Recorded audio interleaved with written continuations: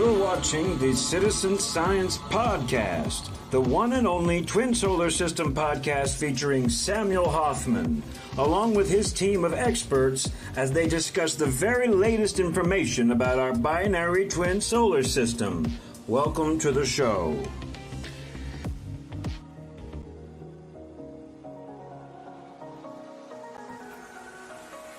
Okay, so hello everybody, and welcome to the Citizen Science Podcast. This is show number 53 of our podcast series. We're going to call this season number 1, and we'll see where this leads us. But I want to welcome you all here. As you can see, I'm Rebecca, and I'm happy to see you all are here as well. I see several already have joined in, so that's awesome to see. And let's go ahead and get who pulled up here, the one and only. Let's go ahead and add Samuel Hofman. Hey, Sam, how are you? Hi, everybody. I'm fine for today. A little bit of weather. Right. Old achy bones, Other than that, everything's great. That's what you were saying. You had a leg cramp. So yeah. On the lower back has been the issue. I got up this morning and it was like, oh, this is going to be a fun day. And then, of course, I looked out the window and it's cloudy and rainy, and it's sort of attempting to rain, and it's like 45, 47 degrees right now. So it's not really warm, and if I'd have taken a hot shower or something, I'd probably feel a lot better, but I never got to it. Busy day. Right. Yeah. It's a much warmer day here, 81 right now here over Oklahoma. So, but I totally understand the cool rainy weather is a game changer. So, but I'm glad to see that you're here. So let's go ahead. Yeah, I'm here. So we're, it's all good from there. Right. We have right. I'm glad you made it. You felt up to it. So let's go ahead and bring in our next co-host, and we're going to bring in our friend Gillian in Scotland. Hey, Gillian. Hiya. How are you? Good. Mission accomplished that you just gave me. Oh, yeah, that was quick. You got it done fast. Cool. I hope so. That was 5 groups. Oh, perfect. Thank you for helping share that. So, and so how are you doing, Gillian? Yeah, I'm getting better. So you're feeling better? I actually felt a bit like myself today, but yeah, it's taken a week to actually feel better. But thank you for asking. Yeah. Right. Sure. Well, I'm glad to have you with us because I know it's late for you, if not early morning. So I'm glad that you're with us. It's probably like 1 o'clock in the morning. What time is it now? Is it 1? Something like that. So yeah. Right. But anyway, how you do it? I'd be asleep by then. Let's go ahead and get our next host in here, and it's our regular Tuesday night regular host is our good friend Jesus Marquez. Hey, Jesus, how are you? Hi, everybody. How y'all doing? How is things in Utah? Here. Raining. A lot of rain. A lot of rain. A lot of overcast. Really? A lot of green skies and rain. So I think the pest city's right over us and just bombing us with just a lot of rain. Yeah, I saw her face today. It was very prominent. Yeah, which is not a bad thing because, our Great Salt Lake is running dry. So, give us all the water we can get. So, beach better than snow. So I'll take it any day. Right. I know. There's a lot of rain here. Mm-hmm. And it's been really warm. So it gets really warm, and then at night it still gets a little chilly. But I think it's just the summer kind of, or at this point I think it's spring. I don't even think we're gonna have a spring. I think we're just gonna jump right into summer. So yeah, we're still having freezing temperatures. It's going to be like 31 tonight. So semi. Well, last night I had to get up and turn on the heater. It was like 75 degrees in the day, but at night the temperatures plummeted, and I had to get up and turn on the heater because it was cold. It was chilly. So, yeah. Yeah, it's going up and down like a yo-yo. It really is up and down. Yeah, it's been totally bipolar winter solstice. Yeah. You can make your own rides up in this place. I was going to say it's in the 80s here, but actually today has been a beautiful day, so I'm not complaining. But it was pretty hot, and in the 90s the other day for April. That's unusual. So in the 90s, you already reached 90s. Oh yes. Wow. Oh yes. I can see Christopher reaching 90s by now, but I mean Oklahoma 90s already. Wow. What are your highs like there? Like in Oklahoma? Is it pretty hot? Is it pretty warm? In the summer, I mean, last year we went for about 3 weeks straight over 110 every day, and that's not normal. But that was last summer, and it was pretty terrible hot. That's what I don't miss about New Mexico, where I was at was 115, 118. Yes, in the summer, and it's very humid here too. No. So it's hot and humid. Yeah, the humid part I can't stand, but here we get about 105, 107. Even now that it's been hotter than usual, I hear people complaining. I'm like, yeah, try going a little further down south, see how you like it. I think it's really nice weather here considering. I hear you. We are warming up. I know. I was going to say I see a lot of there's a warm trend. A lot of meteorologists on Facebook I follow, and they're all basically saying the same kind of post, is that things are warmer in their region than normal. Yeah. So absolutely. Yeah. We are warming up, guys. Right. So I thought are you guys breaking up or am I breaking up? It was you. I think I don't know. You guys are all locking up on me here. Oh. It must be me. I saw it for a second. I'm breaking up here.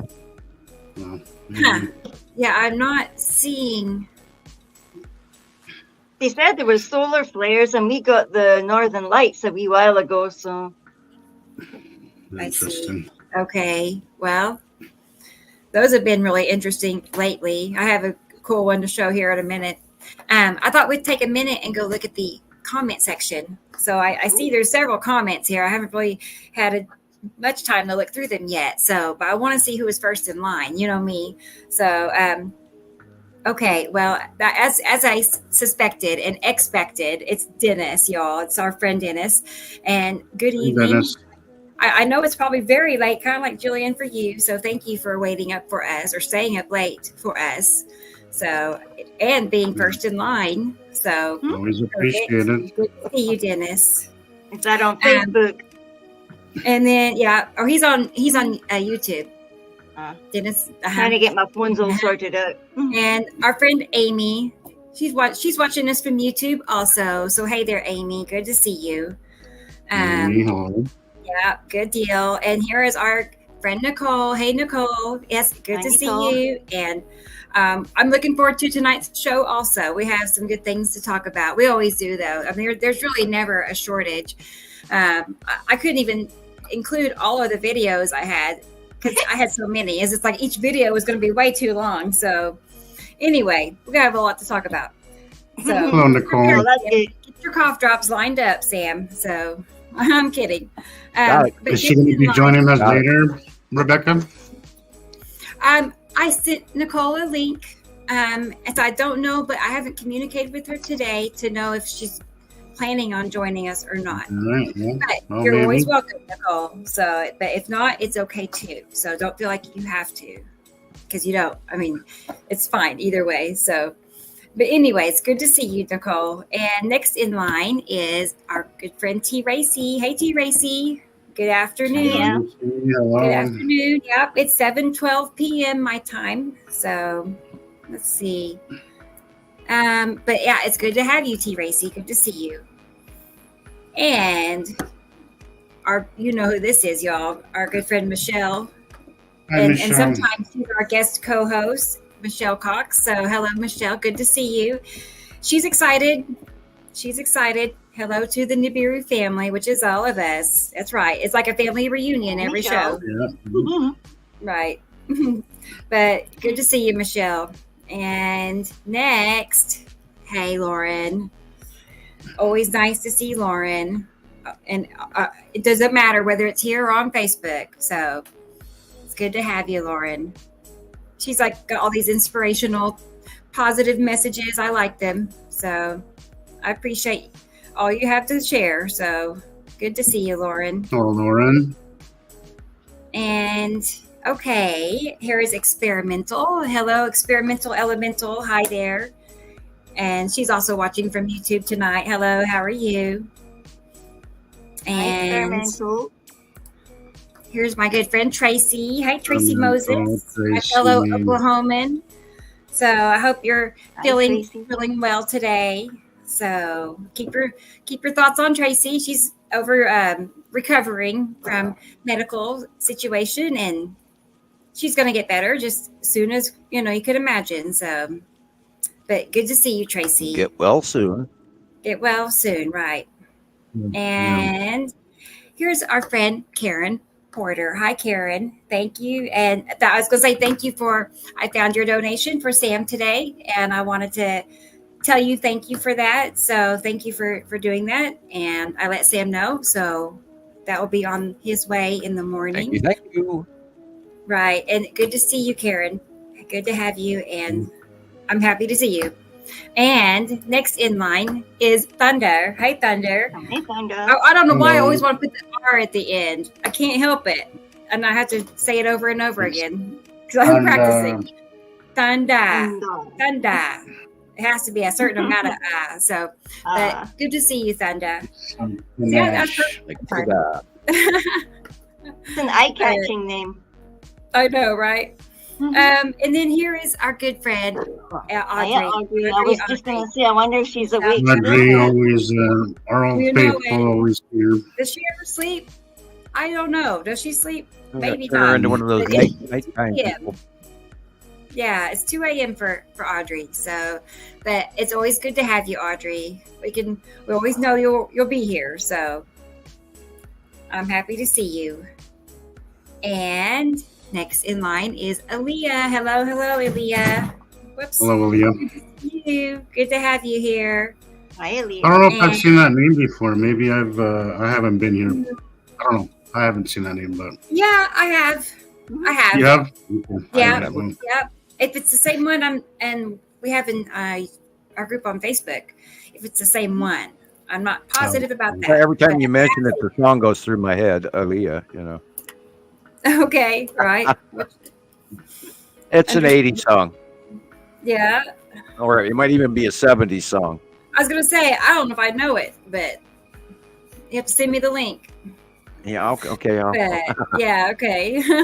But good to see you, Aaliyah. Good as always. And here is Amazi. I'm not sure about the last part, but I don't want to butcher it. But I'm happy to see you here. And Nepicity over the sky of Amarat. Nepicity is directly over Earth right now, and I saw clear as day. Very interesting base cloud, was very defined and yet kind of unique, unusual, different. Yet it couldn't have been anything else but Nepicity because of the 1, 2, 3 count in the base cloud. But it was kind of different. And what was weird, it had moved actually into the north sky. And here, of course, I just got done doing the site drawing for the month, which makes it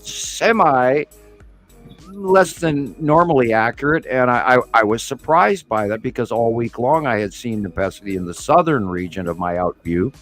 And then today it was directly overhead and slightly north. And I went, wow, that one got by me. But it's all moving so fast, it's really hard to keep track of everything that goes on. But generically, the new site drawing for the 15th is accurate. We were just talking about that off camera. I've been getting hit with a lot of rain and green skies, which we all know makes a lot of sense. Kind of who else could we blame but Nepicity for that? So yeah, right directly above us, bringing a lot of rain. So the rain bomb. I apologize, Sam. I don't think I got your new drawing in my folder yet. Of all times, I should have it. I'll get it there in a moment, and we'll look at the drawing. All right, the new one. Sorry. Yeah, I have been not putting it right away into the file either. Yeah. About a month ago, I hadn't put in 3 of them 3 months in a row. I hadn't stuck them in the file, which was silly because I like to keep that file because it is sort of it's like a cloud file and sort of Facebook, Right. God, so spooky times for all the changes that are going on for me and my internet, and I'd like to do it better, but we got these stumbling blocks that keep occurring to all of us members, and now it's Rebecca's turn because she's being messed with on Facebook. Oh man, and yeah, her ability to post and all of that. Problems. Yeah, it's just different way. I have problem with my cell phone. It won't hold a charge, and it's dead right now.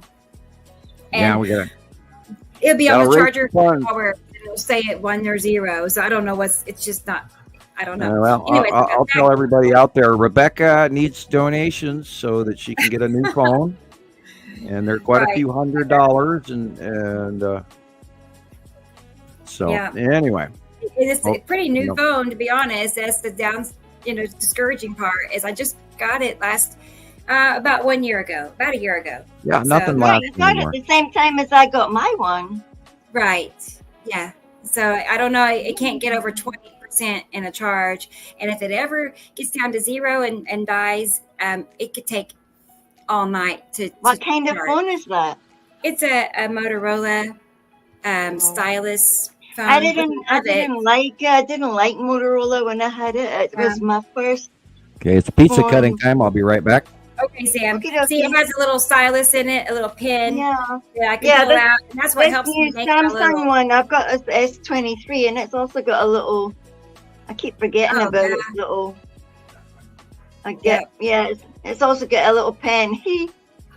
Perfect. Yeah, I love it. I can't go back to one without one now. So, but let's go back. I see here Katie Jo is here, and I want to say hi to Katie Jo. And also, I was going to, while we have Katie Jo here, let's see. I used to have it pulled up. Let me get it back to it. I made a small, short, 15-second TikTok out of one of Katie Jo's videos. So we'll take a peek at that real quick. Oh, cool. I threw this together earlier today. Yeah. Oh, it was lovely. Isn't that sweet? It was so cool. You showed us earlier. Yeah, that's it. Lovely. Threw that together. I saw this somewhere. I'm not sure if it was on TikTok or Facebook, but I saw it. Major light, major. I saw that. I'm like, that is so pretty cool looking. As far as light pinches go, I think I get excited when I see a light pinch. I don't know. I just kind of have a little moment where I love those. You got light pinches the way I'm like with the Northern Lights. I know, it's like exciting. But anyway. So that's the outcome of that. So thank you, Katie Jo, for sharing it with us. I got that out of the chat groups where we have. It was so tiny, and then that beam was just bent so perfect. Yeah, it was. I'll show it again when Sam gets back. The things that we get all thrilled about. I know. What do you get thrilled about if you look up at the sky, he says? You know what gets me? Which one's your favorite? The V's, because I know whenever I see the V's, there's something going on. That gets me. Yes. And I finally got some today, but they're really high up. So a lot of everything that's happening is just a little high and just a little out of view. I got a little bit of video, but it was really not too great to post. Oh, do you know? I heard the weirdest sound today. I heard the weirdest sound. You're in your V's. I've got like this thing with sound here, and I thought, really? Is it because of the way the wind captures something? No, but it wasn't the wind. It was if you went out and stood out and it was over in one side of the sky with the west, the northwest, and you just heard wow. Like that. It was so weird. And of course, when I'm trying to hear it, some dude goes past in his car like, I'm like, oh, just get past already. Jeez.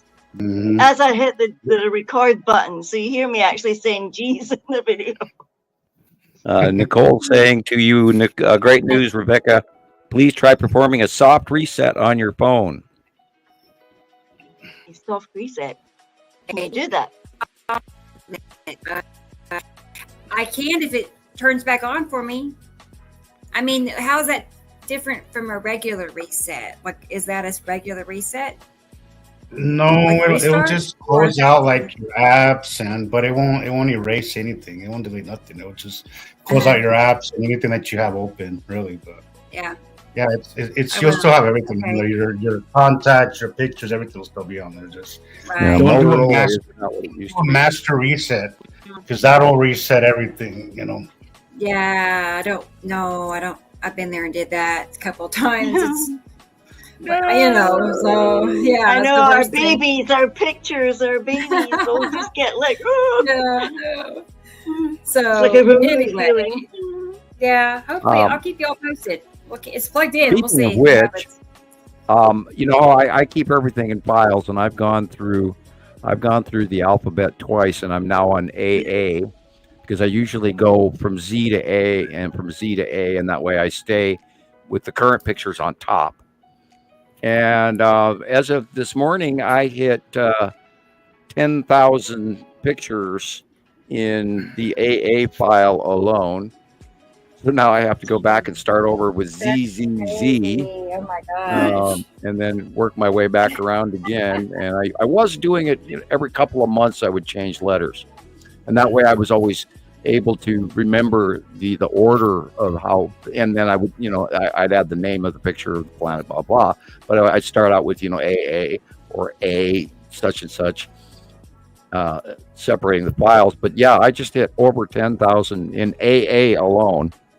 Mhm. And that's been literally the last, probably since just before Christmas. I'm sorry, you said AA. What is Yeah, that's the file. I just keep a file, rolling file list, and I started out with Z file, and then I went, backwards through the alphabet, and so now I'm all the way through my second run from ZZ down. I was thinking, is My Y and problem I don't know about, or no. It's the file name is file AA, and I have over 10,000. It's about 10,090 pictures now already in just the AA file, and I've gone through 2 sets of the alphabet. So yeah, I got a lot. Not to mention how much you've lost over the years on your computer. Yeah, that was why we were talking about clearing the phone by mistake and all of that, and I was instantly reminded of all of those occasions where my computer actually just died, and I went because of all of those years worth of stacked up collected pictures and all the work of saving them all, and God, we lost so many, and I'm on 15. On my 15th computer, so this happened to me a number of times. So it's easier to deal with now. But every time I lose everything on my computer, I just about want to, jump off the nearest bridge. Although that is not in my. I'm joking. I'm not serious. You need like flash drives for everything. Yeah, I did. I did save. I have everything from probably. I'm going to say September last year backwards on flash drive, and I have to re-up again these new files. Yeah, there's a new flash drive where you can download everything off your phone and your tablet and all that into this one cool flash drive. Yeah, I have a bunch of them. Nice. Deb sent me a whole box full of them. So I had like 6 in this cool little box. So I still have 5 more I can do that with. I just have to learn how to do it. I actually had to call a guy next door to come over and do it for me. And it took about a day and a half to download all of that onto one flash drive.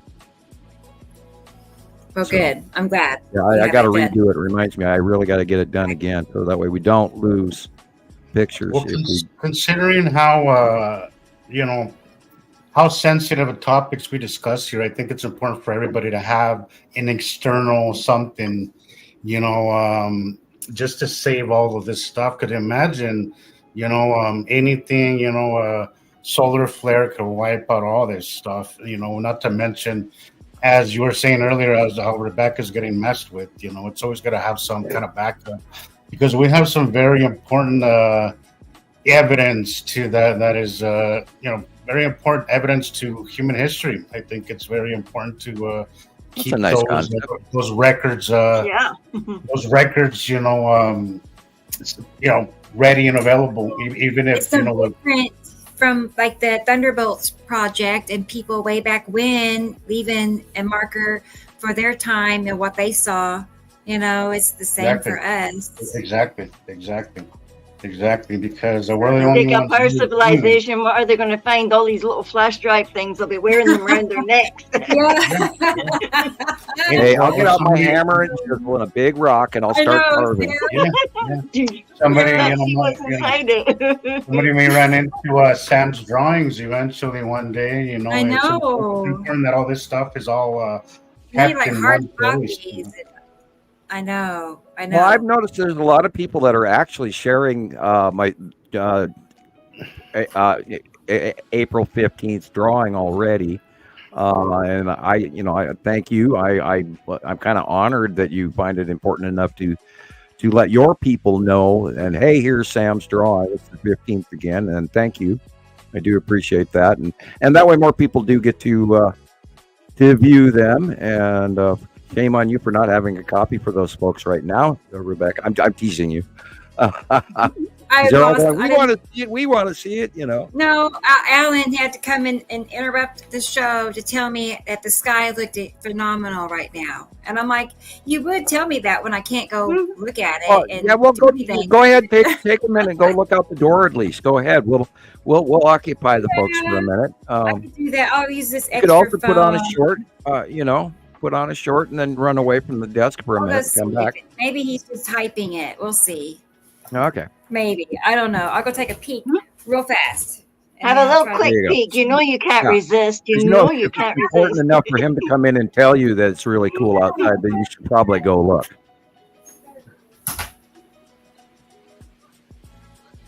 Yeah. Yeah, when I went outside, I was really surprised to see the purple had stretched right up, and then the green next to it was stretched. It was like all going to the side, and it was in the back there. They're getting higher up. They're going above us, and so we're seeing them in a light that we've never seen. We're seeing underneath them, which we've never really seen. We've always seen the faces of them and the lower edges of them, but we've never directly looked up underneath them. Other than Attu's moon in 2019 and 2020, then we had a grand close view of Attu's moon underneath very heavily. But now we're seeing, like I said, that Nepesity had moved to above me to partially in the north sky, and I saw that the base cloud and the 1, 2, 3 rings, and it was definitely Nepesity, but it was weirdly sharper. Like the base cloud was much more crisp lined, and and the green is a little dingier because it's just so far high up there. That's what I've been getting. All week long. And because Nepesity used to have that strong, absolutely undeniable, almost grass green, light grass green. It wasn't deep green, but it was a intense green that there's no other matching color in our nature to it other than the overpassing planet. And that was always giving, for the last 3 or 4 years, Nepesity's been real close. And I am going to do a drawing, and I thought about it this morning, and I just never got to it. I am going to do an overhead view to show the transition of where we used to be versus where we are now. That'd be cool. I saw Rebecca's how she flipped it around. And I was like, wow, that fits perfectly what we're seeing right now. Yeah, so I think an overhead view would be awesome, actually. Yeah, she did right. That's what prompted me to. I chuckled at it. I thought that's a really interesting point of view. You are correct, and she tipped it over on its side, and it worked. And I went, wow, okay. I never in my mind to think to do that. It's close to what the reality is, but what has actually happened is we've gone around from the left side of Uri and having Attu in front of our faces on the right side. Now we have gone around Attu and Uri to their right side, and they are now both on the left of us. And apparently, so is now moving, of course, because Nepesity is following in the last of the line of the rotation / spiral of the octopus arms, because it's only two, and two separate groups in the orbital path of the the Nibiru system. And then Nibiru and Saturn are on the other arm, and Saru, Uri, Atu, and Nepesity follow in on the other arm, and Nepesity follows them as they all as a group rotate and spiral. It's really weird, but yeah, I saw that and I did chuckle, and that's why I was like, yeah, I really need to draw it, for real. But she did well. She figured it out all on her own. Yeah. I thought that was interesting view. Very cool, Rebecca. I can't wait to see what you come up with, Sam. Yeah, I'm going to do it from an overview where we're looking down, and then I'll do the little circular drawing with the dotted line to show where Earth was and where Earth is in comparison, looking down on the whole solar system. Their solar system, not ours. And I will do that drawing in the next couple of days. I've got that. Today I saw. I was in the Lolo parking lot in Lolo, and I saw a Tan asteroid, and it was huge, and it was like, oh my God! Did you see the video clip I posted of the red asteroid yesterday?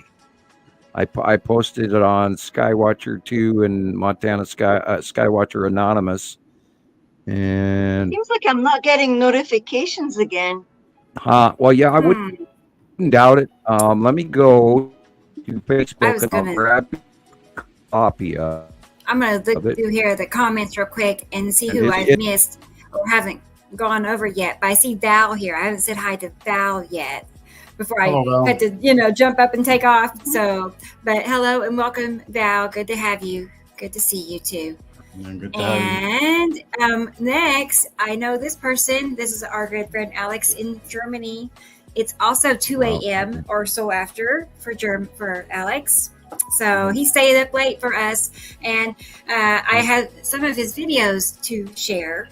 So, and if there's anything else more current, Alexander, that I haven't picked up yet, you can send them to me, and I'll try to get those added. So, but we're a fan.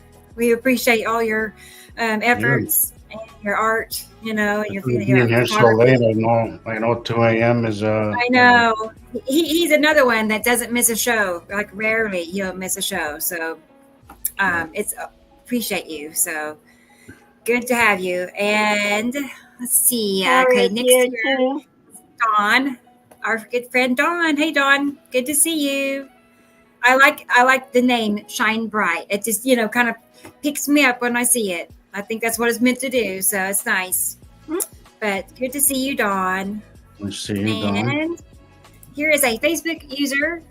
I'm not sure who it is, but if you want to reveal who you are, you can do this right here. You can go to StreamYard.com/Facebook, and it will ask a one-time approval to add your identity or reveal your identity. And that way we can see your name or not, either way. So whatever you want to do, but good to have you. And I lost my place. I am not finding. Oh, are you there? Just as I say I'm not finding it, I find it. Okay, copy the link, and I will send. Here is the copy of the link, Rebecca. It is rather prominent. What's this for, Sam? The video of the red asteroid, and it's really large. Okay. Oh, I think I already. I think I know. Yeah. I'm curious. And, I have got confirmation on this one video, but it was crazy looking. So I'll look in a minute and see. But yeah, I say the same as we all were about the flooding there. Those poor people. That flooding is really bad. And I cannot read who it's from. Right. Because it's in another language. So I was in the process of downloading a bunch of Dubai flooding videos when my phone went to sleep. It got too tired. So anyway, hopefully I'll get it back on before the show's over. We could watch them because I couldn't believe it. Dubai is swimming right now. So I'm sure as other places, not just Dubai. Yeah. Everyone should take into it. It's okay. My fault too. Everyone should take into account that your weather is not going to be like it used to be. It's no longer going to be what it was, and we're going to see extremes in different outcomes. And again, because we didn't have a lot of snow in Montana this year, or the Pacific Northwest for that matter, in the upper regions. I don't know about Washington State and Idaho, which might be important to actually look up. I believe that we could see firestorms this year. Because I mean, look what happened to Texas and Oklahoma already in spring with that wind event that they had, where I mean, it was a wildfire and it burned up a couple million acres. And some people lost their homes and their farms and equipment and livestock. Remember that. Let's not forget that could happen again, because it did happen to me last summer. Remember, everybody, we had a wildfire that went right past my house, and we were lucky. And the people across the kitty corner across the street from me were not, and their house melted, and one of them burned up, and all of that, and other people down the road lost a house as well. So prepare for that. Mitigate your fuel. If you have trees within 100 feet of your house, I'd rethink their age, and it's easier to replant a smaller tree than have a bigger one come land on your house. So rethink your fire, and we do that up here in Montana regularly. We check our what's growing near our cabins and what's growing near our houses, just in case, if you're in the forest especially. And they're always talking about mitigating ground source fuel. And then if you are building a house, make sure you build a house where the bottom area or the outside edges of your house will not catch fire easily. I would say stone or something that's fireproof. But keep that in mind when you're doing your construction, and how you build your roof. We're seeing new winds that are topping averagely 60 miles an hour, where high winds used to be 35 miles an hour, and now they're on average 60 miles an hour and over. Yeah, well, I was just gonna say that, Sam, combined with how hot we're thinking this year is gonna be. We've been having a lot of high winds here as well.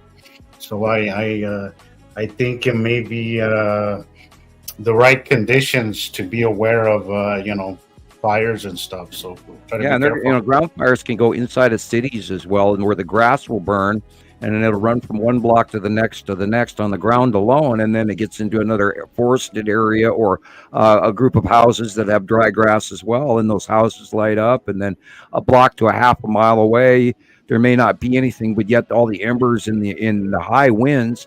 And that's what happened to Hawaii. And regardless of the origin of the fire, that's a really good example to show you what one little spark in high winds can do. Yeah.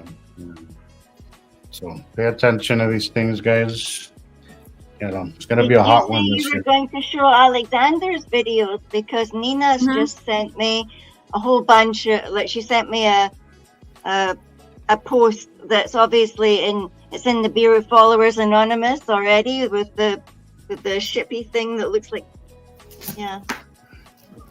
Okay, amazing. I haven't seen it. All right. Well, yeah, and I was seeing here, Tara is here. Hi, Tara. And Tara sent me some pictures just a few minutes really before my phone died. So I didn't even get to save them yet, Tara. So hopefully I can get them added to the show. I'm planning on it. But yes, what she sent me, and she is in Texas, North Texas, and she talked about what a show that she had. And I know the pictures she sent me, Jesus, was like what you were talking about, the big V's in the sky. And I told her, I said, this is what the sky looks like when you have planets in each direction. I mean, that's it was just big up and down, slanted lines everywhere. Yeah, those things to me as well. She was really excited. She says, Rebecca says, I've seen them all. I've got them all. I just scrolled down the Facebook page, Montana Skywatcher 2, and we are full of all these similar planetary sightings. And so everybody's catching really perfect planetary rounded planets because of their height change. We're in a really cool stage, and I think everybody's finally capturing would be great, because they were generically so large you couldn't tell unless you really looked for that rounded edge. I was seeing that today, Sam. I was like, well, finally they're high enough and away enough to where I can actually photograph them and videotape them. So it's going to be I'm kind of looking forward to that. I was kind of happy to see that today, that even though they were a little high, I don't want them to go away that fast. Stay still, just don't move. I want to take a picture right now. But it was so fast. They were high, they were kind of mid-sky, and then they just kind of went up and out of view. But I think they're just kind of settling in, and to whatever their new movements are going to be. But it's going to be exciting. I think it's going to be more photogenic than I thought it was going to be this year. So yeah, I'm looking forward to it. And the other night, the moon was in my north window again, and it had this really freaky blue thing to the right side of it. And I was wondering if that was maybe the blue asteroid shining in with the same, but the crescent was way down on the bottom, and it blew my mind because I was telling myself, okay, the sunset in the west, but the light angle at the bottom of the crescent of that moon in my north window is coming from the north. And it's like, why would the sun be there? And then I had to take into account that weird arc that our sun is going from the northeast in the morning to southeast by mid-afternoon, and then goes all the way into the western sky come PM and then sets. So that whole arc is different, and I was just blown away by the crescent angle. Never seen it on the bottom right-hand side of the moon in my entire life. I saw that just I think a few days before the eclipse. It was right after. Well, this was right after the other day's show, though. It was like day before yesterday that I saw it. Yeah, and it was doing that too before the eclipse as well. You're right. Never seen it like that in my entire life. And I'm staring at it, trying to get a better view of it between the trees and the branches and everything, that weird blue ass light. Now, I wanted to see better, but I would have literally had to get in the car and go somewhere, and it was in the middle of the night, so I didn't. Hi, Sam. Yeah, I've seen that kind of amazing eclipse video. Sorry, a lady called, is it Little Fawn on TikTok? Because now I've been introduced to the wonderful world of TikTok and YouTube and stuff in the last couple of months, and I've seen now this video where they've got the moon, the moon going and covering up the sun, and then they move the camera over and it's lighter and the moon's over there to the left. Yeah, we were talking about that. A lot of people captured that. So I just wondered if other people had caught it too, because this lady's in Arkansas, so she saw it down on the left. So they went, right. This is the moon here. How is that doing that? Yeah. What is that? Yeah, we saw that, and we did a blow up of it, remember? And we couldn't be definitive enough if it was the moon or if it was the spiral, Norway spiral orb or Empire orb. I always hate calling it the Empire orb. Or, hell, I want to just say the Death Star, and I don't want to say that, but the round orb craft with the big blue eye, we were wondering if it was what, and then it could also have been the Tan asteroid, because like I said earlier, I saw by eye, it was this afternoon, and the Tan asteroid was just huge. And then I got distracted and said, "Oh, by the way, have you seen the red asteroid?" Which is do you have that ready to play, Rebecca, or did you load it? Or I am still having some issues. Oh, okay, I'll leave you on. I won't be picky. No, you're fine. Something else was bogging me down, and I was responding back to a message from Christoper. I heard from him, and he is running a little bit late, but he has a surprise for everybody. Ooh. So I don't want to spoil the surprise just yet. But I know what it is, but we're going to keep it a surprise. Good for you for being able to keep it. He's been having some really cool skies. He's been posting some really cool stuff lately. Right? Yeah. Getting a good view. The last thing you would possibly expect, I think. We'll see. Yeah, I think that if the new folks are out there and they are actually watching the skies right now and the planets where that they're smaller, and the new changes and the fact that we're right in the middle of them, and literally no matter which direction you look, you're going to find one of them. I think I'm very optimistic that a whole bunch of people are going to get to see the planets in ways that we never have been able to because of the illumination and placement changes. In the north, I've seen something interesting with a rainbow when it kind of it wasn't even raining. It was a rainbow thing that went like that. And then it made a shape like a triangle going down, like a door opened. And then it just stopped. And it looked like it was between two rounded shapes that were like that. And it was so weird.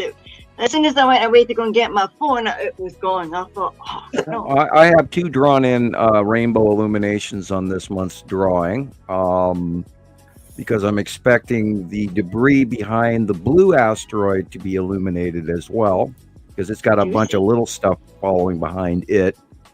And then I tried to ponder where the big 3 are, but they are nowhere to be seen, and then briefly seen. And I actually forgot to put in Melsaru and Nana. I did forget, and I stared at it 3 or 4 times before posting, and I said, I get everything right,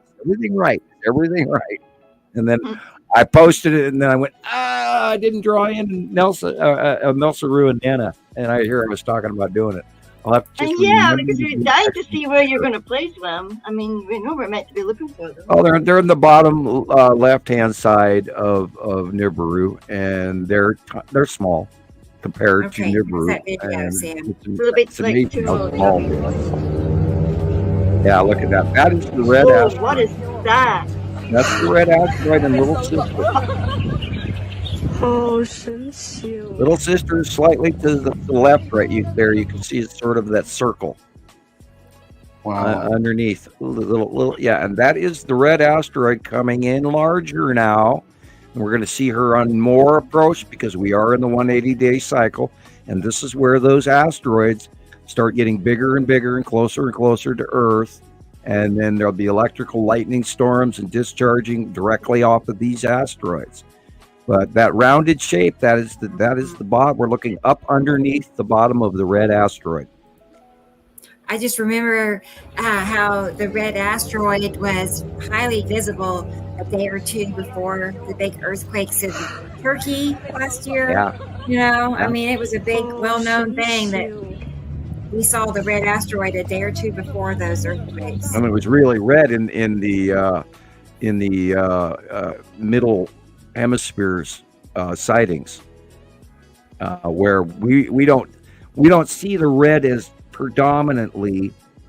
There were a few back east sightings of nighttime sightings of the red asteroid that was red, but a lot of the time we don't get that color. We'd see it, in clouded and blue, right, or orange. But yeah, there's been a lot of really intensely red sightings, but then a lot of that 6 months ago even is Saturn related. I'm having to do jumped all these hoops to try to get this clip that I just recorded outside. So I'm going to share it here in just a minute. You did? Cool. Yeah, cool. It was. I don't know if I would say phenomenal, but it was nice. It was nice. Nice. Hey, Alan was blown away, so he was happy. So on a scale of 1 to 10. No, I'll give it a 4. No, that's low. Is that underwhelming? I have high standards when it comes to we've seen enough. We've seen enough shit to kind of not be that. It takes a little more for us to kind of, It takes a lot. I know today I got a little bit of action. I was like, none of it's really post-worthy, so I'm not even gonna bother. I just kind of watched it and I recorded a little bit, but I'm like, I'm not gonna do all that because it's really not all that. But yeah. I know. We have some days are underwhelming, aren't they? Yeah. After you've seen so much, sometimes it just takes, another big one to kind of get. Yeah, the things we take for granted already because we've been doing it for so long. Absolutely.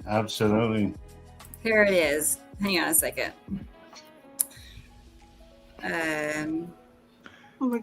The old saying, you don't know what you got till it's gone. That's right.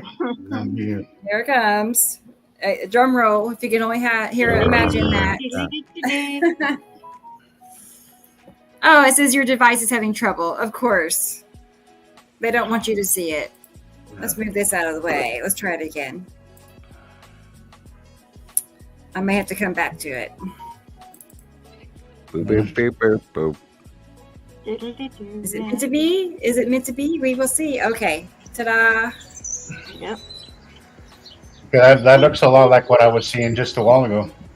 Uh-huh. What is this facing? That's west. Yeah, West. that's west. Yeah. And that's north, Yeah, right this there. big dark circle area, but nothing really I could record or bring out. Wow. Yeah, that's. I'm sure if I was out, you know, and had a wide view. That's the bottom of Uri, and those are asteroids right there. Yeah, That's the salamander asteroid group right there. To see how high up they are, that's exactly what I was seeing today. Dark shadowing. That's the back end of Uri. Yeah, that was it. Exactly what I was seeing today. And in front of us, Well, you're right I next to also have 3 or more asteroids. Yeah, right there. I That was is out an there asteroid. taking a video of this part, and it was just, you know, brewing about 3 o'clock this afternoon. So hopefully I can share it later if I can get it transferred over. But it looked pretty cool earlier too. Behind it is Big Sister at the upper corner, and in the top left of that patch of what we're staring at, dead center. And it's moving. Yeah, that's the tan asteroid, and that's, we're still looking at the edge of Uri right there, still all the way into the blue. That's weird. Right. Could you highlight? I take it back. Can you highlight That's big waterfall? Yellow Moon right there with the lead asteroid in front of it. I just want to also say, I'm going to bring Christoper on. Okay, we have Christoper. He's here. Oh, he's here. So, yeah, let's go ahead. To Smiling Big Waterfall, I just want to say, I don't know if you're new here because I've never seen your name, but you're asking where it's located. Have you guys seen his name here before? I just shared like on 30 groups, so I don't know. But do you want to? I have seen them before here. No, yeah, I don't. No, I don't. Well, glad to have you here, Smiling Big Waterfall. Welcome. But I'm gonna let Sam answer this because you know we all like hearing him talk about it. So you want to explain? Let's get Christoper up here. I don't want to leave him in the waiting room. But... Can you tell us which it? Sorry, go ahead. Sure. Hey well, there, I'm trying to figure out which planet hey, everybody. He's talking about. How's everybody doing tonight? Hey, Christoper. We're well. Good to see you. Hey, Sam. So my dad's here. You guys want to talk to him? Yeah, we'd love to talk to him. Oh, where's Dad? We'll come back to this. We'll come back, Big Smiling Waterfall. Yes, definitely. We'll come back to it. Yes, this is a big moment. Got to go in a few Hi, minutes. Christoper. Hey, everybody. Nice to Hi meet there. Hi. Hi. Good to Yeah, see you. Stuff you guys are doing. We'd have to talk to you because of your academic nature.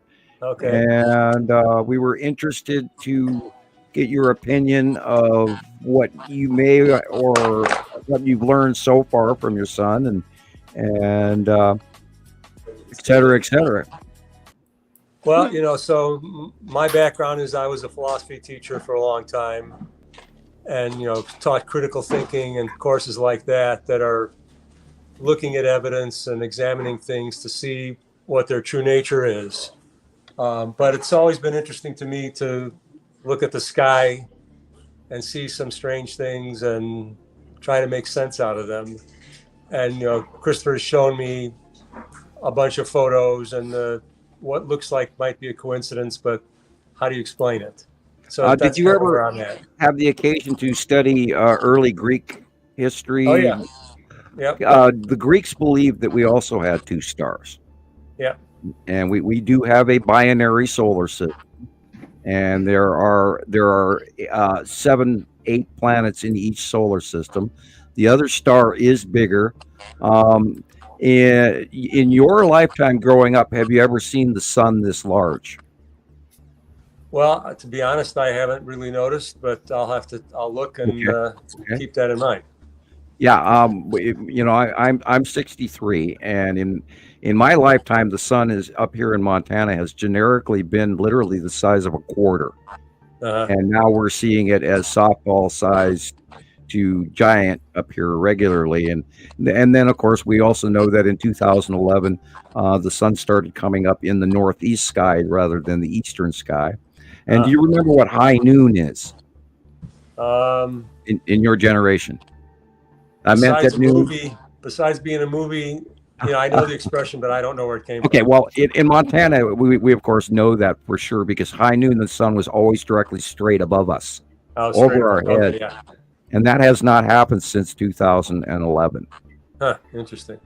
And when we are passing with a smaller, more spread out solar system, and they're tightly closer to each other, and they wind in a different spiral than we do, attached to their star, which is bigger. And so, of course, the two major planets, Nibiru and Saru, are water-type planets, and they're massive and huge. Of course, and this is where the Anunnaki supposedly live, and all of this. And I don't know if Christoper told you the background, but I wrote a paper on that we had to have a binary solar system back in 1978.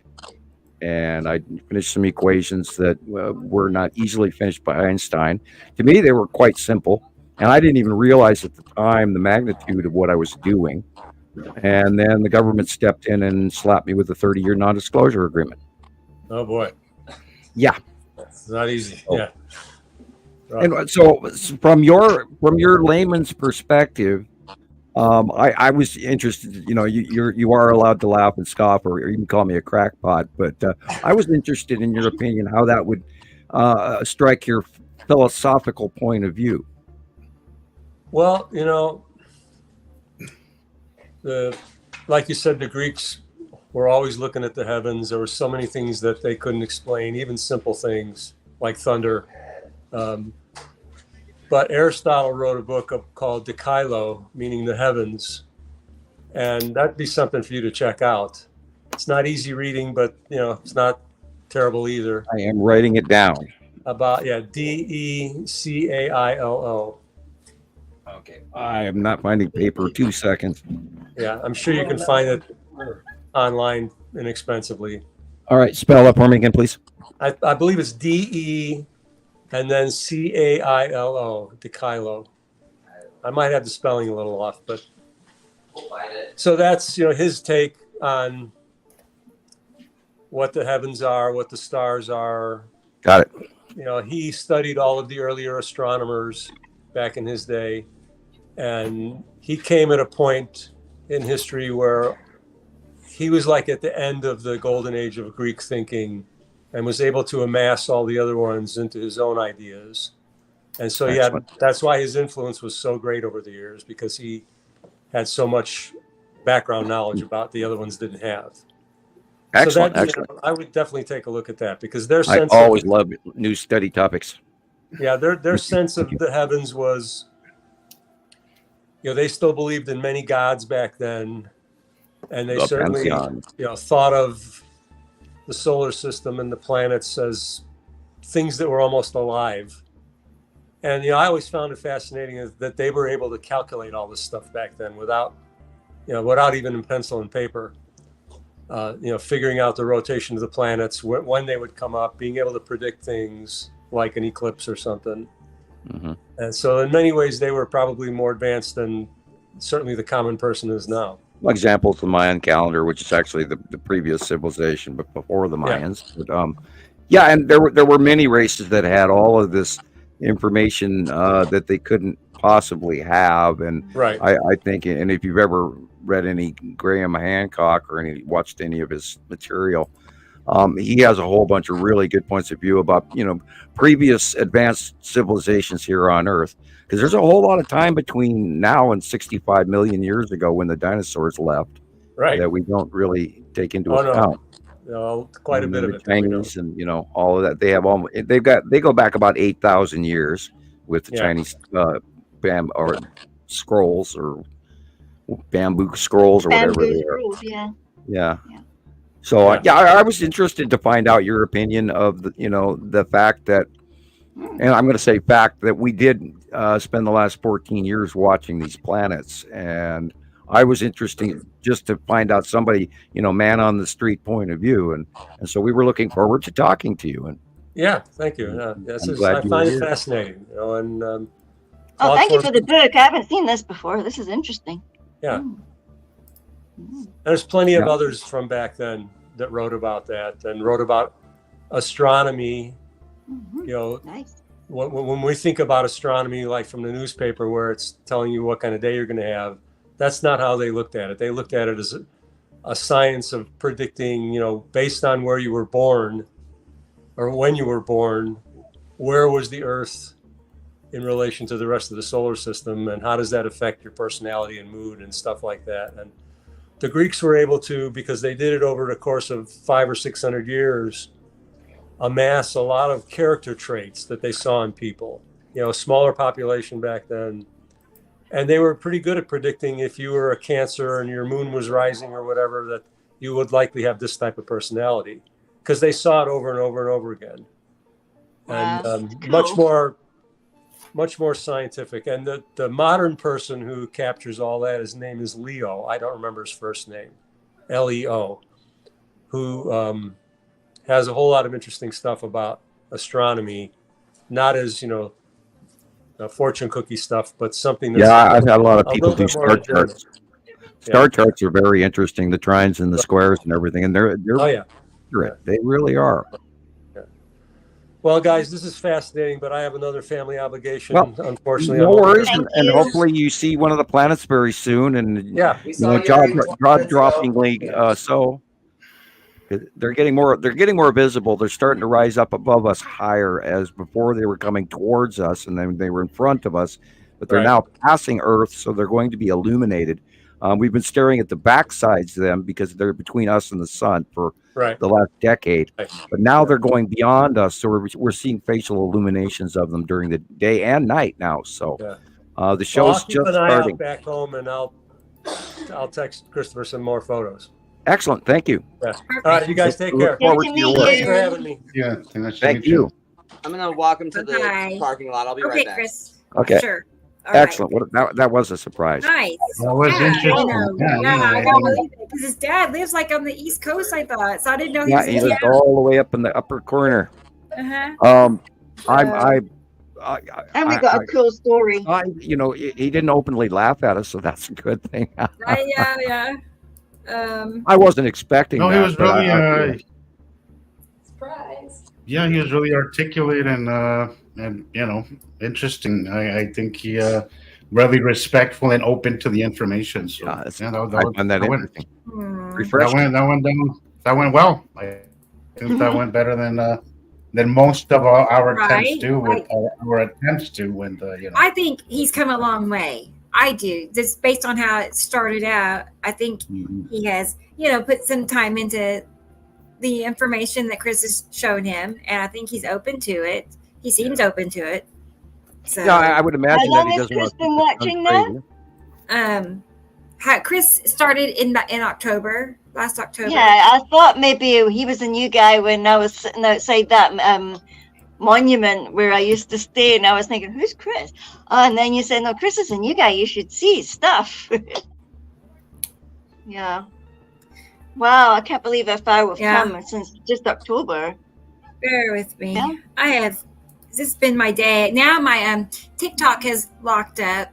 I can't get back to StreamYard. All I can see is this screen on TikTok. I might have to exit and come back. Okay. Yeah. Okay. I'm pretty sure I'm going to Hey, have Mercury is in retrograde. We are stumbling. It's my day. It's my day for issues. But I have a list of names here who have joined us, and I'm going to go back because some of them are waiting for answers, like Smiley Big Waterfall. I think that's what it was. Yeah. Right? Hopefully, God, what I'm going to direct at would say that, we do need the monthly drawing. That is your best reference guide, Smiley. And the best way to describe it would be at sunset this evening. On your left will be Uri, Saru, and up above you on your left should be Atu. And at sunset, Nepenthe should be center above the sun, up above your head. And then to your right, toward the horizon in the northwest, by north sky, you should have Isatim Jalamoon in the northwest, and Nibiru in the north sky at sunset. And then after sunset, look up the light changes. Look above at the horizon, but then look probably 20, 30 degrees up. 6 hand fist sizes, 1, 2, 3, 4, 5, 6, and look at that angle, and you'll see the illumination. Yeah, excellent. Thank you. You'll see the illumination of the bottom of the yellow moon, and you'll see the illumination of Saturn and the side illumination of Nibiru by the north by northwest sky. Hey, that's a pretty cool looking drawing this month.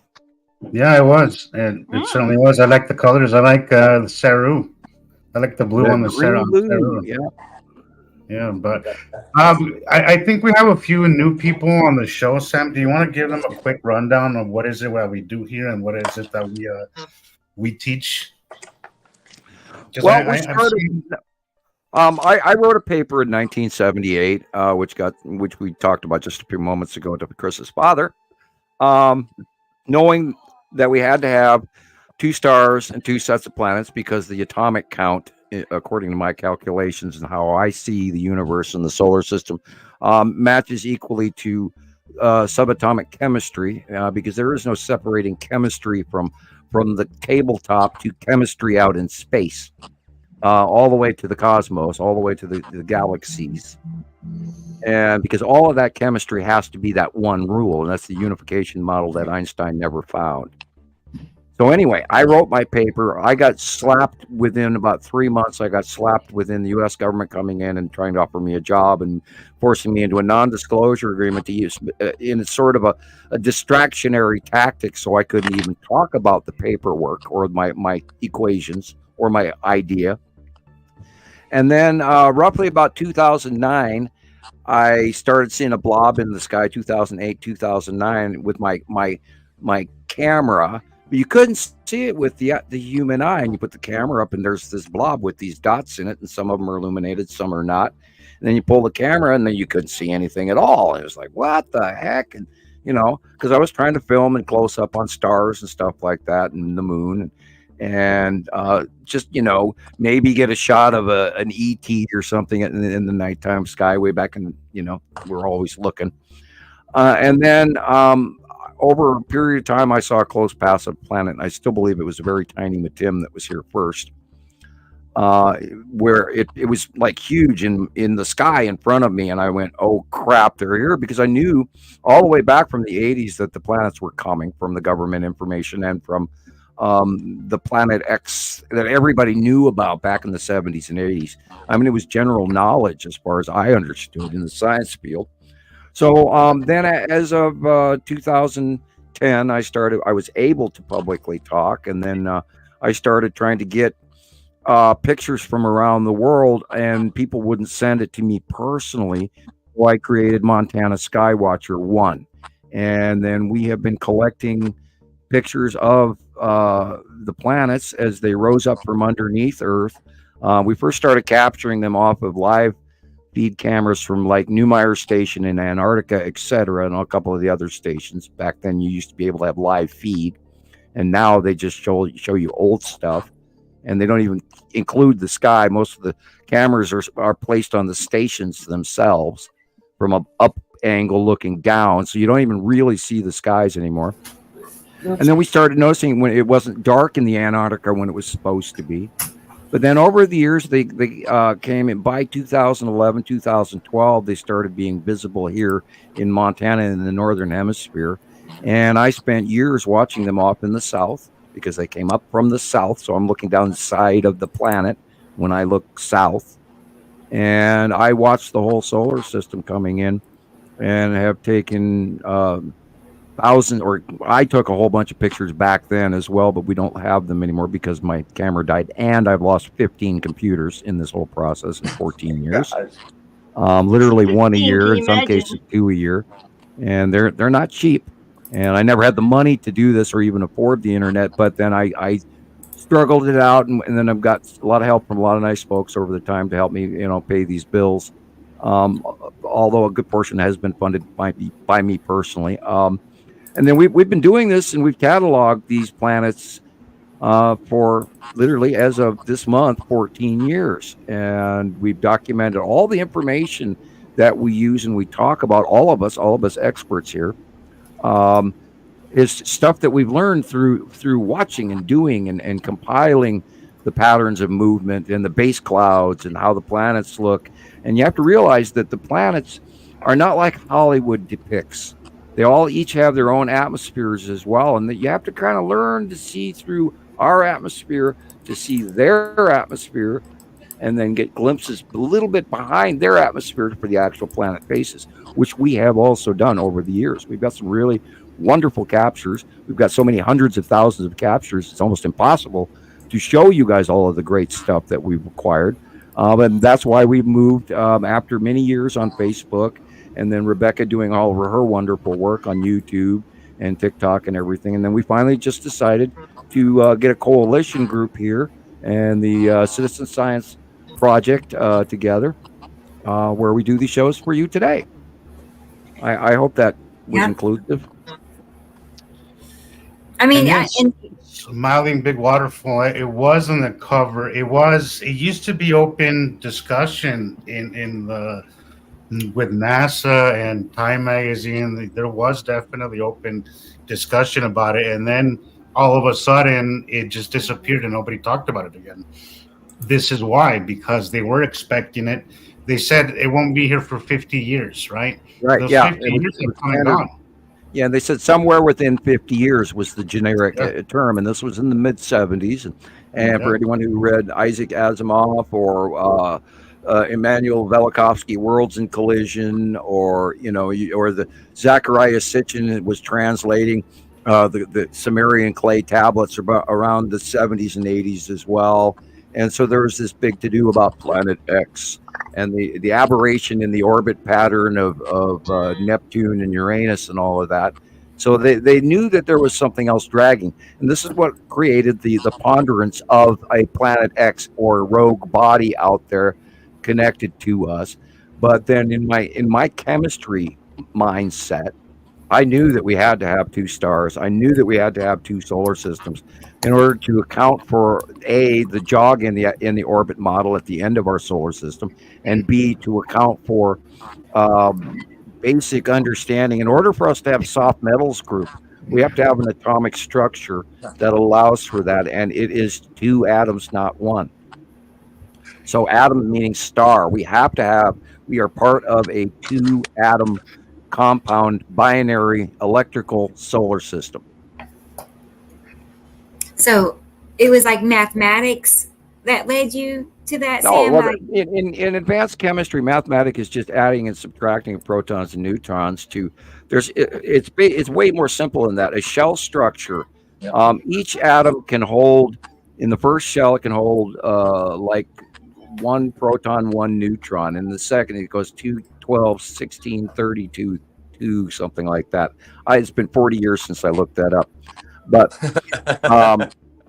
for years I wasn't even allowed to have a periodic table in my house. I was forbidden to have any chemistry, anything in my house. Period. But that's cruel. I mean, how would they know if you didn't have it? I mean, had it. By threatening the living shit out of you, and you wouldn't dare.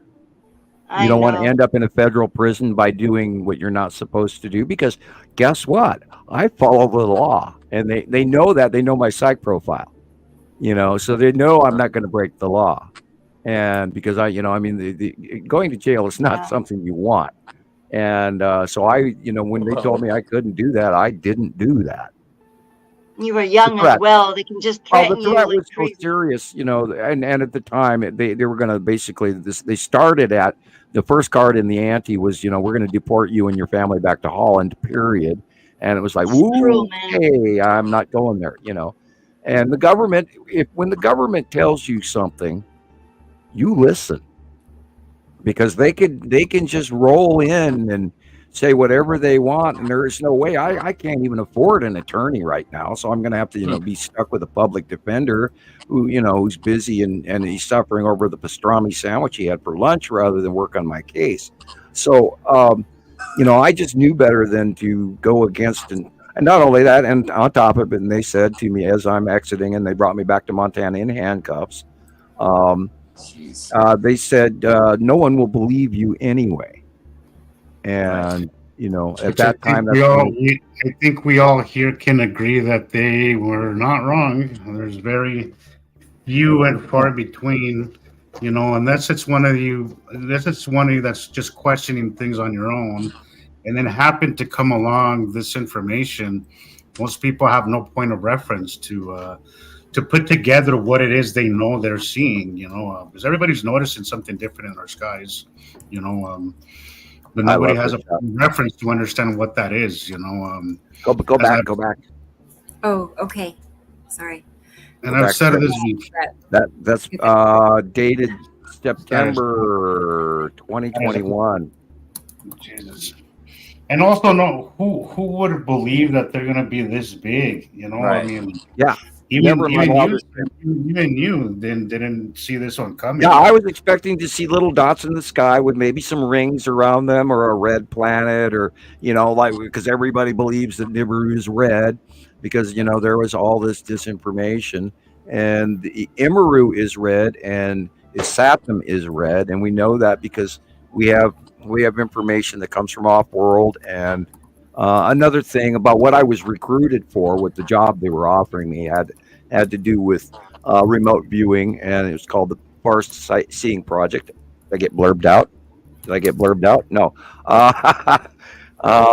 And that, of course, is now declassified, so I can't mention it. But and so I have abilities that, to me, it was just sort of like thinking out of the box, which came natural to me, and that's why they came in and said, well, because they of course wanted to use my skills for other stuff, and I was being lied to partially, and I knew that, so I basically didn't want to be on an Air Force base for the rest of my life, having somebody take me to the mall and back. Not even knowing what it is you're working on. That's got to be the worst. Yeah, you turn in information and they don't tell you. Do you imagine working years on something and not even know what it is you're doing? Jesus, good God, no way. Well, that's they do that. They'll break up a project into isolated. They'll compartmentalize every little thing. They did that during the first atomic bomb in New Mexico. Yeah, you could be working on an air conditioner to keep a computer cool, and the other guy makes a fan, and the other guy makes this. Yeah, most of those people didn't know what the hell they were working on till that was declassified. Most of the people working on that had no idea what they were working on. There was probably just a handful of people that knew what was really happening, and the rest of them had no clue. I had a friend that used to build rocket parts for the cruise missiles. And I always wondered to myself whether or not I could actually do that job. And he had no problem with, because he was really great at electronics, and he ran TV stations later on. After that, he'd be the guy that drove up the mountain to fix the TV station when it went down in winter. He was really tech guy. He knew his shit. And I often wondered if I would ever knowingly, competently actually assemble cruise missiles. I'm sure I would, but I mean, wow, that's a mind ponder. It's like, wow, look what I'm making. I'm making something it's going to mass destroy or kill people. Yeah. And he had no trouble with it. But yeah, there's a fine line to working for the government, and a lot of people unfortunately are highly disconnected on purpose, and that way they don't run into the problem. Boy, look at that. Yeah, I don't remember us ever seeing red in our skies during auroras. Not like that, anyway. Awesome shot. Right. My children are in the next room screaming. I'll be right back. Okay. I wondered if that's, because of Isatum and Nopicity, because they are kind of side by side, one in front of another, side by side. Maybe. I think I included that. Yeah, that's what I was curious about. See how they are kind of overlap each other. I was wondering, Sam, if it's something like that. That really does look like a Saturn's yellow moon in his Saturn. It really does. Yeah. I hadn't even dared to think that until you did a comparison. And of course, look, there's green Nipacity, and that's that green we were talking. It's almost intense grass green, but it's also almost luminescent green. Yeah. Rebecca, so Smiling Big Waterfall is actually came across you on TikTok. That's how we found this really? here. Wonderful. Cool. Yeah. Okay. So he says he has to go put his 6 dogs to bed, but Smiling, we usually do this for at least 4 to 6, 7, 8 hours. So and also We'll be here. Nibiru, you can put up Nibiru Followers Anonymous and Montana Skywatchers. You can always follow Rebecca and us there as well. Yeah. And just whenever you come back, we'll give you all that information. Yeah, I have a huge Really, really radio nice. series. It's really nice to have any new faces here. It's nice to have you guys here. Thank you very much for being open to this information. Yeah, if you folks want to go back to my YouTube Radio Wasteland programs, there are 87 videos, which tell my original story all the way up to current political discussions with a really good host, Chauncey. And I think it's a great show series. Actually, I think I don't think there's hardly any one of them I'm embarrassed by doing. Although my earlier ones, which is the Understanding the Sky series, I still a little bit of embarrassment, but everybody says they like them, so I guess it's okay. Yeah, they're my favorite. I learned a lot on those. Remember, Jesus? That was where we first saw everything. Yeah. I get nostalgic. I'm nostalgic about the old ones, because it's the one that Rebecca too, because 2017, yeah. Look at Yuri right there. You can't argue with that. Videos I found of Sam were his Radio Wasteland. It wasn't the Understanding the Sky. It was his interviews that I first found. Interviews. And I was like, wow, this guy, he's talking like he, like it means something to him. I don't know what he's saying. I had no idea what he's talking about. Absolutely none. I just like to hear you talk. I thought it was interesting, so. Yeah, I'm sorry. I don't. I do go at 300 miles an hour, and I do have it at a level. And a lot of people say, "God, Sam, you got to dumb this down." And I'm not trying to dumb it down, but B, I'm not trying to be overly descriptive for collegiate purposes or anything like that, or to sound smart. I just explain it how I see it. Right. And I do apologize if I go over someone's head, and it's no question is a dumb question. It's only dumb not to ask questions. So if you have a question and you're here in the chat, or even on the videos on YouTube, on Nibiru Followers Anonymous, if you have a question in the videos post, go in there, type your question. I read the comments from let's see, today's Tuesday, so Saturday's show. I read Saturday's show's comments, and there was only 3 of them. And they didn't really have too many questions, but there was one comment. They were talking about Tiamat, and I went, "Oh my God!" And Tiamat is beware, guys. Beware of so much bad information out there. Tiamat is only theoretical. Bad information. This is the only place that you will see this information with tangible pictures, comparisons. And and literature, we have amassed it so much evidence that you can't help but, it's undeniable, guys. You see the Salamander asteroid group on the left. Yep. We have done all the work. And there's a lot of literature that you guys can learn from. So Spiral asteroid is on the front far left. This is what Germany looks like. Right in front there at the spiral asteroid, and then the red asteroid is there, and then up above that in the middle is the Tanra. They're all close at that angle, and they're going to be coming directly at us, like the red asteroid video that we just saw earlier in the program, where red asteroid is much bigger and much bigger than what the cross view we've had for the last month. And there's lead asteroid on the right next to the sun there, and then wow, look at that thing. It's below in the bottom. It was glowing and illuminating. And then the Saturn Shallow Moon is right next to the sun. Okay. See the orangey semi-illuminated just right there. That is the lead asteroid. Awesome. Oh, and look, there's a black dot underneath it. How interesting! Wow, look, there's actually a couple of dots underneath it. Interesting. And then we're looking at a Saturn Shallow Moon, and then the blue area on the right-hand side is a Saturn, just like this month's drawing. Wow, your drawing over the past day has been spot on. I have been so confused over the last week of what I've been seeing, and just that little tiny adjustment you made. Well, not tiny, but the adjustment you made from last month's monthly site drawing. It just all came together again. I love it. I'm glad. I'm very happy.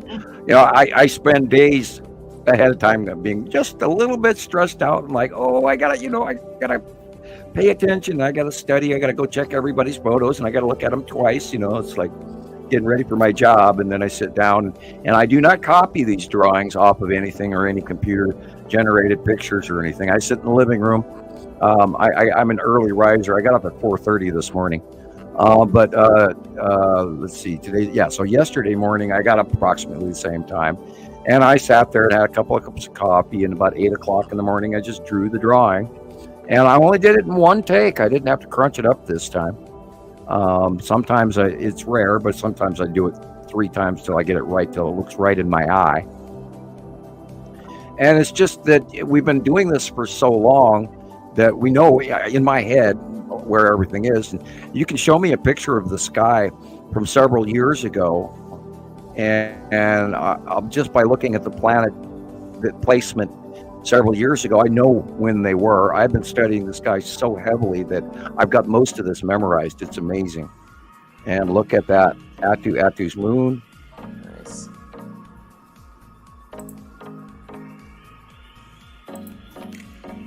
Yeah, and the asteroids, and they're going vertically away from us. So Alex is in Germany. Rebecca, is that where this Right. is?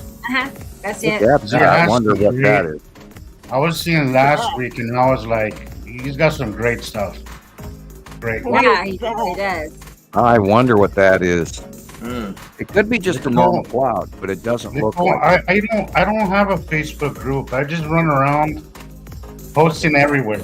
I've thought about doing something in Spanish, something more Latin based for Spanish speaking people. That's kind of still in the works, but I just don't know if I have the time because I work a lot. But it is definitely a future project that I do want to do. But as of now, I just have my YouTube channel and my Facebook page, my personal page. That's where I do all my posts.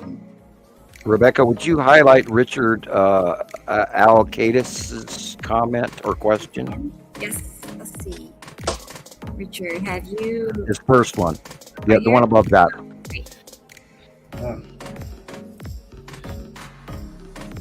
Well, I know the answer. I know the answer. Does anybody else want to answer this before I do? Go ahead and take it, Sam. I know exactly. Go ahead. We already know.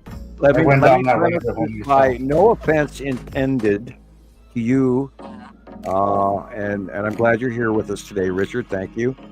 Thank you. I have not seen your work that I can recall. I will look for your name in the future.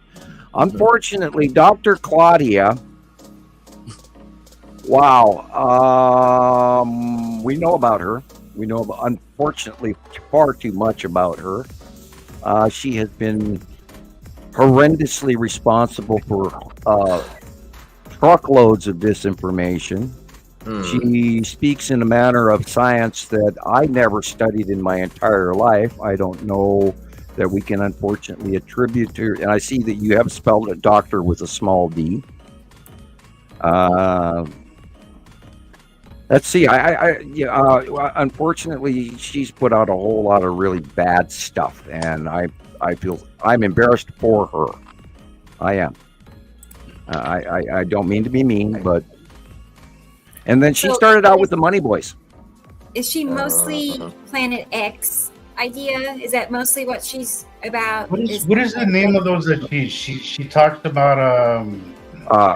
Stellar Core. Stellar Cores. Yes, Stellar Cores. That's what which I still have no idea what that is. That's a planet. Yeah, and the way she talks, excuse me, that is no science I ever learned in any school or book I ever read. And I was looking forward to her being good, and she was the secret what do they call her? Physicist. I think they called her a physicist. That she was their secret unknown physicist. And then after the money boys started losing it in public with Facebook, and then they went out to YouTube to try to make more money off the religious dollar. And then a couple of the other guys broke up and stopped working together. And then one or two of them are still going to today. We haven't heard from one of them who the police are looking for. But then she came out on her own and just, oh man, she made our work. What would you say, Rebecca? Tripled our work? Quadrupled our work? Oh, sure. I mean, there's several that have God, done that. the cleanup that we had to do to fix the stuff that she was saying, and I'm not, I'm not trying to down the lady, but oh God, did she make our lives impossible? Well, Is she still putting out content, like current information? I haven't seen any of it, so Yeah. not recently anyway. And anytime anybody ever says stellar core or what was the other one, the firmament, and anytime anybody drops those words here or on my sites, I take it like a serious swear word. And okay, well, you go right ahead. You go ahead, Venom. I believe that Dr. Claudia Albers is legit. That ain't no science I ever heard of, so maybe she went to school in some other planet. I don't know. I'm not trying to down the woman, what but a stellar core actually is.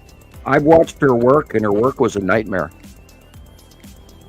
I did try. I really, really tried to watch her information, and it was just excruciating within 5 minutes. Because we have taken, and if you're not prepared to take our evidence and you want to listen to her, go right ahead. But this is the wrong place for you then. And I'm not trying to get rid of anybody or be mean or anything like this. But we deal in real proven science. This is all documented information. We do not make any of this. None of this is theoretical. This is all fact. It's all proven. We have 14 years of worldwide sightings from numerous sister sites around the world. We have this from around the world. The pictures. I mean, the pictures speak for themselves. Things like this one. I'll come back to this in a second. But things like that. Wow. Where it's perfectly curved over and over in the same locations, just like you draw them. I believe I even reached out. I think I tried to message her at one point in time, and unfortunately, the people that she's associated with and affiliated with from the beginning of her presence known was not very reputable at all. And when we refer to this group of people as the money boys, because there were three major individuals that all went off on their own little, I'm going to get subscription and donations and things from people, and they were all dealing in the fear mongering and then soaking the religious dollars. So I'm terribly sorry. I have never been able to give this woman any respect whatsoever. And generically, I'm a very respectful guy for everyone, even people I don't like. Oh, bye. Yeah. Oh yeah, I block way more people than you have in your entire Nibiru career. Sometimes I'm like, how is he so patient? Because I just don't have it. I don't have the patience. I followed Dr. Claudia Albers for a little bit, but I just couldn't. I felt like I was stuck, and I really wasn't learning anything. So I just kind of just. And I did reach out and try to talk to them, including Olson and the other guys, Jeff and Scott. And I did try to reach out to these guys and get them on board with the information that we've all been working on all these years. And it's not like we're full of shit and it can't be done, because look at this panel of experts before you right now. They're all on board with this because they've all watched it with their own eyes. And they've learned all of this stuff with their own eyes. And I don't. This is a community, guys. This is a community of people. It's not like one person's opinion. What we do here is a community of worldwide group of people who are all seeing the same things and all comparing the same things. We're not just, yeah, sure. I think Sam really takes you got to give credit to Sam for kind of helping us understand, but it is a group of people, a large group of people who are all comparing the same stuff. We're all seeing the same thing. It's not like just one person's opinion here.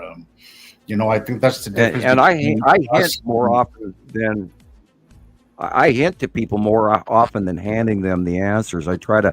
The trick is if people discover this on their own, then they're likely to remember it better. If I was just to hand you the answers all the time, then it's different. And Christoper and both Jesus and everybody here can attest to that. I'm a little strict. It's not willy nilly. Hey, we're here to play. Well, the only way to really learn this is to see it for yourself. Yes, there's a lot of things that were really helpful. That you helped us understand, but the only way that anybody really is going to see this is to be out there and watching the skies and observing and taking photographs and documenting the skies. And you have to get familiar with your skies. This is not something you're going to learn just through pictures and stuff. Sure, that's helpful, but nothing. If you're gonna want to be a good sky watcher, be a sky watcher. You have to actually watch the skies. It's not, and you have to learn the light. Yeah, and exactly, because most of us learn what we have because we've just become obsessed with it because we saw something, and then we just wanted to recreate it. That was my thing. And I think all of us here that's what we live for, is just to see them, record them, and then post our great stuff and have other people show us their stuff. And then we compare that. And if we're seeing the same thing here in Utah that somebody's seeing out in Germany, well, I think that's evidence. And it's something that should be, that should be documented. It should be credited as science because it is science. Science is observation and repetition. That is a form of science. So. Oh wow! I've just and all of this, everything. Samuel, go ahead, Gillian. Yes. Do you know that I have just found you on Flickr? I'm on Flickr. What's Flickr? Hey, I don't know what this, is Flickr? I have no when idea. I entered your name there it is. It says Samuel Hofman, Nibiru. Samuel Hofman has been radically changing. Oh. Wow. The view of that we've got a binary solar system, and then it says, will Nibiru destroy the Earth? What effects will Nibiru have on Earth in the future? The Empire Orb, Nibiru, Montana Skywatcher 1 and 2. Is there a COVID/Nibiru connection, and Nibiru on Radio Wasteland? A whole heap of stuff. Wow. Any idea who put that out? You guys, I'm famous. Yeah. Fan club. Yeah, wonderful. Thank you, whoever put that out. That's what we're trying to do here, guys. We're trying to spread this information so everybody else can see it. We're not here just to tell you what we believe. We want you to see it yourself because that's what makes a real skywatcher / citizen science. Is that we want people to see it for themselves because that's the best way to learn, and that's the best way to get people on board. We're not just throwing a bunch of information out there. We want you to take this information and go outside and see it for yourself. Because Christoper, he's one of our newer ones here. He's learned a lot over the last few months. And ask him. It's one of the greatest shows you'll ever see. Yeah, go Christoper, go. Tell him. We'll zip up these items and give you a link to download them when they are ready. These items belong to another Flickr member and they own the copyright. Be sure you respect the license of each of these items. Will you send me that link, Gillian? Yeah. I want to see that. I know that if you type into Bing, there's more information about me than on Google, but I am on both. And I'm all, even Andy had an AI song about me, which is weird. I don't know if he had created or if it was priorly created, but there, the other day I went to the post office and somebody goes, "Oh, I know who you are. You're that YouTuber." And I went, "Oh, okay." And I kind of chuckled. And then I wrote down, go to YouTube, Nibiru Followers Anonymous, do our live program, and you can hear and he was at the post office, and I hope he's listening tonight.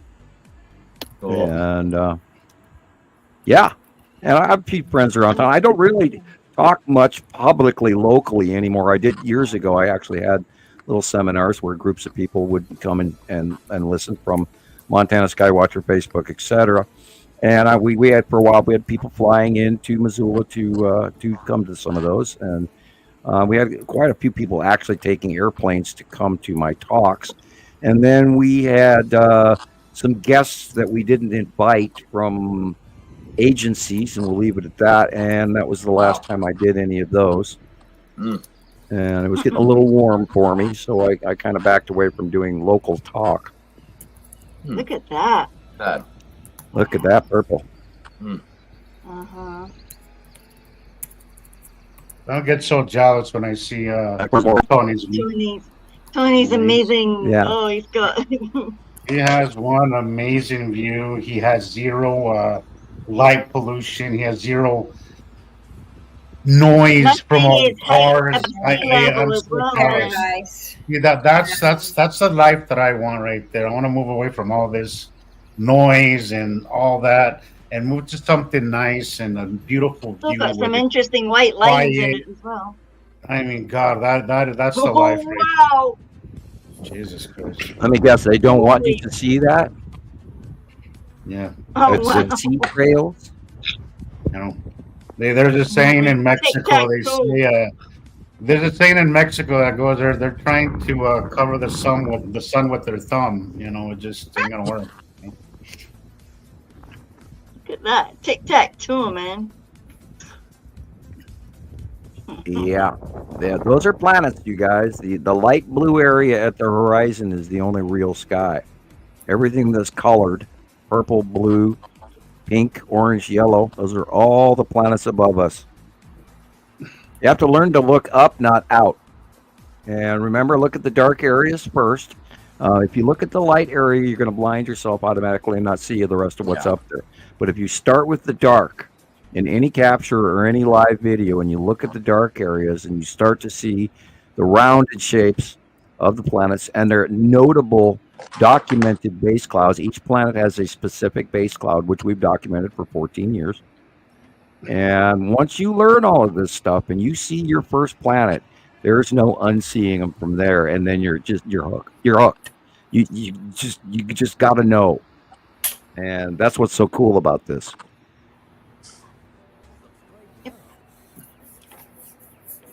Basically, that's how it is. I'm always like thinking, is today going to be the day that I catch, that perfect curve or something? You never know what you're going to get. Right. So, yeah. Well, we never saw anything like this in our entire lives in the sky before this. And I'm in my 60s, and the new age group of people who are actually looking up have been probably, if it's within the last 14 years, you're not seeing the skies that we used to have, including the star and how much sun there is and how much everything's drying out and burning and frying and raining and flooding. And oh God, speaking of which, for the desert is changing. Most deserts around the planets are now got green stuff growing on them that they didn't have 10 years ago. And you look at that. Look at that. That is Saturn Jello Moon right there. That whole warbly thing. And then, of course, we're running into spinning around here, and we're going to come into Uri and everything else on the other side. And look, there's the tan asteroid right there. Yep. And the red asteroid. That is amazing. That dark space there. That dark, yeah, look how low it is. Yes. Wow. Looks like an eyeball. Yeah. Yeah, and red asteroid is lower on the horizon. Time for a cameo close pass run of Lightning Storms from Hell's Red Sonja Effect, which is a movie. All you have to do is look at it. Arnold Schwarzenegger was in it. Good movie. Very 80s movie. Oh, yeah, I mean, there's a lot right there. Wow. There's a planet. See the big round edge? See all the white stuff up above? Most of that isn't clouds. Most of that's asteroids. And there's a shitload of asteroids in between these gas giants. And they're going to make a cameo run. Go ahead. No, I just want to mention that is it RS? Recollect? We are all being affected in different ways by the system. You know, Nibiru and its other planets, you know, the entire system. We are absolutely being affected of it. Some different, some others are seeing it different. There is extra moons, very large moons that are having effects on us. And yeah, that might be that's definitely not beyond the reason why you can have weird in your feet, your legs, your hands, your hair, you get dizzy, you get seasick. Yeah. When it starts to happen, I go outside and look up. Hopelessly depressed sometimes. It comes and goes. It comes in waves, but always remember that it's external and it's not really you. And it'll kind of help you get through it, because sometimes some of us are a little more sensitive than others. I think if you're seeing this, you're probably more sensitive than most people to it. So you will be suffering, side effects of their close passes, So, yeah, absolutely. Yeah, medical conditions you can't explain that just come out of the blue.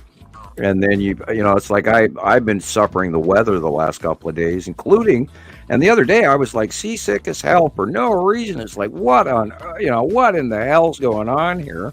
And I was even talking to Rebecca about it. It's like I thought I had a bug or something, but I never really got sick per se sick, but I sure felt like hell for like 2 days.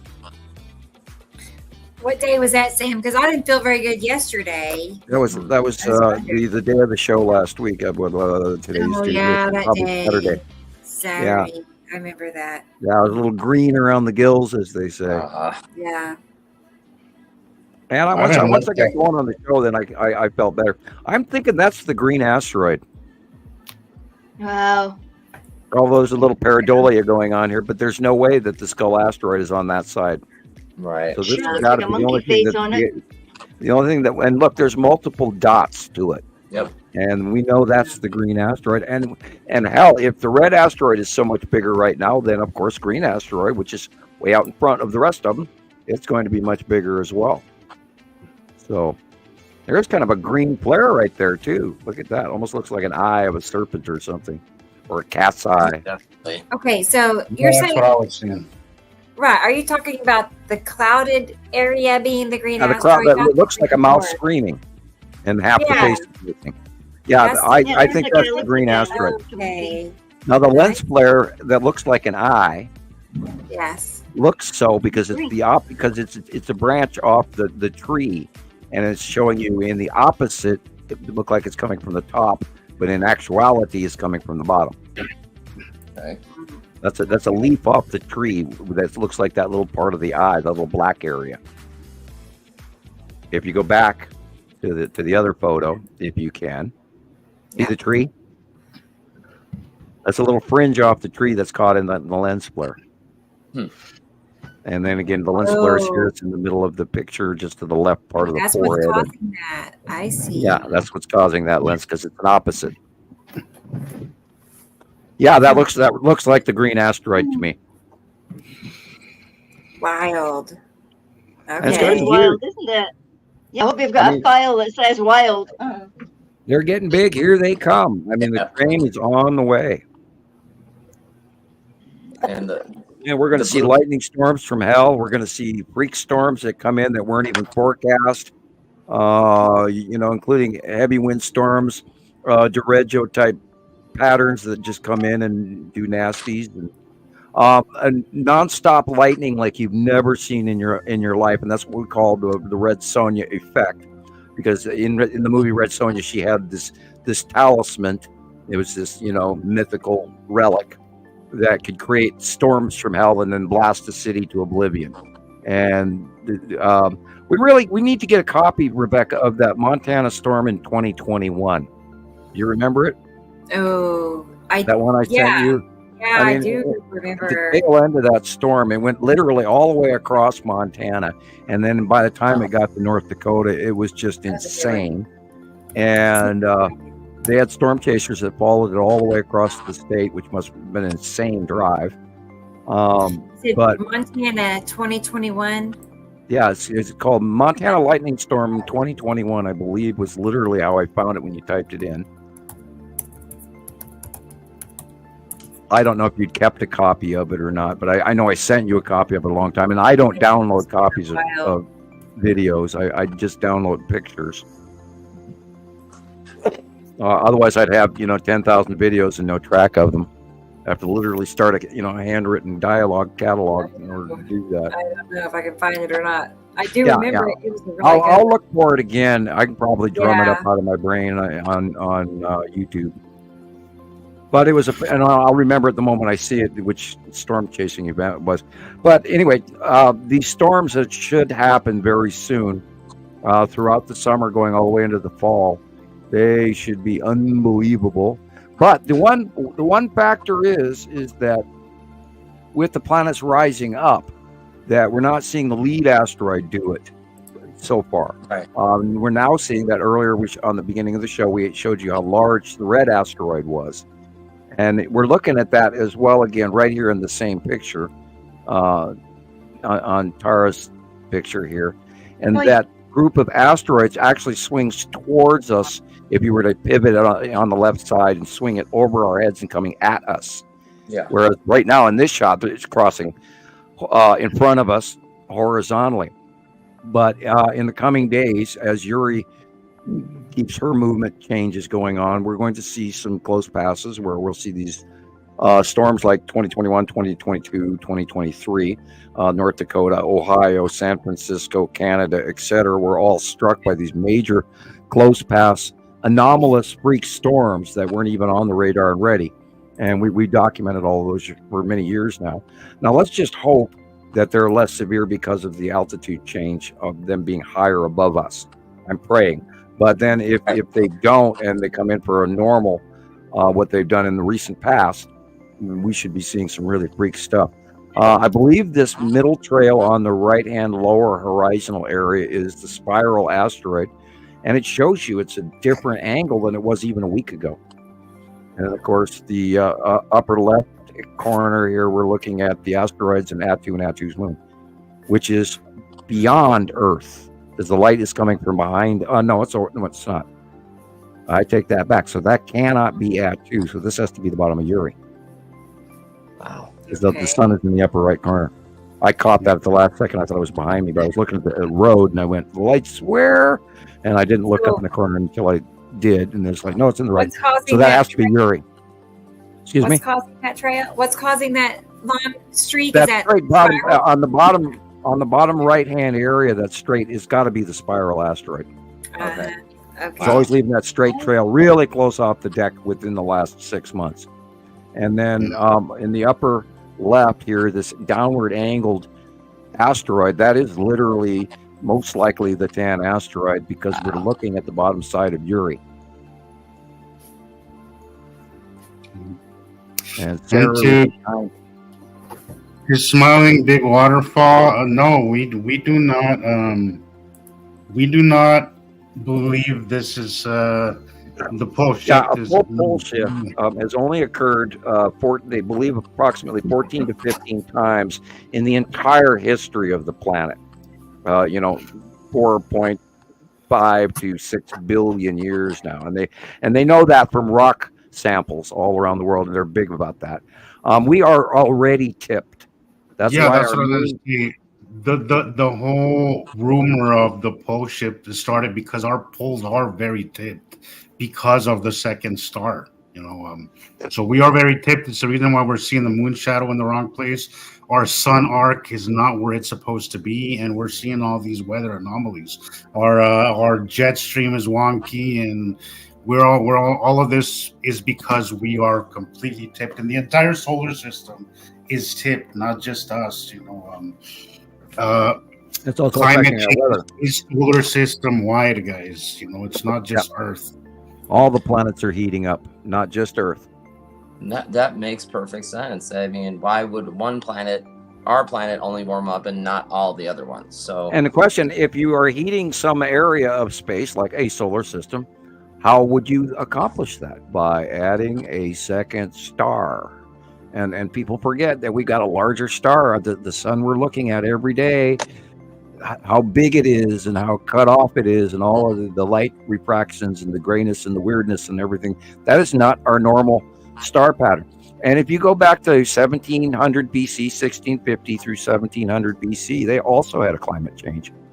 And that is the 3,654 to 4,000 year timing. And we wonder where we got that date from. And so I try to include a give or take, because some information is just human information, and some of it could be incorrect. And I try to point that out. If we're not certain of our facts, I have to mention that. Right.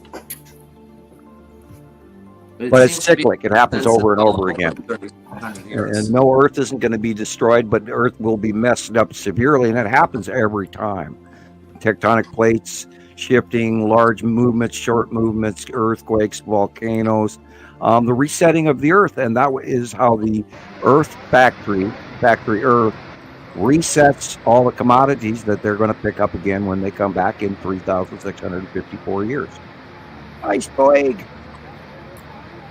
Those are so cool. And it's the reason why we see our unexplained history, where we have, where we think, mainstream's idea is that we just came out of the caves and we're the only advanced civilization, but there's been many before us, guys. The evidence is all over the place that people have been way more technologically advanced than we ever would give them credit for. And it's because of this, because we have this cycle of civilizations that come and go, because of these cataclysms that we are seeing right now in this time. Just look at what we're showing you guys right now. Yeah, there was even like a tornado or something down south, like was it yesterday or the day before, when there was hail here. It suddenly just started, wind and hail, and it did it, and then it stopped, and it did it, and then it stopped, and then somebody This is happening all over the world. Caravan got knocked right over. Yeah, it's crazy. It's just like completely random, bizarre. There she goes. Oh, look at that. Bending steel. Oh, man. Wow. Oh. No way. Look at that. That's not cool. And these catastrophes are going on currently every day around the world. It used to be they were a week apart and a month apart and then 6 months apart. And now they're nonstop every day around the world. The wave patterns, they're coming in. England had one a week ago. Here's this one in South Africa. South Africa had odd waves even about a month ago as well. There's been a lot of tidal this one anomalies. was, if it was near the time of that anomaly. Yeah. Well, and we wonder, and I did check into whether or not that asteroid GJ2 2024 did splash down, but I did not find anybody who could confirm that. And they mentioned they believed it passed by. The guy that I watched occasionally, one or two people mentioned that they believed it went by rather than hit, because there was no real confirmation that it was going to hit, and it was only the size of a car, 3 meters or something, 9 feet long. So it wasn't a biggie. But and then last week there were a whole bunch of fireballs around the world as well again. So don't discount that. We could see a whole bunch of incoming. Now we know, even looking at the earlier video of the red asteroid, there were 5 clouded objects underneath it that I didn't mention because I didn't want to scare anybody. But there could be a lot more of the stuff that we've never really documented, the little stuff. We've just been sticking to the biggies that we've had photographs of, and now we are starting to add to that list because there are so many regular occurrences. And people have asked if they could name an asteroid or two. So I've been kind enough to do so. And I'm not saying I'm kind. I'm just saying that I was inclined to do so. So I've added a couple of new names for the asteroids. Why not? What the heck? And China, oh, poor China has been getting their asses kicked for months again. And those folks are going to starve this year because it's right now. And yeah, Russia had a huge dam in southwest Russia. They had a major dam break, and that's what caused this. And Wow, look at that. they're chalking it up to poor management. But then a lot of Chinese dams have also been failing over the last couple of years as well. So that whole region, that whole side of the planet is experiencing literally the worst of the weather that we're suffering it as well, but they are really getting their butts kicked. Gee, they And- must and be you can only constantly in the path of it. Wow. Yeah, you can only spend so much money to keep replacing things time after time. And the growing season in China got nonstop hail and storms and flooding, and so those folks are going to be starving this year. And get your crops in and out while you can anymore. It's almost like hit or miss if you're going to be successful or not by these freak storms. And look at the hail. There's currently right now in Ohio there's a whole look bunch at of those. tornadoes. Oh, no way. Those are like balls. Oh. Imagine the I'm damage those things I are need- doing. I'm gonna step away for a little bit and go finish up my laundry real quick. But I'll Okay, be back. laundry day. That's Yeah, fine. yeah, Oh, laundry yay. day. Yeah, I'm you. guilty. I did not do laundry today. I've been putting it off for since last week, so I didn't Uh-oh. go. I didn't go grab my t-shirts and I'm done. But I I'll was be just back. going to say time for t-shirts. Yeah, that's what I was running out of. So I'll be back, guys. Cool. That's fine. I should have commented earlier, and it would have been precog. Yeah. This is what I thought it was. Yeah, he's running out of t-shirts, and I went, oh, okay, he's right. That's the Every day. once in a while, I'm right. Yeah, every once in a while. Yeah, poor China, man. Those people are unfortunately under the thumb of their government, and it's horrible, the corruption and all the the higher government people are living like kings, while the rest of the population there is just, they're living in the Stone Age, and I feel so horrible for the Chinese folks. And I love everybody. I'm not mad at the Russians because I'm pretty sure they're not happy about what Putin's doing, and any of the other nasty dictators around the world. And I just can't see taking all the money for yourself while your people around you suffer. I'm sorry that's not me. And we're seeing all of this destruction going on, and these, poor people's homes are being ripped away and their jobs, and of course factories in China right now are pretty much in deep trouble. They've got a huge unemployment problem, and the young people are literally refusing to take less than valuable jobs. Right. And Rebecca and I were talking about that prior to the show, where people are working their butts off just to get by and even eat, and let alone try to keep a roof over their heads, and evictions and all of that's going on ever since COVID. And whoops, I shouldn't even mention that. Etna was cool. Yeah. Oh, yeah. Cappy Fligore. Come on, Christopher. Cappy Fligore. Okay, I'm still working on learning that damn name. That thing is still highly active right next to Naples. They're really freaked out, right? My wife told me that Italy is trying to pay people to move out of the area. Yeah, they can't evacuate. Yeah, Their road literally system. trying to give them money to move out because they don't want, to be responsible for people staying behind. I think something major is going to happen. Yeah, it's really, really active. They said that the rise change has been significant in underground mounding, and I watched a video on it the other day, and their ocean level has changed because the land is rising up and the water is going down because the land is rising up in that area, and then there's these huge gaps between where the shoreline used to be, and so the people who are ocean bearing notice it immediately. And Etna's going, and there's a couple of really nasty ones in Indonesia, brand new, waking up and burping. There's a really big volcano going on up in Kamchatka, Russian, Japanese area. And St. Helens. And did you know that all of Canada has unbelievable amounts of older volcanoes up along the western coast there that are starting to get active? There's a new movement cluster in Northern California, right at the Juan de Fuco plate, just off north of Portland or south of Portland. South of Portland. And so, there's a lot of movement going on that they never saw before. Oh, look, bugs, my favorite. So we're seeing a lot more excruciating active weather going on around the world, and we're not going to have a full pole shift. We've already tipped. Our weather's already changed. We don't know what's going to happen. Their structures are already so, not very well put together, Right. And this is going to just wipe them out. It's sad. I don't know any system whatsoever that can mitigate a year's worth of rain in 2 hours. No. And we'll see it in the big. We saw it in New York. We saw it in Miami. We saw it, it's happening all over the country to us now too.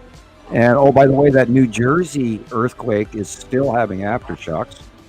Wow. Yeah, and I was chuckling as to where located. It's located near a certain person's golf course, and we'll leave it at that. You can look that up. God's finger, as my stepmother would say. I don't want to get political, but those poor folks in the Indonesian Malaysian area, they're getting swamped out. And there was a major flood in Hawaii this week, in Kauai, I believe it was. I could be wrong. But this isn't our norm, and our norm around the world, especially poor China and the Far East, is really suffering, including the deserts. Yeah, hey Iran, how do you feel about snow in April, let alone snow at all? I mean, explain that one. They got more snow than we did. They're a very warm Arab country. They don't get snow. Right. Hasn't their entire area been changing from desert to almost like an arid landscape? There's grass growing on their mountains. Yeah, there's grass growing in all the deserts around everywhere right now, even Arizona. Because they might not report it. There's no news. Hey, Rocket Man. There's Rocket Man on the other side. Good to see you. And this is what I expect to see in the Northwest this year. And it could run into Colorado, it could run into Utah, it could run into Idaho, it could run into Oregon, especially Oregon. I haven't checked on their water table. I need to do that. If they're dry, they've got a thick forest from hell, and if they're dry, they're in trouble. And, all you have to do is look up the, I think it was 1918 firestorm in Montana. Double lens flares. Now, I did not get this, but some people did. Now, I have a ton of pictures from the eclipse as well as videos, but here's one, for example, where if you look right here to the left of me and to the left of the sun, you will see the lens flare there that is partial eclipse. Now, I went through most all of my pictures and I could not find a double lens flare. Now, if you don't understand what a lens flare is, it will show you a reverse image of the actual light source. So you see a big blotch of light that is the sun, and that little lens flare is showing you what exactly is producing the light. In the opposite. Now, as I said, I didn't catch any of these double lens flares during my almost 2 hours outside. But what I did catch, if you look at this picture behind me, is multiple pictures giving off very, very rainbow-like rays. There is still a single lens flare. That's a cut in rainbow from the colors left. coming off this are amazing. And I That's know a the lot of side people are of going to say it's a Peru reflection cutting of in. your camera lens. But I have multiple pictures at different times, and they only See the blue showed asteroid at at a the bottom? certain time of the eclipse. Now, most people talk about not seeing anything pass in front of it, and I understand that we had a new moon, and you're not supposed to be able to see the dark side. But when something of that magnitude of a celestial body crosses in front of the sun, you should be able to see at least a blacked out portion of it as it's coming in.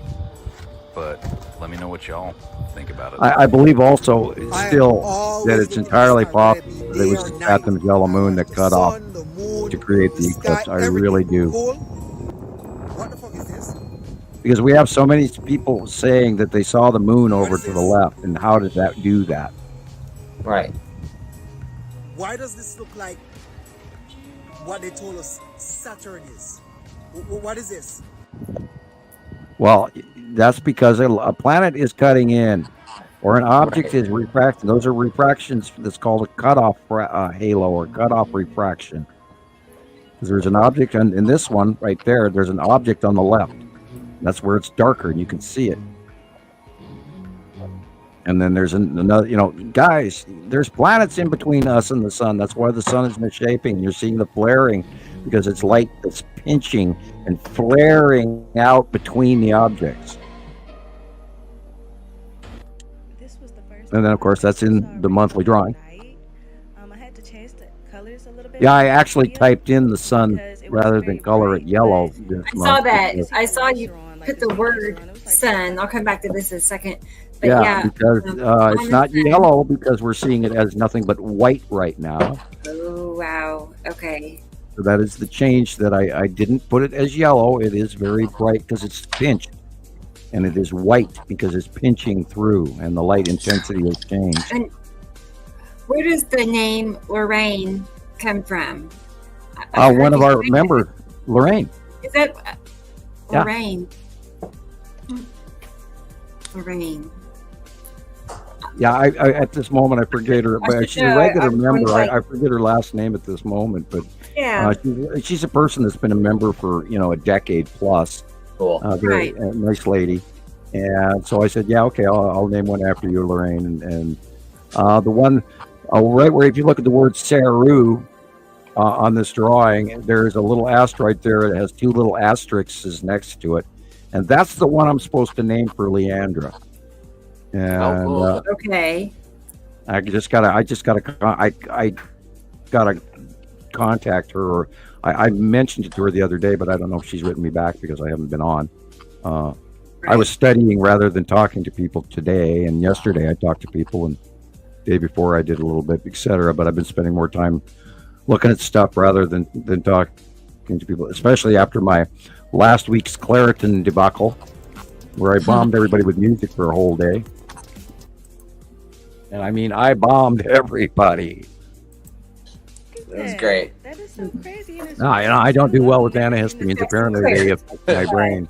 Massive underwater anomaly spotted off South Africa. What is it? Reports have been swirling about a colossal underwater anomaly that's been detected moving towards South Africa. This isn't just any blip on the radar. We're talking about something larger than the state of Texas. Here's what we know. The anomaly has been active and moving for the last 2 days. Its origin? Still a mystery, but it's traveled from the direction of Antarctica. Size check? Over 2,000 miles long and 1,510 miles wide. That's massive. What's really capturing everyone's attention is the variety of theories popping up all over the internet. From the realistic to the outlandish, people are speculating about everything from giant sea creatures like a leviathan or even the mythical kraken to alien UFOs following the recent solar eclipse. Satellite maps have now there was a report in 2012 not only puzzling, of a very massive as it edges closer to populated areas. With it now moving toward America, the scale and potential impact of this anomaly have alien craft, very, very, very massive in 2012. Undiscovered sea and it was there for about 2 extraterrestrial, or perhaps and they also cited unknown to science as we know it. This is where I turn it over to you. What do you think this could be? People cited a yellow pile of might shed some light on this mystery. Drop your theories and then after that ship had parked over the top of that, the pile of yellow was gone, and it was a massive pile. It was like 80 miles long. It was huge. And then after that ship left, that pile was no longer there.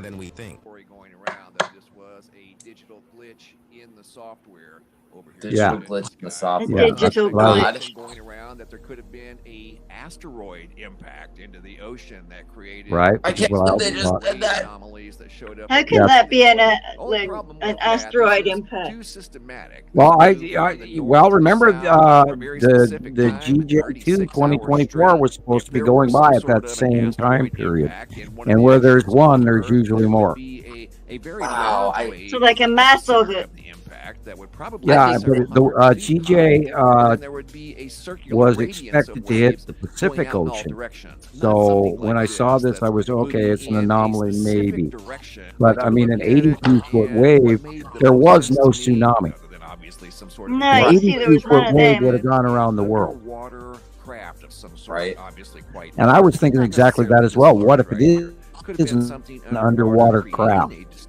That the instrumentation was interpreting large waves, but if in fact there were something out there. Because remember, guys, we know that the Texas cube and the Longbox cube are massive.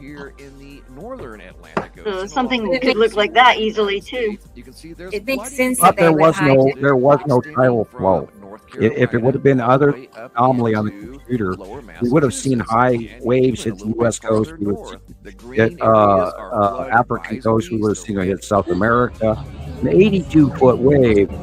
That's a big wave. See, it looks like that. Well, that's the red asteroid.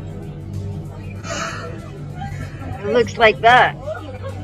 Sure Somebody does. commented that in our lineup here now. Yeah, but that is the red asteroid. Volcano. An earthquake. Update. Hold on. 1 minute long video, please watch all the way through. I really don't like these new AI generated narrators.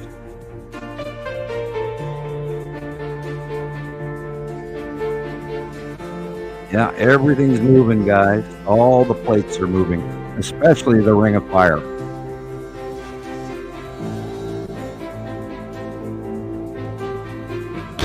That volcano up there, that's the one I was talking about. That camp.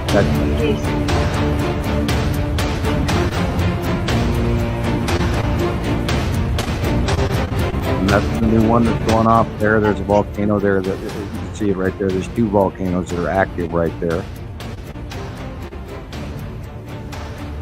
And they're big ones, big boys.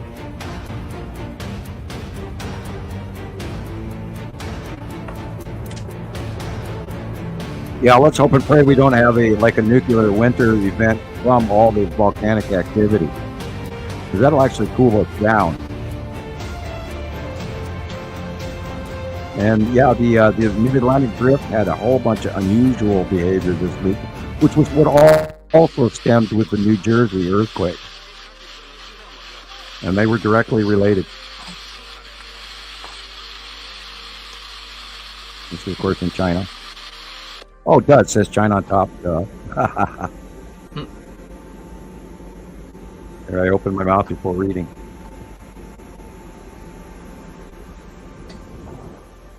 Harmonics, people. Harmonics. Yep. Yeah, look at it. And we know that there's the sounds in the sky, and the humming, because I hear it all the time. I heard it as well today. And even in the Quran, they talk about all of these plagues that are happening, including the rivers returning and the desert changing to green and flooding and all of that, and all of these signs. And I hate to go end time signs, but we are seeing them all. We really are. The signs in the heavens are happening, and it's really, really spooky. I mean, every day around the world, it's unbelievably drastic conditions happening to town after town after town, to village and counties and areas. China, Russia, the Arab countries. France was flooding again here, which is going to affect wine prices, I'm sure. Bad season for grapes or whatever. Maybe they make more money when they have less grapes. I don't know. It was a very good year. We only made 12 bottles.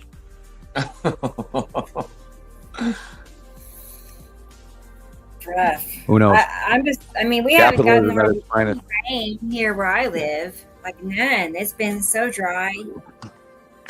So We're actually getting some nice rain. Our ground is moist. The things are growing, but it's still, warm, freezing. My tulips are up and they're full this year. Oh, cool. They're not doing too great. They're not too happy. What's that, Sam? I saw that earlier. Good night, smiling big waterfall. Oh, we have somebody leaving. Let me go take a peek. Yeah, good night. And thanks for being here. I'm glad you found me. I think this is an illuminated ion drop tail from a planet. Planet edge that's heating up. I was going to tell Smiling Waterfall that we'll be back Saturday at 2 o'clock Central. We'll be here live again Saturday, okay? So hopefully we'll see you then. Thank you. See you later. Bye. Thanks for staying. Oh, sorry. I got more. Yeah. What? I'm sorry, Sam. What was this again? I think this is like the edge of a planet, and the sun is actually refracting on it, where it's illuminating and it's putting out the gases. It could be a craft as well, but I think this is a planet edge. Wow. Okay. I would not. I didn't know. I was thinking asteroid streak. Yeah, it's rather odd. It is really odd, but it falls within the parameters of what if you get an edge of a planet comes in light, that will occur. Although it's smaller than I would say for any of the planets, this could be an asteroid doing that. Could be a Saturn's yellow moon doing that. We don't know. We've never really seen the base cloud of a Saturn's yellow moon well. This could be the edge of a Saturn. I'd have to, if I could see the ground better, see better shadowing, I know where I'm looking, but I don't know which direction we're looking in this shot. So it's odd. It's really odd.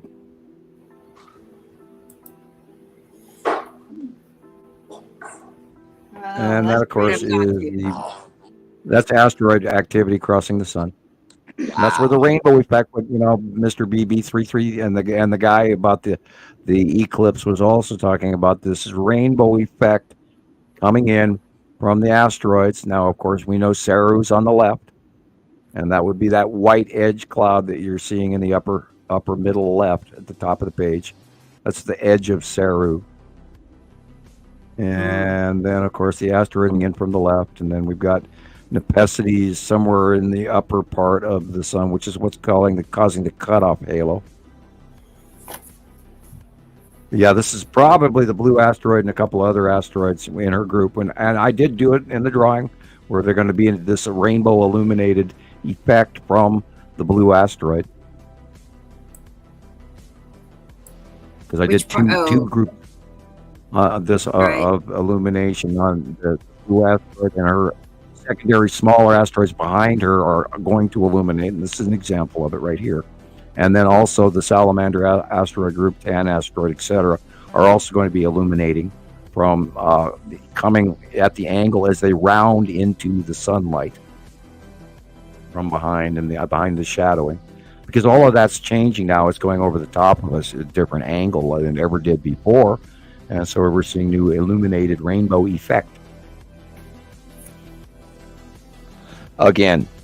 That's something we never used to see. These rainbow clouds, these rainbow effects. When Yuri started coming in after 2019-ish, when she went over to the left. And then we started, Yuri got bigger and bigger and bigger, and so we were seeing more of her base cloud asteroids. And as the light shines through those asteroids, the micro debris, the sand, the dust, the rocks, the gravel, the big stuff, the car-sized stuff, the moon-sized stuff, all of that light goes through them. And we started documenting that from 2019 on. Oh, look, it's just beautiful skies. And look, there's a rainbow right there on the left side. Well, yeah, those are asteroids and asteroid debris. And, of course, we've got many, many variant different sightings from going back years, and thousands of pictures of it in different forms, different colors, different rainbows. You can even see the asteroids themselves in some sightings. And this is all information that we've learned, and none of this is made up. Now that is an interesting light rainbow. Look at that. Wow. I would bet money that's the light shining underneath a planet, why the rainbow is occurring, because the light behind us is very, very cut off from above. And then, of course, there's moisture in the air beyond, and this is a light refracting prism effect, because the prism effect is being cast off the water in the distance, as you can see on the back of the truck, even it's rain. But look how dropped down it is to the ground, and that shows you the light is being cut off from above behind us. I've never seen one that low before and straight like that. Yeah, that's kind of mind-boggling. Yeah, I bet this is in the northern area, probably somewhere almost either /Canada/Alaska. I don't know. It sort of feels Alaska-ish. I could be wrong. The mountains aren't sharp enough to really be Alaska, but then it could be Washington, it could be Idaho, it could be Oregon. I don't know. Right. Weird looking spruce over there. Wow. And this is the base cloud of Nibiru. Cool. That's in your face as well. It's like right mainly down. the blue part. The yellow. This is the wider apart fingers of base cloud of Nibiru. I see. And she's huge. Huge. Right. That's just in your face. That's just like a little chip of her. And it's at sunset, and of course this would be looking northwest to north. And this is what you look for to see Nibiru at sunset. The real sky is the light blue-green at the bottom, and the dark blue is the side of Nibiru. And this one, okay, on the east coast. Not much here we can catalog. Probably asteroids, most of them. Yeah. I think that's what caught my attention mostly was all those streaks. Just these dragging marks that, yeah. Like skid marks. And those marks. I've seen time-lapse video of these kind of clouds, of Nepicity. This is probably the bottom of Nepicity. Yeah, I mean, you can see that these are, you can see them populating in our sky without. Now, we've watched the base clouds for, well over a decade, and we've learned that they have repetitive base cloud patterns, and this is below the planet, and that planet comes in close to us. They all put off an individual reoccurring occurrence anomaly of what we now call base clouds. They're not attached directly to the planet, but they're below the planet, and they always come back time after time with very similar occurrences, which is why, because we know the bottom of Nepicity so well, because it all has a little straight line fingering, so we automatically know now after 14 years that this is the bottom of Nepicity. And she's getting higher up too. And axis tipping and the cone and snorkel are showing more, and the open core on Nepicity. And we're seeing a lot more of her. It's so weird, all these changes. I don't really want them to go away, and they're getting farther away. No. I was just gonna say, back to your drawing a minute, with Nepicity. Get back up here. And see how it's changed. I mean, to me, it's changed. It's shifting. I don't know why it's lagging. Sorry. It's lagging on my end, I guess. But what I was going to point out was how Nepicity has been shifting to in front of Isatum. I don't know. I haven't been noticing it there so much. Yeah, Isatum was cutting her off visually on the out for a couple of months. And then now that we are closer and turning more to inside next to Nibiru, Nepicity has moved up higher, and now it's more visible here in front. It's weird what's going on. The transition is just like, okay, that's strange. So they've switched places, even though the out view of Isatum is bigger than Nepicity. Much bigger. Nepicity's going away now. She'll be going away first. No, she's the tail end of the rotation between. She's the tail, and Saru is the head, so to speak, of the lead, and then they're spiraling above us and spiraling towards us, and yet Sarah was coming towards us while the rest of them are sort of, pull string following out as they wrap away from us, and they'll Nebesity will end up in the North Sky or before you know it. Wow. Yeah, that's why I have to do. That's why I have to do a drawing looking at it from above, and I have to show the rotation and the connection in their pathway. Yeah. That's why I need to draw this.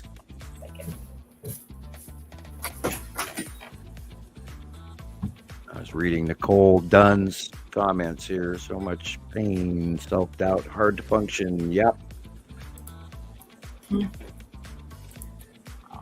Yeah, well, set us free, Nibiru. Very interesting statement. I could talk about 10 minutes about that on different angles of that speech alone.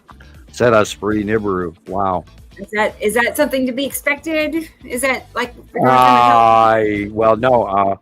The secondary solar system needs our commodities. Period. And factory planet Earth is not going to end. Only some of us are going to get to evolve up and out, but generically, the management change, which has been 300,000 years, approximately, as 83 cycles since. That's not going to change, and our planet Earth is going to continue to do ownership until some larger galactic force was to change that, and I don't know anything about whether or not that's coming. So I don't have any facts behind that, but that would be the only way that we would no longer be factory planet Earth. I don't foresee the other Nibiru people giving up their commodities because they do need them to survive. I was just gonna say that, Sam. I don't see them giving up. I mean, who would? Why would they? It's an entire planet that keeps their way of life going, and the thought of that is a little upsetting, I know, but that's and kind of if we live thousands of years, it would make a bigger difference, but we don't, and it's a mind twister. It really is, because we think of our lives as generations, and we live a full life, but we don't live anywhere compared to as long as they do.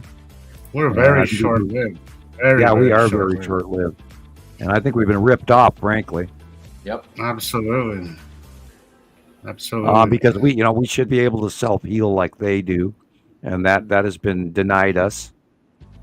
And that's why throughout the Bible history and everything, there's all these different age living people. There's certain people got to live longer. And over time, we've actually shortened our lives, and now we're, of course, increasing the length of our lives. And so it's a transition. But I don't run the whole solar system, so I guess my opinion is only my opinion. Yeah. How long do you think they live? Like, how much longer? From what I was told, they lived around averagely about 2,000 years. Wow. And that's just one faction. And the other ones live, 80, 90, 100,000, it's all conjecture. I don't, if I had... I would seriously have to improve the quality of my life to even consider wanting to live 2,000 years. Not on this Earth. I mean, not on this Earth. At least not under these conditions. But, if we had a few upgrades, where we were self. Yeah, I don't think I'd want to be a janitor for 800 years and then retire. Yeah, that sounds right. What if you had health problems? But that sounds horrible. Oh, well, what job did you have? Oh, I was a janitor on planet Earth. Yeah. Oh no. It sounds exhausting. It sounds exhausting. Yeah. But I bet if there was, if there was different conditions, a different way of life, 2,000 years would seem like a little bit. Wouldn't even seem that much if things were. Maybe time just doesn't matter there. Maybe they don't have time. Well, I mean, there's that also. How they are a much bigger planet, Sam. We've had this discussion before. So wouldn't time for them be a little different than it is for us? Shouldn't it be longer? That's all conjecture. Yeah, I see time as a circle.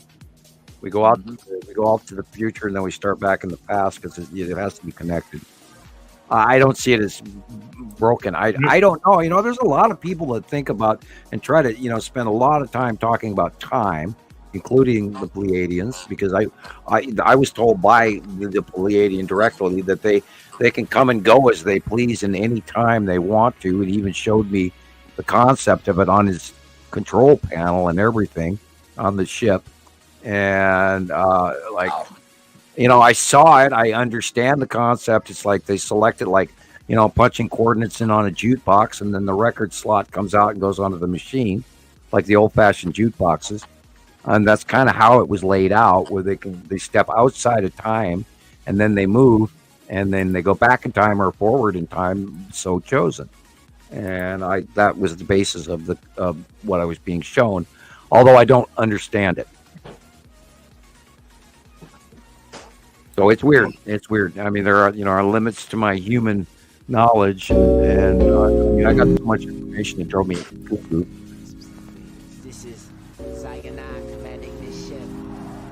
Oh, I was just seeing this one last night from Chris. This is a good video. This is from Christoper. Good video. I looked down and he's not here, but eye candy for sure. And you can see the blue line cutting into the sun, which is why it's large and flaring. That is a planet that is cutting the upper edge. And it looks like, at the time, that looked like Uri. That's huge. Look at it. That is Saturn's yellow moon with the flame-like clouds. Yep. And that is right there. That looks like necessity at the bottom edge, but it's really hard to tell. Yeah, the whole ball game is look at that. It's unbelievable. I mean, these are planets. Everything he's capturing that's Saturn's yellow moon. That is so cool. Jeez. These are all planets. Every one of these captures. Oh my you God. don't want it to end when it's like that, you know? Jesus. Yeah, I was totally jealous when I saw that because I haven't had much anything this Look cycle. at that. It's just so big. And I looked at it, I was like, God, I wish I was down there. I'm not even that far from it, though. Yeah, and you can see the definite edge of color. The color cutoffs are undeniable. How's it going, William? Glad to see you here, man. Hi, William. Hi, William.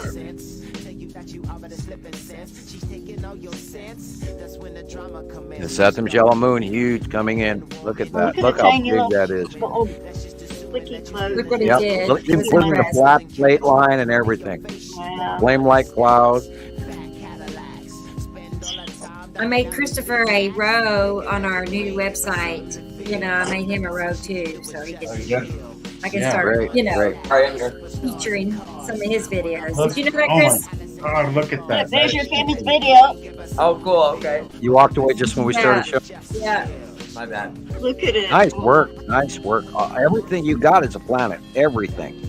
Oh my gosh, you guys, it's been crazy here. Like every day around 3-4:30, you know, between there, Uri comes in and it starts with little asteroids, and then it starts, you know, the planet starts to round out, and then Cereal comes in right from underneath, and it's probably from 3:30 in the afternoon until about 11:30 at night.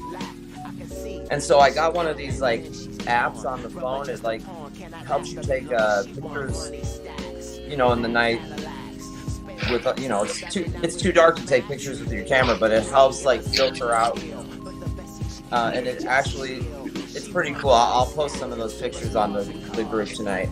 Cool. Yeah, they're like the image that you get. Look at the so texture on those things. Every one of these shots is a planet. Wow. Yeah, I agree with Egg. They are awesome. And then when there isn't clouds in the sky right now, it's like you can see how dark the sky is in some areas, and then the sunlight is just odd. It's so odd.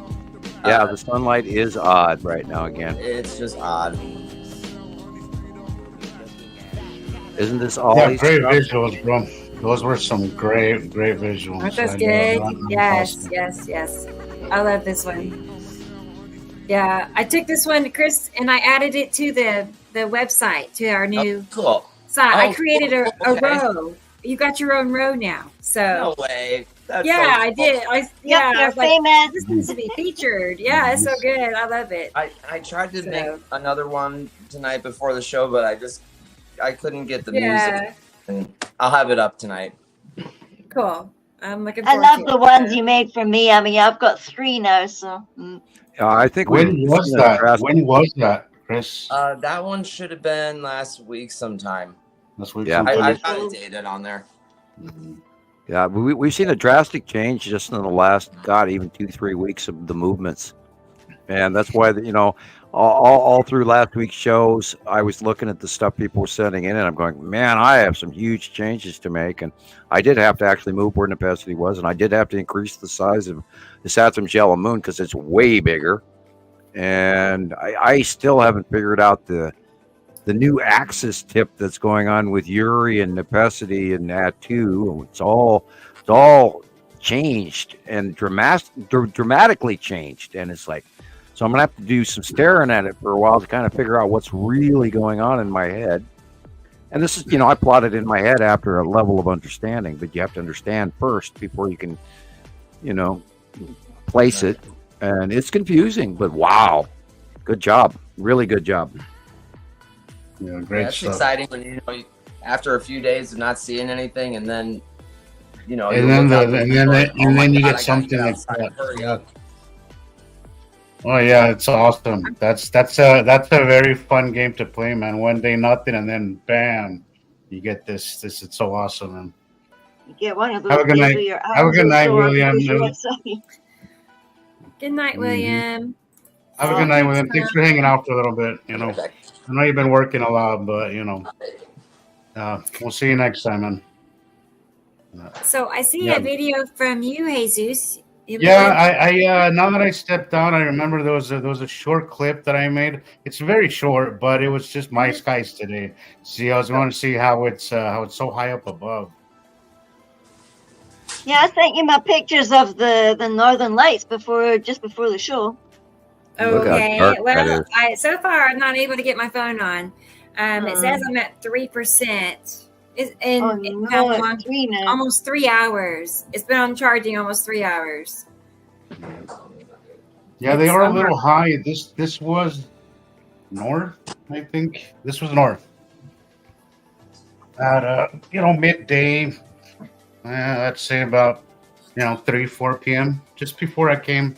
Just before the show started, actually. So Looks very that's much about like as much that too.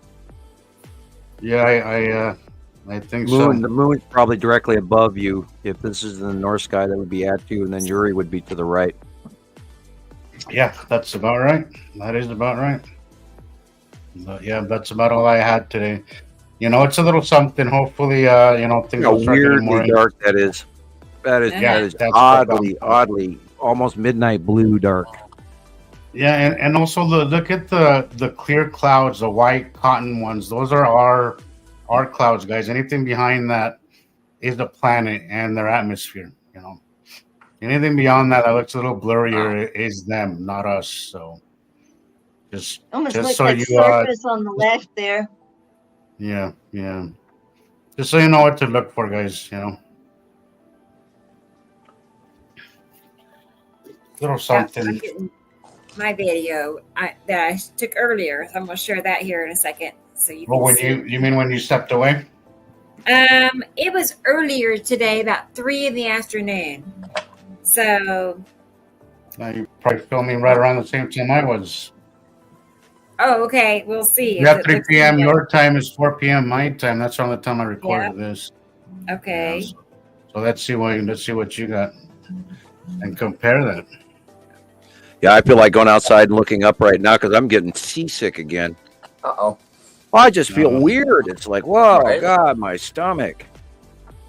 And I didn't hear anything that would drive by that would cause that or anything. I'm just feeling weird. So, and my ears are ringing. So, probably got something directly over the top of me.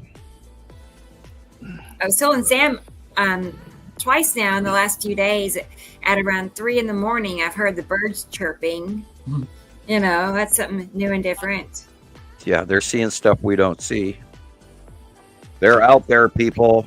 3 a.m. is a little too early, right? I had a discussion earlier today talking about the size of with the gal at the grocery store. Who I hope she's listening at Harvest Foods, and I was describing this the galactic cruisers, what we referred, Star Destroyers from Star Wars. And I was trying to tell her how big those were, and then describe to her about where they came from, how they came off the parking garage, the cubes, the long box cube and the Texas cube, and how big those things must be in order for you to park 100 Star Destroyers on the, as like the parking garage, because we watched them offload in 2019. And the size of those things is beyond even comprehension. And, I imagine they could land them on Earth, but I mean, they are just massive. And I've been watching this commercial lately on television, and I need to look it up next time I catch it again. And they've been showing this big, huge black box. And it was like, and then they showed this big black box in the city like it was a building.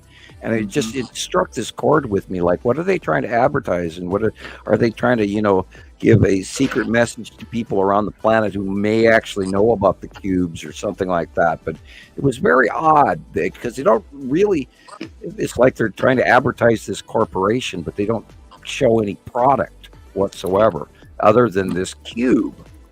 So I was kind of like, yeah, that's grabbing my brain. So I'm going to have to, write that down next time I see it. Take a look at who this corporation is. I'm hoping they're going to go soft disclosure real hard one way or another. We were gossiping as to whether or not the eclipse was going to be that nudge across the spectrum where people actually start paying attention to what's going on up above us. And it's caused a lot of people to, start questioning what's going on with the skies and et cetera. So that's a good thing. Okay, here it is. Oh yeah. Yeah. Now that's not the sun, is it? Is that the sun? Yes. Okay. Yes. It's about 3:30 in the southwest. I see it clearly now. At first, it was just a right. I had to ask. Wow. Oh, and those are the asteroids under Uri right there. And this is the 180-day cycle. I want you to pay attention to how big they are now, because we're going to see them a whole lot closer within the next couple of passing weeks, months, etc. And they're going to do the quick run. And there's the lead asteroid just to the right of the sun. It's dark with little stripies. Yeah, the asteroids. Oh boy, here we go. Here we go. Yeah, I wonder if we are going to, in Revelations, Exodus, one of the plagues was 75-pound flaming rocks coming in, all around Egypt. And remember that video that we watched a few months ago where that Oort cloud of whatever, I can't really call it an Oort cloud, the debris field that NASA put off the ISS station. And I'm still amazed that they actually released that footage. And all of those asteroids are underneath, and Uri has a huge asteroid field underneath her, and behind her, there's a whole bunch we haven't even talked about between Uri and Saru. And that's what I got confused about. Yeah, what's under Uri and Atu is small in comparison to the asteroids that are between Saru and Uri. And we saw some of that going back to 2013-ish. And that has to do with why Uri's base cloud is so thick and bright and luminous. It's because she too has a huge population of asteroid debris underneath her base. Although she's a planet with people on it, we believe. So we believe that there are people on Saru, and we believe people are on Nibiru. And I was told that there are 3 races there. I don't have any information beyond that. I didn't have my notebook, and I wish to God I had. I wish they'd have handed me, here, write this shit down, Sam. Okay. And because, this happened in the 80s, and so I'm dealing with memory from the 80s. And if I don't fully remember, or if I do have levels of conjecture, I try to mention that to people. Because the rest of the information that Montana Skywatchers and Nibiru followers and Anonymous and Nibiru system is already here, and Chris's and Gillian's work and Gillian's channels, all of this information is factually gathered from what we've watched over the years.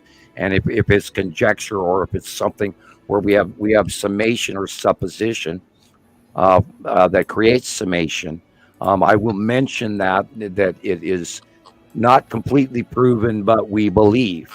So, and I do try to define that to everybody out there. If I don't know, I will tell you.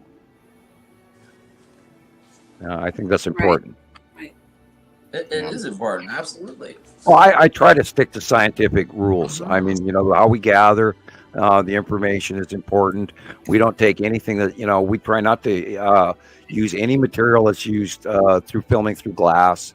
If we don't know and we can't attribute that this is this, then we don't use it. We do not. And it's comparable, guys, from all over the world. Look, Gillian's in Scotland. We have Christopher in Vegas. We got Utah here, Oklahoma. And that's not to mention Hofman. He's in the Maldives. So it's Hungary. We got Audrey. People are all around the world. We have a lot of folks in South Africa. We have a lot of folks in Indonesia. That's what makes it so provable, guys. Is it's so many people seeing the same thing all around the world. And the only way to get it out is actually just by trying to tell. Oh my God, look at that! That is beautiful. Okay, do you see the yellow line? Yes. That's the faceplate. Oh, yellow moon. Okay. Yep, it's Saturn's yellow moon, and it's dark because it's in shadow because of the light angle. Like a flashlight. Yeah, but that's that what we call clamshell or shield or faceplate of the straight lines. Christopher used it in his video we just watched. That's that flat area faceplate at the front, which is a cloud push of the front of a Saturn's yellow moon. Now we're looking everything on the right hand. The right hand is a better example than the left hand. The right hand picture, all that blue area is Saturn's yellow moon. And the white purpley behind it is a Saturn. But that yellow straight angled band there in the front, closest to the sun on the bottom left, is the faceplate of the air push at the front of Saturn's yellow moon, which is what creates the ion trail that goes around Saturn from Saturn's yellow moon. But you also have the long box cube here as well, too, right, Sam? Oh yeah, it should be right in there, right next to it, on the immediate, just to the right of Saturn's yellow moon. Usually is the long box cube, and it's probably in this shot, but I just haven't seen it yet. Could blow it up some more, but we'll see here. Okay. I mean, to me, it also looks like there's partially responsible for the faceplate as well. We haven't really tried to. Oh, and look. Dead center in front of it. Dead center. If you look at the right hand picture, dead center in the middle of the blue area is the green asteroid. See the dots? Yeah. Sure do. Yeah. There's the dots on the green asteroid, and she's crossing in front of Saturn's yellow moon. So somewhere around there in that darkness is the long box cube. That could even be the white cloud. It could be that white cloud right there, that long. Yeah, that white one. White cloud in the right-hand picture. Shows it better in the right-hand picture than the left. But that could be the long box cube right there. Right. Kind of small, but cool. Neat. Yeah, all these pictures are from Afan. in Maldives. Nice. Yep, and it was also the 3rd, so that was last month, the 29th of last month. Wow. And yeah, that fits because the long box cube was smaller. Now it's big. I saw some stuff from Andy this week. Really great shots, by the way, Andy. And then I saw some stuff from other people where the long box cube was much closer to Earth and much larger. And that could, of course, have to do with the proximity change of how large Saturn's yellow moon now is. Yeah, thank you, Apon. You do great work. Look at that. Incredible. That's a great one. Can you imagine? I mean, he gets to live in a resort place. It's like people travel all around the world to go to Maldives. And I can't even imagine living in climate where it's warm all the time. And now I know why people retire to Florida. I know why. I'm not that I don't want to, but I don't think I'd ever like to leave Montana. However, the gods and the demigods, they could grant my wish and actually make Montana tropical. I'm joking, because I always say aloha from tropical Montana. And that's been my catchphrase all along. And that comes from an old ad campaign about Montana trying to get tourism. And it was a joke. But, I've always expected some sort of a climate change. And that's why I said aloha from tropical Montana. Because overall, the generically average temperature of planet Earth, not taking into account ice ages, is generically about 93 degrees across the entire planet. So we are a tropical-based planet with no poles generically, although we are coming out of the end of the ice age. And so all of that has to also be accounted for because this planet doesn't normally, the overall average temperature of planet Earth does not have polar ice caps. And it's like tropical and all of the hemispheres. And so look at that thing. Yeah, that is Salamander asteroid group on the side of Uri with Atu in front of it. Yeah, you can see. Is that the lead object down really low? See how it's... No, I'm looking at the dead center, the red. No, this is Salamander asteroid group off the front of Uri, and then Atu and Atu's moon are in the middle to the left area. Like, okay. See where that skull-looking thing sticking out at the top right. Now, if you look at the sun shining at the flash flare, there's a little blob right next to the top part of the sun. That's the lead asteroid. Okay. Okay, maybe it's the tan asteroid. Like, see where it says Maldives, and it's just right above it over to the right. Yeah. There's a rounded object right there. It's really low. See it? Yeah, there are 10 asteroids in, but that's basically, we're looking at the bottom.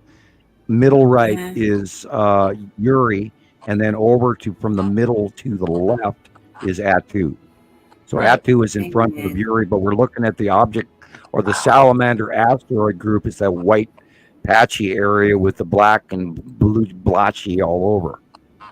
And Saru is in the purple background at the far middle right. Yeah, there's a lot in this. There's a lot like of an crap alien moving face around up there on the right, on the top. Look at They're it. coming to get you, Gillian. See the face, man. The skulls. Well, there's lots of spooky stuff up there. Oh my God, people, run for your lives!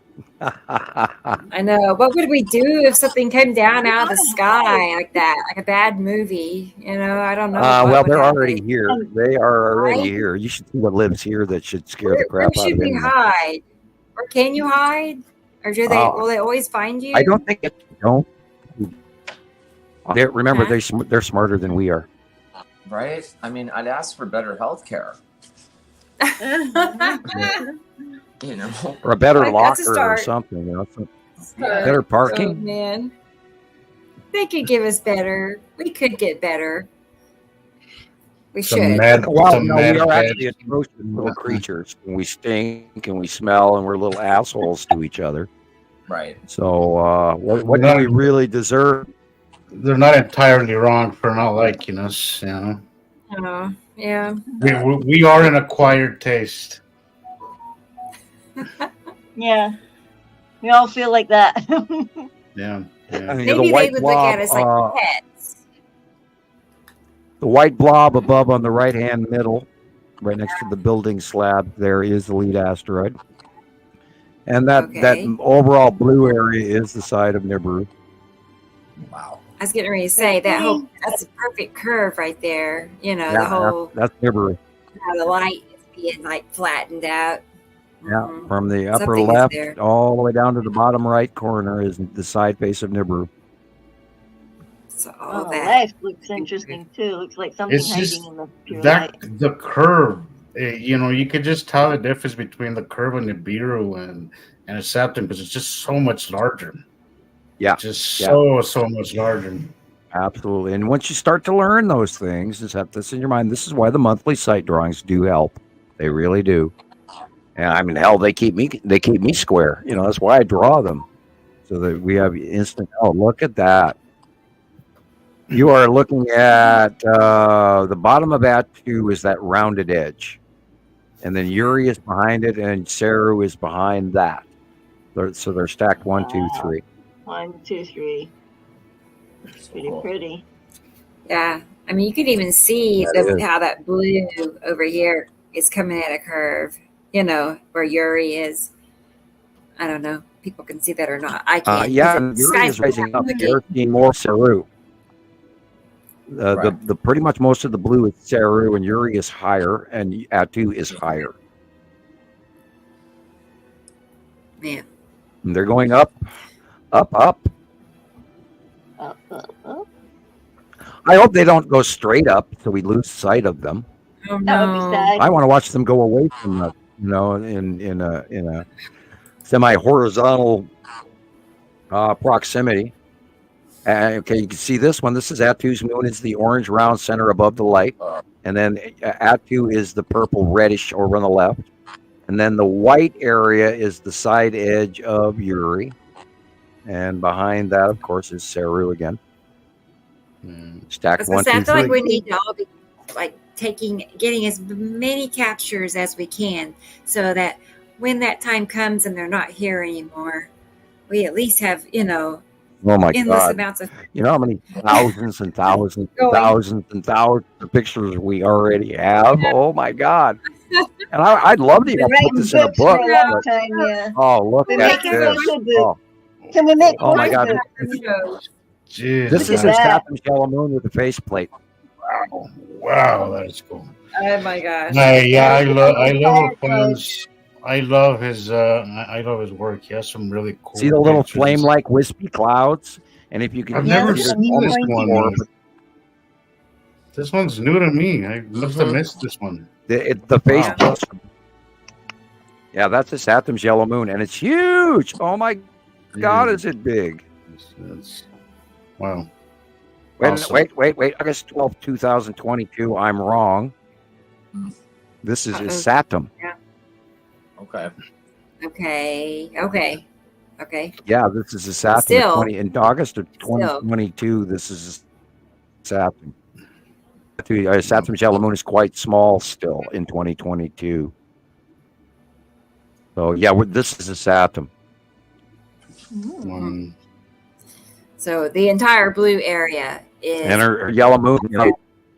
Yeah, the entire blue area is the planet is Saturn. I mean, look down just above the water where it's light blue, kind of a tan blue. You know, that's our sky. The real sky. Basically. Yeah. Everything I was going to say, I thought this was current, and then I looked down in the corner and went, no, it's not current. Yeah, this is the flame-like little clouds that are associated with the Saturn shelf, and none of the other planets have these clouds. Cool. Yeah, Saturn's clouds are very, very unique. Look at that. Very, very unique. It looks really square. Yeah, it does. Yeah, it does. Well, in 2022, we know that Nepacity was covering up the top of the sun. And in this, you can see the square sun, so that we know Saturn is on the right, just to the right of the sun. And back in 22 was left of this. And so this big in the left corner, the big rounded blue area, is Atu's moon. With Nepacity right next to it above the sun. I'm wondering, like, what And is yeah, that look at at the that shape bottom of the of sun. Is it the blue At the asteroid or bottom the would be green lead asteroid in the dead center, and then red asteroids a how- couple inches over to the left. Yeah, I'm talking about like the 5 o'clock position where it's something is cutting into the sunlight. There's a small, Yeah, that's dark. probably lead asteroid. In 22, Oh, lead wow, asteroid it's went to little. be very small, and she was going away from us, moreover. Yeah. And 2019 even, lead asteroid was so unbelievably huge, I thought for sure we were going to have some serious action from that, but it didn't happen. So, like I said before, 2013, I thought for sure we were going to get pasted in another Chelyabinsk event. And, the asteroids are going to get us, and oh my God. And then it didn't happen. I went, oh, okay, we're a little safer than I expected. So there's a whole bunch of stuff in this shot. Yeah, look at the shape of that sun. And that's shaped like that because there's objects cutting off the top, the left, the right, to make it square like that. Oh, guys, I think I'll have to go to bed. I'm just about falling asleep. Yeah, you forget it's so late for you. I Yeah, didn't you realize should the go to time it is now bed. as well. I didn't Right. realize the time. I'd slept during the day as well, so I think my body's just confused. But suddenly I'm like, okay, go to sleep now. It's time. It's time. Well, I'm glad you joined us. It's good seeing you. I am too. Good to feel like almost human again. So. Right. Well, yeah. We'll plan on seeing you again Saturday here soon. I have to go back to work on Saturday because they've asked for me to come in. So. Oh, Saturday night though, right? Yeah. No worries. It'll be night. Okay. Yeah, Okay. Perfect. All right. Yeah, it's back to the normal time, isn't it? So it's all right. 2 o'clock. Yeah, we do our Saturday shows are early in the afternoon, which is your evening. 7 o'clock for you. Mm-hmm. Yeah, 6 hours in between us all. So. Yeah, I noticed you're a little bit more chipper on Saturdays. You're not so tired. So. Yeah. Yeah. Yeah, no, this is really tired time now. It's time to go to sleep. This is Atu's moon. You can even see the craters. I know, look at that thing. I love all these pictures. I don't want to go to bed, but I need to go to sleep. Well, you can always lay down and watch it. You can always watch it on YouTube. Right. Yep. Night guys. Have a good night, show. Julian. We'll see you here next ladies. Take care. Bye-bye. Bye-bye. Bye. Yeah, I've been prompted to. I talked to Rocket Man yesterday, I believe it was. He called me on the phone, which was nice. Thank you, Rocket Man. I hope you're listening. He's filling me in on the laptop scenario. It's going to be on the way here real soon. Awesome. Thank you very much. But he's also asked me to ask folks to be sure to get ready to sign up for the new platform and how the funds will be sent to Rebecca so she will be able to pay for some of these apps that we are having to pay for as well. I mean, I wrote a huge check for internet the other day. Look at this. Notice where the light's coming from. This is really odd that Atu's moon is beyond Earth and straight up and being illuminated from the right-hand side.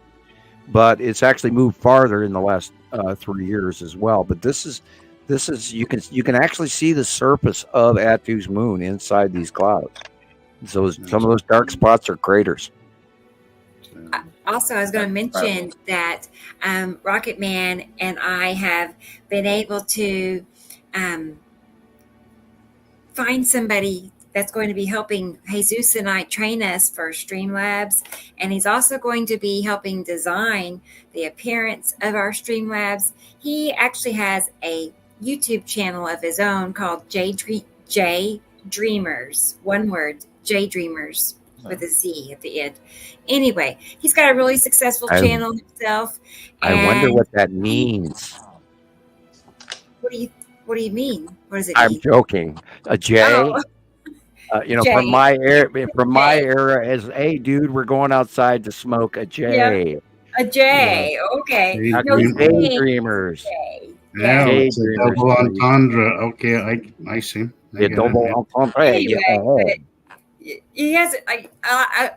I'm a fan of his channel. I've watched him Great. for years. And I'm here's gonna the have deal. to write that down. One night, one evening, I was talking to Rocket Man, and I said something about how I like the appearance of Jay Dreamers, his channel. We've always been, fond of his work. Okay, so anyway, Rocket Man emails him and asked him, would he be interested in helping and us design things for our Streamlabs, along with other things. He's an artist too. Cool. So yeah, long story short is he responded and said yes, he would be interested. And so we're going to meet with him Friday, 4:00 my time. So I'm excited to get to meet Wonderful. Jay. I've watched him for years now, and he's super talented. He's going to help, like I said, train Jesus and I on the Streamlabs. He's going to be doing artwork for us. And if there are any YouTubers out there that are better at things than we are, there we go. Just subscribe to this guy's channel, guys. Help support it. If you are any YouTubers out there, you can connect with us and help us. Or if you want help finding the planets, do contact us. We are more than willing to sister site with anyone, as long as people stick to the facts and not go into suppositions that create issues for the new folks. And that's been our major concern, I think, is the new people. We want to make sure that new people get the right information and start to learn without all the confusing crap. And Rebecca has this saying where she tells everybody, forget everything you know. I'll let you take it from there. Sorry. Sorry. You just got to start all over and forget it. Did I blur about again? Oh yeah, you have to start all over. Yeah, start all over. Everything you think you know, and it's the best. And that's disappointing even to me. And we haven't run into anybody that knows more than we do. We catch ourselves doing it ourselves too, constantly. I gotta catch myself thinking dinner plate all the time. Yeah, I try to figure things out. I'm like, I'm thinking dinner plate. I have hand on forehead, oh duh moments every week. I go, I can't believe I didn't see this. This is so stupid, and I was staring at it for 5 weeks, and duh, I do that constantly. That's really cool when you think you Look at see the edge. something, shots, and then weeks later it's like, whoa, wait a minute, this is not what I thought it was, and now I actually see what it actually is. That's so perfect. You see what this is? Is that Atu? No. No. This is Yuri, and see how high she is.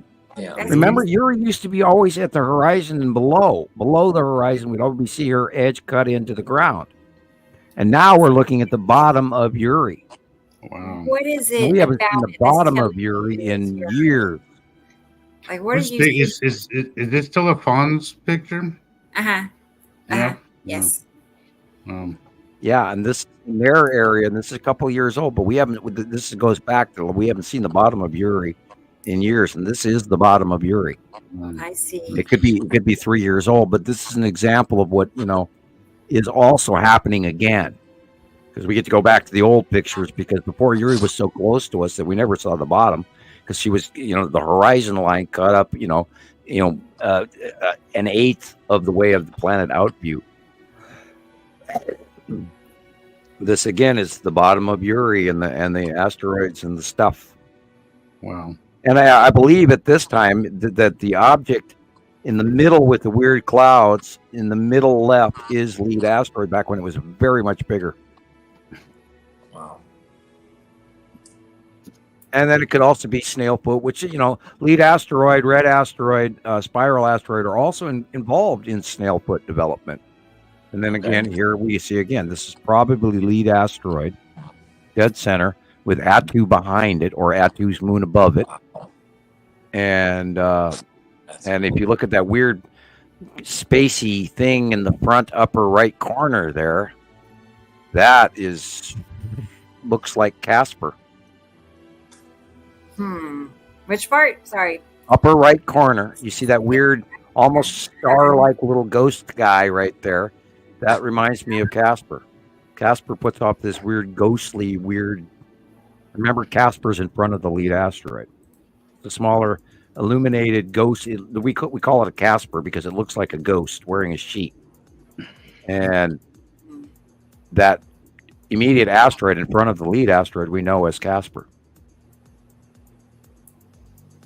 Yeah, I don't see Casper Yeah, this too is 2023, this December 2023. So, or November, depending, because in Europe they put the day, the month, and the year. So that means this is November, not December. 12th of November in 2023. So yeah, that's Casper and all sorts of stuff up in the upper right corner there. It's amazing. This is like nostalgic. Yeah. I know. I was having a good time going through his pictures, and I couldn't stop saving them. I just kept saving them. So I was like, we need a folder just for fun. Oh, could you imagine we have so many great contributors out there. Robert in New Zealand and Yvonne and Petty in Hungary, and God, just so many wonderful people over the years that are just, there's no way we could thank you enough for what you've given us. August 2022, this is Purple Purple Act reminds me a lot of Christoper in a way. I mean, in that when he joined my group. Yeah, they got it right away. Right away, he was so excited. He was just excited, and he couldn't, he was trying to learn just right off the bat. He was wanting to, put it all together. So that enthusiasm, I loved his enthusiasm. I did too, and so he became a moderator pretty quickly. I had to have him. I had to have his help. So, and that's how you know that they really are seeing it, because once you see it, it's just this excitement that you're like, wow, right. Freaking planet. With Christoper, there's freaking planets. There's other worlds passing over us daily, and it's so awesome. It's so exciting. Yeah. Right. I think I'm more excited now than I was when I first started. I think I was because you're getting it more emotional and more about it and freaked out and doubting myself every 2 minutes, and yeah, it was rough to get through that. Did you start freaking out, Christoper? Like, is it something that because it's a large pill to swallow. It really is. It really is. It just didn't even. There's no way I could have ever guessed that it was planets. There's just no way. Yeah. But I knew that something was going on for a while. Everything was getting weird, and this all just clicked for me. And then, how long had you been looking? I'm thinking 2 years. For like 4. Yeah. Maybe even longer. I mean, I'm like going back to like pictures from a few years ago, and I took pictures of like storms and all sorts of things that were happening, and it just all fits together. There's no doubt about it. Right. But again, I just there was no way I could ever guess that this was going to be what I found. There's no way. And it had me pulling into all sorts of Yuri. But it's so amazing how everybody has a very similar story. With details skewed, a little different, but overall we've all had the same experience where we went time where we noticed something and it just kind of ate at us. Oh yeah. And then you just start going down these rabbit holes, and eventually you find the right information. You're like, you have your aha moment. It's like, okay, I get it. That's a very similar story that we all had, in our own different way, but we all went down that road and ended up here. And I think that human connection thing that connects us all together is amazing. I love that. I think it's proof that we are all we have this intuition that we shouldn't ignore. We have this thing, and I hope that more people follow that intuition and don't let mainstream media or anybody tell you any different, or tell you that you're crazy, or tell you that what you're seeing is just normal, because it's not. It's And not let's not forget that this is the year 2024 is the year that human abilities, according to Nostradamus included, this is and the 2010 ascension. This is the year that everybody gets a whole lot more intuitive, skilled, and so do trust what you learn, trust what you see, trust what you experience as real. Don't doubt yourself. Although, I mean, I weekly go through. I still keep having to question myself. But like, are these really? Oh my God, yes, they are. And I go back and forth every day, and because I want to make sure I give everybody the real information. So I'm really hard on myself to make sure that I know what I'm talking about. And I have my doubts, but overall, this is the year that everybody is supposed to get a little bit better at it. So count on that. Damn, look at that. Wow. Right. Yeah, that is a planet. I very much am very picky about what I post. I out of 50 pictures that I take during a photo session, I'll post maybe 3 or 4 of them in a short video. So yes, we everything is very up and up here. We really work hard and we do very quality work, I think, here. So now, if you look at this picture and the horizon line, the dark area, because it's after sunset, and it's a straight line. This is not a fisheye lens. Right. And that big rounded purplish blue object in front of you with the illumination inside is a planet, and I believe this to be Atu's moon. And in August of 2021, Atu and Atu's moon were there, and then if the sunset is probably a little farther, I don't know. Nepacity was for the longest time straight across the sky cutting off, so that's why I can't call it Nepacity. And I do see the centralized illumination in the middle that's smaller than the overall arc, which is what's going to lead me to believe it's Atu's moon. Wow. And that big rounded bottom, that planet edge, you cannot argue with. That's real. It's real. The planet. It's overhead. It's huge. And as much as we didn't want them to be this big, they are that big when they're that close to us. And I'm in awe that the population hasn't seen it. I'm in awe that NASA hasn't announced it. I'm in awe. I mean, God, I can, to this day, I see them. I don't know how everybody else does it. Yeah, it drives me nuts. I know that Nicolle was mentioning how we always mention obvious, and we're not trying to, be insensitive to people who are still trying to learn this stuff. But once you see it, guys, it becomes so evident and so obvious and so in your face that obvious is the only way you can put it, really. Yeah. I was just speaking about the straight line across the sky. That's Nepacity. Yeah, the color says it all. Yep. We will teach you how to do that, guys. Come join the groups, we have the new platform, which we're hoping that everybody signs up, but we will teach you how to do it, and then you could see it for yourself and then make up, prove it yourself over and over. You just hang out with us, join our platform, join the groups, spend a little time learning, and we promise you will learn how to see this, and it's a great ride. And they're non-stop repeating patterns. That's the thing. These are not anomalies that we see once. These are things we see every day for the last 14 years. Getting bigger and bigger and bigger and bigger.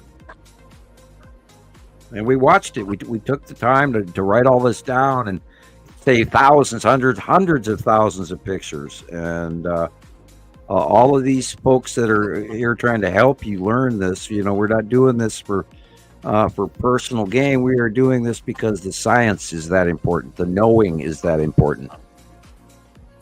We all here have this thing where this is important to us beyond.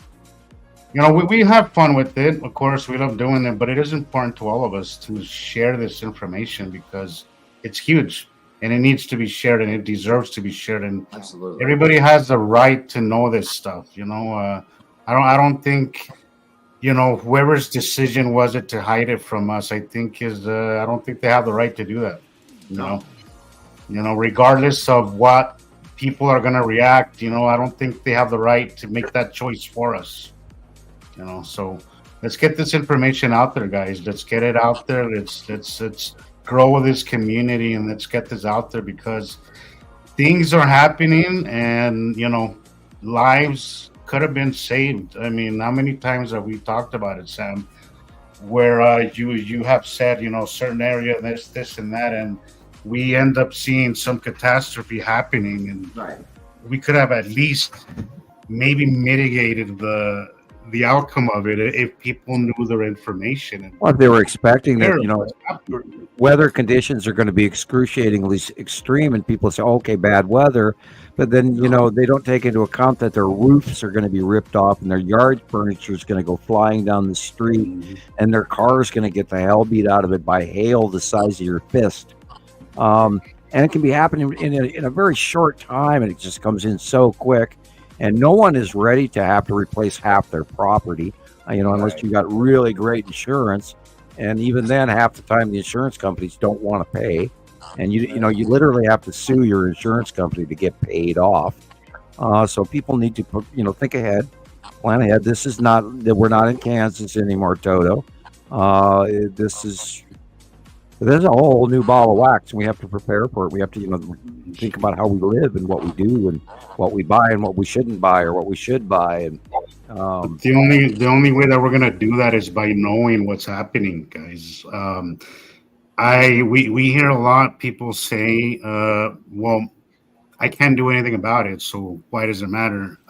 You could mitigate the outcome. You could maybe knock over that tree that you know that could fall over your house. Maybe you can have a little bit of water, have at least be a little prepared, you know. Chance favors the prepared mind, guys. So knowing is a big factor here. And yeah, you just reminded me. Before the Eclipse, I put out my water bottles, and they're still there, and Culligan hasn't come and replaced them. They missed me this week, man. I'm sorry. Sidebar. I apologize. No, you're good. I'm just saying it is important to know. It is important to know, and regardless, you know, they don't want to panic people, but what they don't realize is that when shit hits the fan and people don't know, there's going to be more than just freaking out. There's going to be confusion, and there's going to be, you know, instead of coming together, what everybody's going to do is just panic and act the way they do when they panic. So it is very important to put this information out there, guys.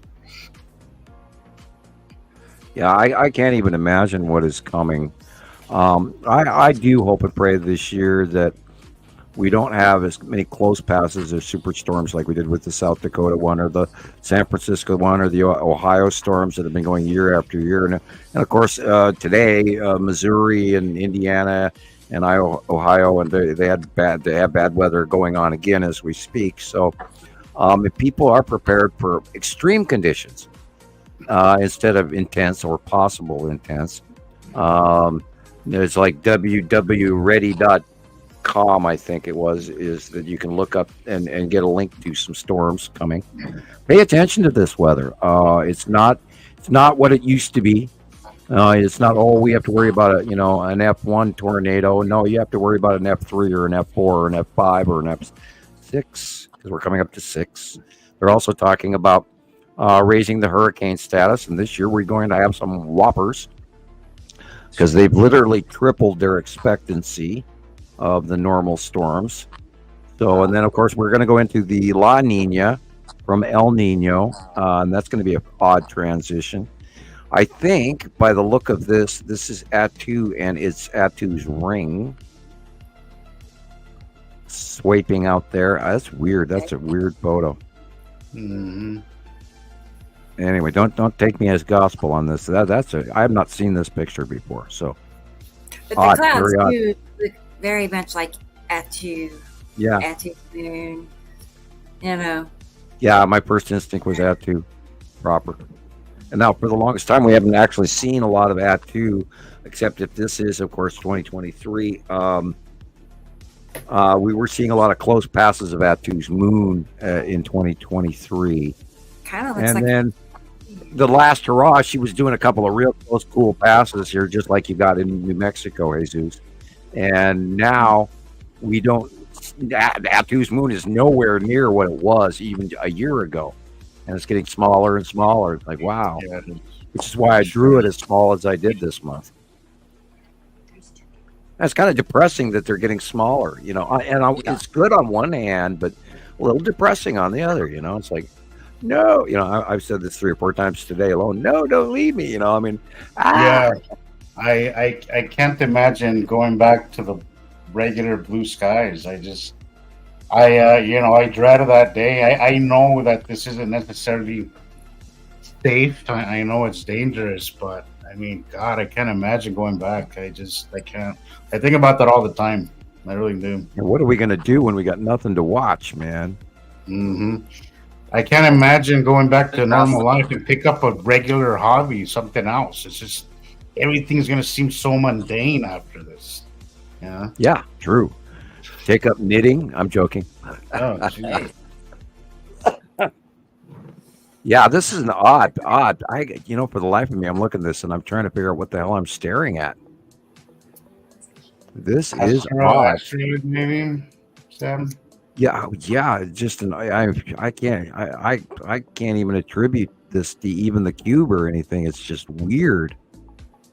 It's probably asteroid related. You're probably right, because I see plenty of objects that could be easily asteroids. Yeah, that's June 2023. Yeah.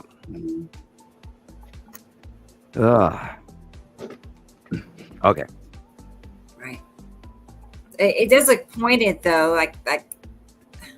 I don't know what I'm staring at here. This is weird. Well, there's some sort of it's a light illusion going on between the clouds and that, and then the separation there, that squared end on the left, and where it's kind of angling down, and that's weird. It could be the red asteroid. Yeah. That could be the red asteroid. Right. It does make a shape like that. Yeah. Have an It could be the oval. red asteroid. That oval, it's sort of teardrop shaped. Yeah. Cool. That makes more sense than anything. I kept searching and with my brain going, what am I looking at? And because it's got an unusual separate from the other blue, and that direct line. And if you shape it like sort of like a chiseled tomahawk head, in caveman knife or whatever pattern, because it's sort of it's not a teardrop shape. The red asteroid has a flattened end on the right hand side, but it has a pointed end on the left, just like this. So I think we're looking at red asteroid, and then it's in front of Atu and Atu's moon. Wow.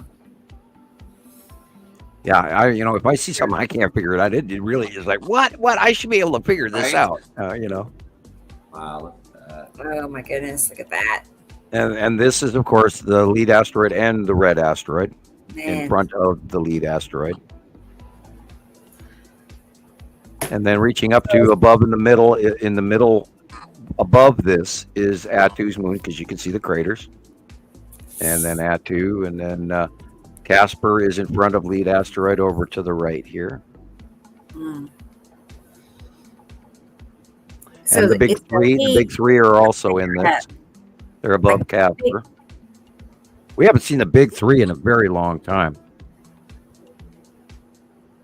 Hiding back there with Nepesity and Atu's moon and all of that behind. I'm trying to figure out which one's Casper, like which part of it. Over to the middle right.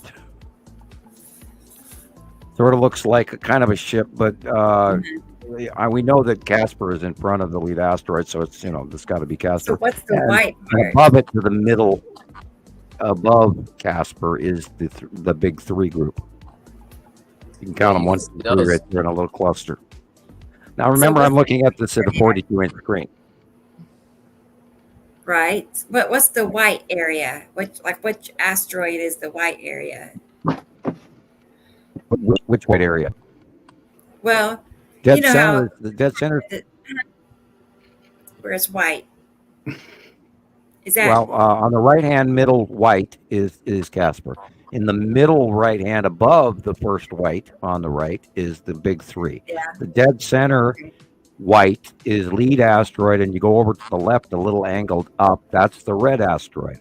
You go above that dead center, and you can see the pockmarked gray and blue and white. That's Attu's moon. And the rest of it is ion trail behind it going up to the left corner from lead asteroid, red asteroid, etc. Wow. All right. And Attu is, of course, large behind both and all of I was like, this. you have a drawing that looks just like that. Yeah, yep. You do, yes. Yeah, somewhere up in that cluster in the middle upper left is the Texas cube.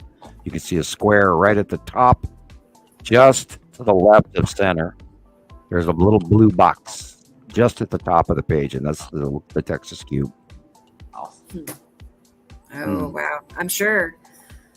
Because it's always usually there. When you see the lead object to the left of our suns, usually there's going to be a cube right near it. Right behind it, underneath yeah. Attu's moon. Right. And Attu's moon would be like behind that.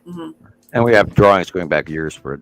This looks like the base ring of Nepacity, although it's in a very strange spot. And that could just be the ion trail and the rounding, but this is a weird shot. I'm not even going to try to call this. Well, it kind of looks like Attu's moon right next to the sun there, but that big circle, weird, odd. It does look like Nepacity, but the location doesn't say Nepacity. I remember, yeah, because remember 2022. Nepacity at that time was to the right and above the sun. Remember, Nepacity's been in the front on top of the sun for literally like 3 years now. Yeah, seeing Nepacity so high up was kind of a little bit of a bummer. I'm not straight gonna lie. line for the longest time too, and it was just cutting into the sun, and then we'd see the sun refracting off the bottom, and then it looked like an hourglass shape because the bottom part was the real sun, and the refraction off the bottom of Nepacity and the core was always causing that extra shaped illumination that made it hard to differentiate between the actual sun and the refractive other half.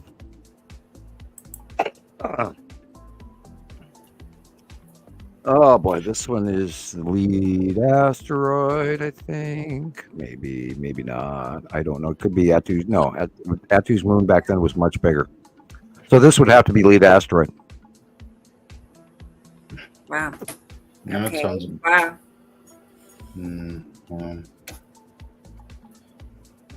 Anyway, these are all older pictures, and so it makes it twice as hard because I'm trying to think in the current terms, and then I have to jump back to years ago.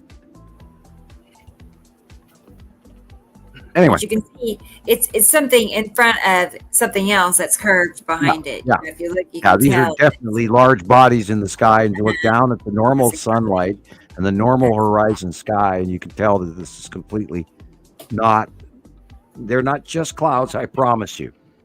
And if they were, I would say, well, these are normal clouds. Yeah, like this is not normal. Yeah, this would be what we used to refer to back in 22 as Uri onset, where the base clouds of Uri and the asteroids would come in and they would literally whiten out the sky. And then everybody for like 3 or 4 days would have gray skies around the whole world. Yeah. And the asteroids were above us and shadowed us all into these white clouds everywhere.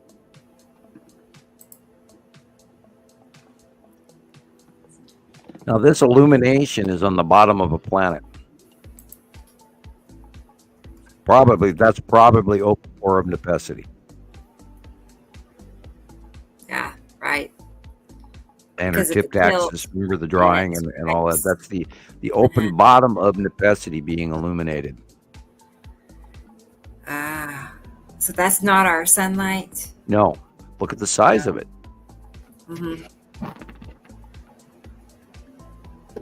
Yeah, that's open core of Nepacity being illuminated from underneath, just probably after sunset. The sun has probably already gone down. Yeah. Wow. And again, this is the bottom of a planet. after the sun's gone down, and you'll be able to see that tonight if you go and you look and watch sunset for stay outside, be sure to bring your mosquito spray and everything else, or sit next to a smoky campfire or whatever you got, or if you got one of those cool lights that zaps a zapper. But if you go out after sunset, you will see the illumination of the bottom of these planets, and this is, you can see the big round there again. This is the illumination of Attu and Attu's moon. That's why it's purple. Man, I think that's. And the shadowing, and you can see there's shadowing from the light is past sunset, and it's shining on the bottom of the planets. Wow, that is crazy. That is crazy. Darkest purple. It really is. I can see. And the Texas cube is in the middle, above the roundish tree, up about 1/5 size. Mm-hmm. And you can see the sides and the box and little stuff on the sides in front of it. And Attu's moon is what's causing the shadowing difference in the middle. That's and then Uri is on the left. The more you look at it, the more you see. It's like the Saturn's yellow moon is on the right at the bottom horizon, tiny and small. This is the kind of stuff that I'm like, how do people not notice this? How do you walk right past something like that and not even look at it? I don't. Oh, the sky's pretty. Okay, go back inside. Right. That drives me nuts. Like absolutely crazy. Like, how do you just walk right past that and just go on with your day? Like that's just... 20 years ago, we would have given our eye teeth to see planets this close. Jesus, that's crazy. That's crazy to me. I'll never get used to that. I will never get used to that. I think that one was it. Yep. So great pictures. It's nice to be a fawn and have that view. I'm happy for him. Right. He's got a wonderful view. Every single one of those was great. Yeah. It was great eye candy. I think it's time for our world tour. Yep. I agree. We need to go there and see it in person. Mm-hmm. So. Yeah, now we could just, have enough audience that would show up to help fund that, Yeah, if anybody's got a private jet, hook us up. We could do a show in Maldives. We could do a show in Vegas. We could just NYC. Like you said. What's that, Sam? We can go to NYC.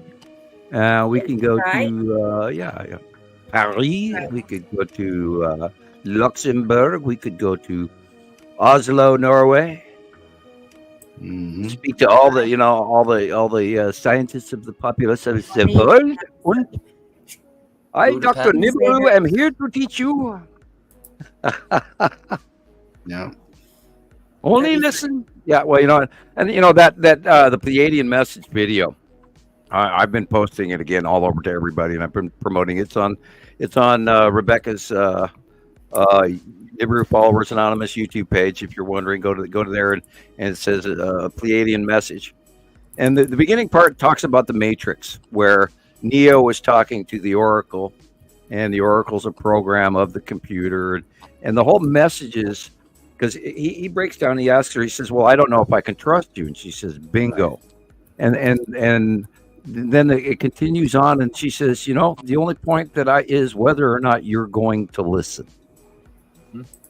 And that's what it boils down to in a heartbeat, is whether or not you're going to listen. Because we've been sharing this, we've been working at it for 14 years. We are not batshit crazy, although it has driven us batshit crazy. And, I've turned into a wackadoo, you bet. I'll be the first one to volunteer. I'll raise my hand. That's me. Because it says, we here, you can hear me my laugh here. The shit that I have taken for this for the last 14 years has led me to the point where I laugh at it now.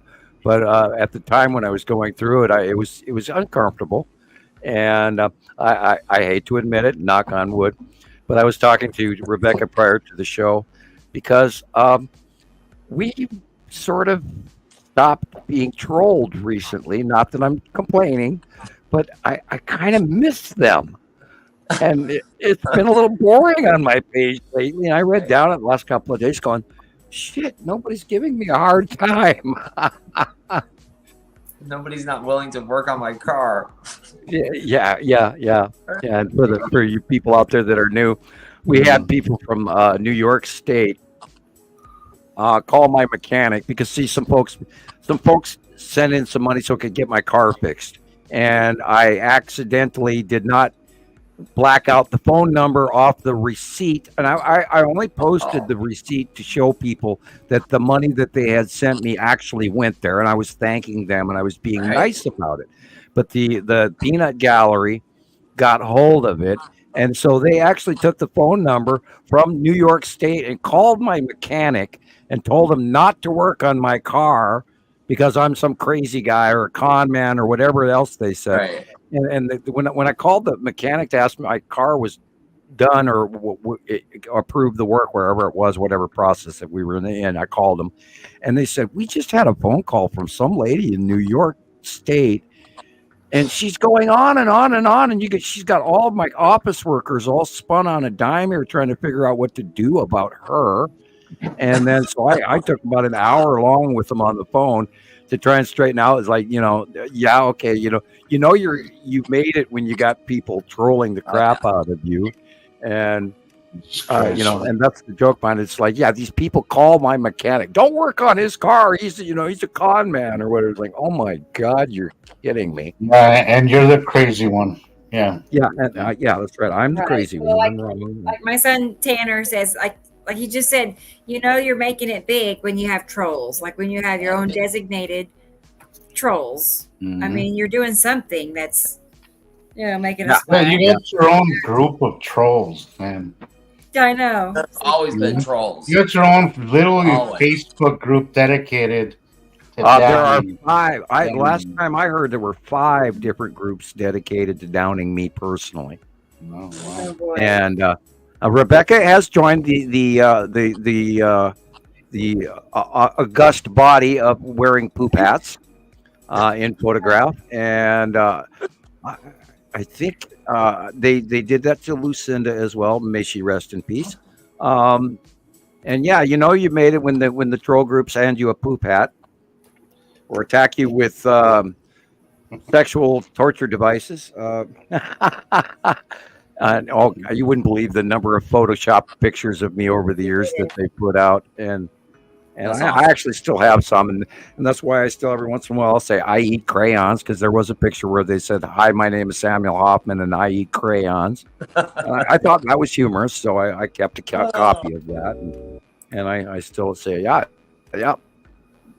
Hey, another, would you care for a purple or a blue crayon? Being silly. I'm trying to figure out how to answer this question. Like, what is in Boston? I would think they're all in Boston. All the planets here on this drawing. Yeah. You go out your front door and there's a planet around you in every direction that you look now. We are in between them and they're above us. They weren't doing that a couple of years ago. So it depends on which direction you are looking. And so tell me which direction you're looking, and I'll tell you what you're probably seeing. Yeah, which direction and time of day, like at sunset. Yeah, if you want to see the planets tonight, I think it's probably, isn't it dark right about now? I have no idea what time it is. It's too late. Yeah, the sun's down. Let me real quick. I'll run to the window, and I'll see if the illuminated bottoms are showing here in the west.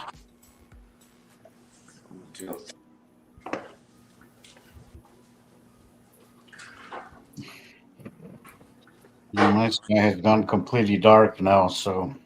Yes, because it's almost 11 p.m. So it'd be almost midnight in Boston. Yeah. Who's Facebook? Yeah, that ship has sailed. It's dark, fully dark out right now. Yeah. I thought it might be a tad bit late for that, Sam. Yeah, we're about a half hour too late, 45 minutes too late. They're always there, but there's times of the week or times of the day that they're just more obvious. You just have to watch. You just have to watch it daily. I mean, just look up at the sky anytime that you're outside. You know, you don't have to stare at it for hours, but just glance and see. You know, if you're seeing dark areas, darker than the rest of the sky, and look up. the Look V's up. will always the V's in the sky always give them up. You know, there's a lot of things. You know, if the sun looks a little misshapen, you know, those kind of things. You know, pay attention. If you see, you know, if you see the Shadows. you know, dark- you know, if dark you'll see streaks, whether they're man-made or not. You know, it's a good time to start taking pictures and paying attention. But there's always a tell sign. You know, there's always a tell. And generically, the planets stay. This is why we do the site drawing. The planets stay on the left-hand side of the sun, stay in that group. The planets on the right-hand side, for the most part, stay on the right-hand side all through the day. The placement is similar, but your out view in the morning is real good. Your out view in the mid-afternoon is real good, and your out view at sunset. Now, if you look at this, look in the upper corners above the sun. See how the huge flare of this sun is. Those are two planets on either side of the sun, and they're causing the light to shine through the planets. That's why it's flaring that large. Otherwise, you'd see a perfect circle of the sun. But they're shining, and there's two planets in the way. This is probably a close past Nepenthe occurrence. Who knows? But or just a normal rainstorm. We don't know for sure, but no, okay, it didn't get dark, so this is just a normal, most likely a normal scenario, normal storm. When it gets really, really, really, really dark underneath the storm, it might be a likely close pass. But it takes practice, and you have to remember to look for the dark areas. Don't pay attention to the light areas. Pay attention to the dark. Remember that there are clouds around these planets as well. Each of them have their own atmosphere and their own base cloud, which is repetitive, which we've documented over the last 14 years. So the dark area, the dark area straight up above you is usually a planet lately. So you walk outside and you look straight up, and then, look through our normal layer of clouds and then look beyond them. And you'll see little wispy, sort of thinner clouds way up there. And those are usually around the other planets. And you just, through practice, you'll start to see it. And then once you first see your real cutoff, defining rounded edge of a dark planet versus the normal sky, it'll grab you from then. And then you'll just go, oh my God, I've seen the planets. Like Christopher's relatives are starting to see. And you got to look for that rounded edge of the dark versus there's a dark area there with a big rounded edge, and then there's light blue right next to it. And it's like, there it is. And once you do that, you'll start, your brain will just open up and you'll start to see more. This light flaring is because there's a planet on either side of our out view. This is a light pinch. Flaring because the light is coming between two objects and then flaring outward. It's bursting out at an angle. This almost looks like Las Vegas. It kind of does. Yeah. Look at that rotation. Wow. Yeah, look at that rotation. That was cool. Yeah, I immediately thought of Las Vegas when I looked at this, so I don't know why. Grass is kind of green for Vegas. Yeah. Yeah, they don't want you having. Look at the green. Anymore. Look at the green. That's the Nepenthe Pass right there. Oh, that city rain. Man. Wow. That could easily be Atu's moon, or Atu's moon, and then followed by Atu.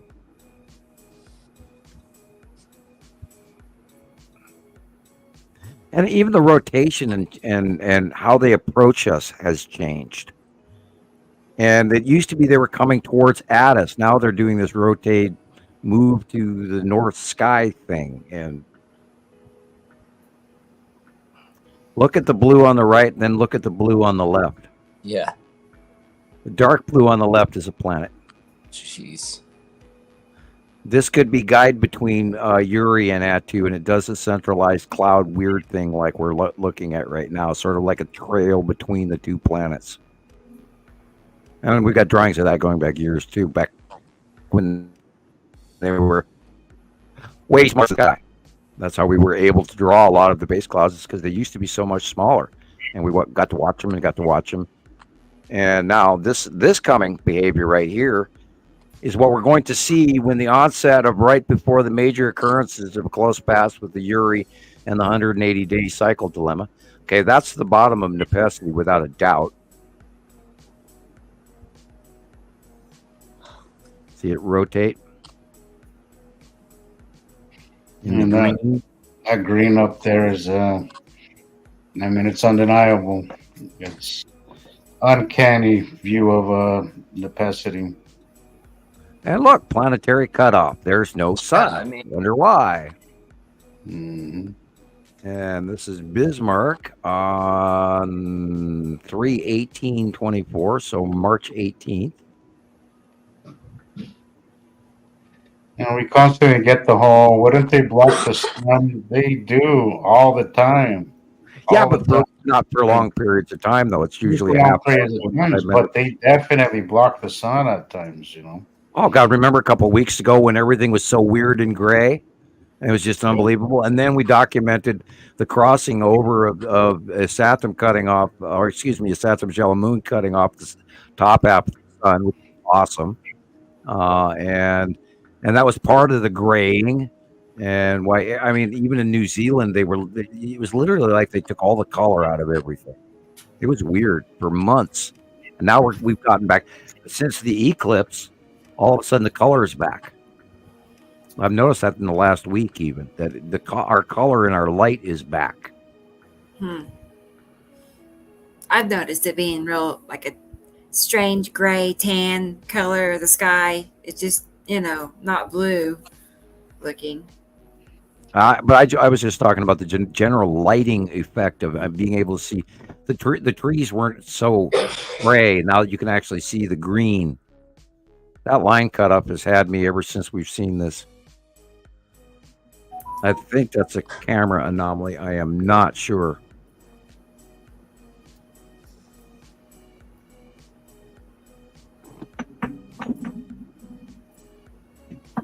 Wow. As I knock things over on my desk here. Reaching for the Coke I did not open. Yeah, notice the shape of the sun. Yeah.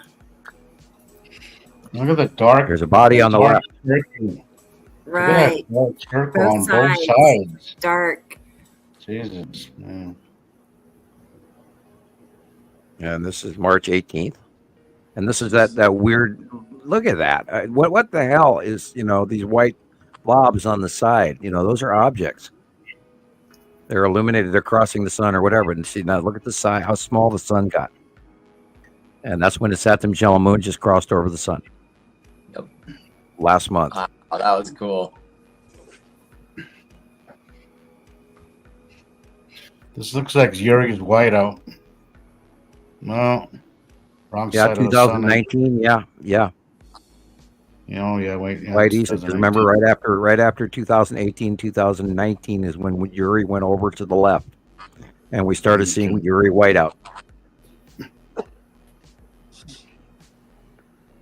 The sun shining through Uri's atmosphere and clouds and asteroid fields, and it would just white everything out for literally a week at a time. Everybody around the world was going, "Yeah, it's gray and cloudy. Yeah, it's gray and cloudy. I haven't seen the stars in forever." Yeah, And look at the size of that flare.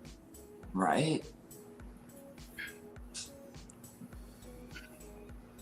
It's the sun simulator. No, it's not. That blows my mind. I mean, the amount of energy it would take for us to create enough illumination to light up the entire world, like hours on end. That's just, I don't know. Ask the Nibiruans. They do. Okay. They have a They have a mini proxy star. Okay. And I think part of our commodities goes to that technology. I don't have all the facts, and I have to be careful with what I mention. But yeah, that's why we call it the tool star. It's a mini blue, very bright protostar, and it's close to the planet, which keeps them somehow directly attached to their star, so they don't go into an ice age after so many cycles. Or I don't know all the details, but that's sort of the story I remember. That's what they explained to you? Like Yeah. And I'm running off of, a 40-year-old memory and trying to remember everything I was told at the same time, because there was so much I was told, and it's unfathomable. Oh, look at that edge.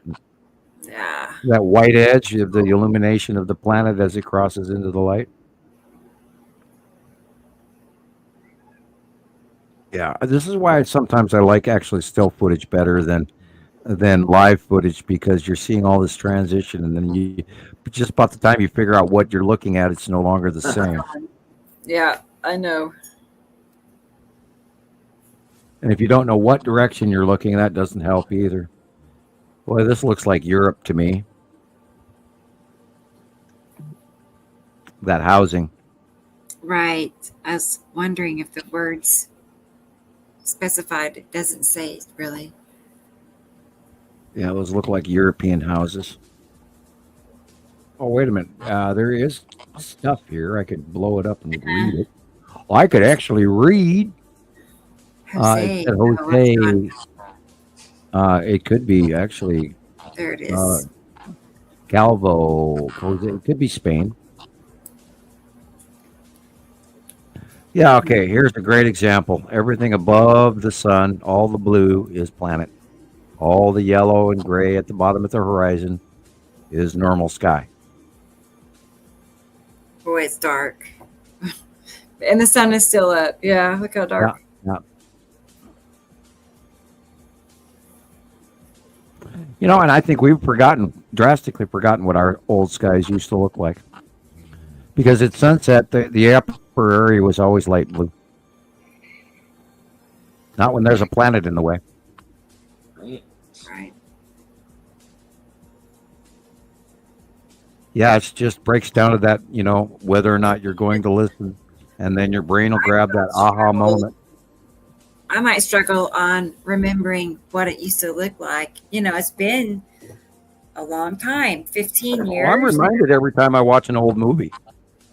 I catch myself actually looking at the sky in old movies, and not the guy riding the horse down the way or whatever. Or I watched an 80s movie the other day, and it was just blatantly, completely different than what we have now.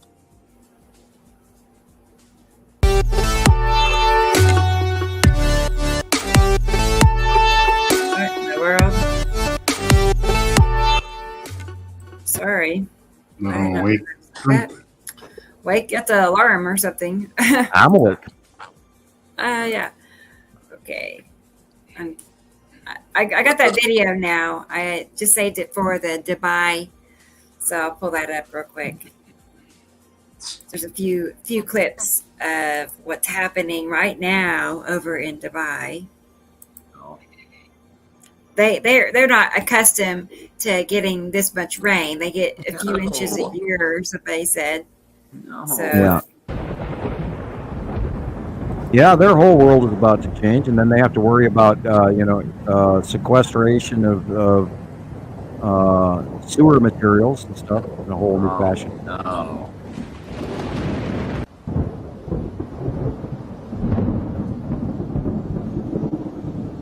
And people need to be ready for these superstorms. Even if we weren't to attribute to the passing planets, this climate change, the temperature variant in our atmosphere now is so much warmer than it was even a few years ago that we are going to see mega superstorms. Oh yeah, let's have to remodel that entire building. And frankly, I wouldn't want to be walking in that water. Right? Oh, can you imagine the microorganisms and septic water and This is why in Louisiana, people are buried in tombs and crypts above the ground.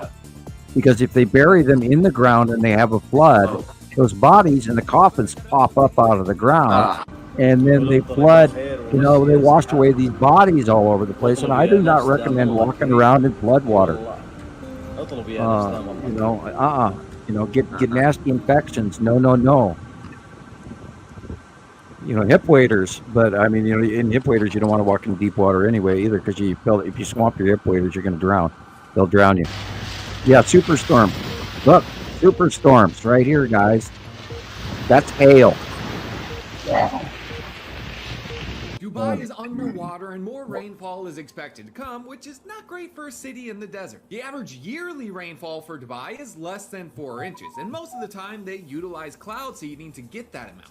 But they got 4.75 inches overnight, and it's become pure chaos. Most roads aren't built with drainage in mind, so tanker trucks are on the streets pumping away the water, which is pouring into some unfortunate homes. Actually, very little was built with drainage in mind, so water is getting their climate is about to change. Not looking so great. Whoa! Looking more like boats as they move around the airport, and many flights are being canceled. There's reports of massive sinkholes opening up. Thousands of luxury vehicles are just there's no drainage. Why would they build drainage in a place that gets 4 inches of rain all year? And this is what I mean about This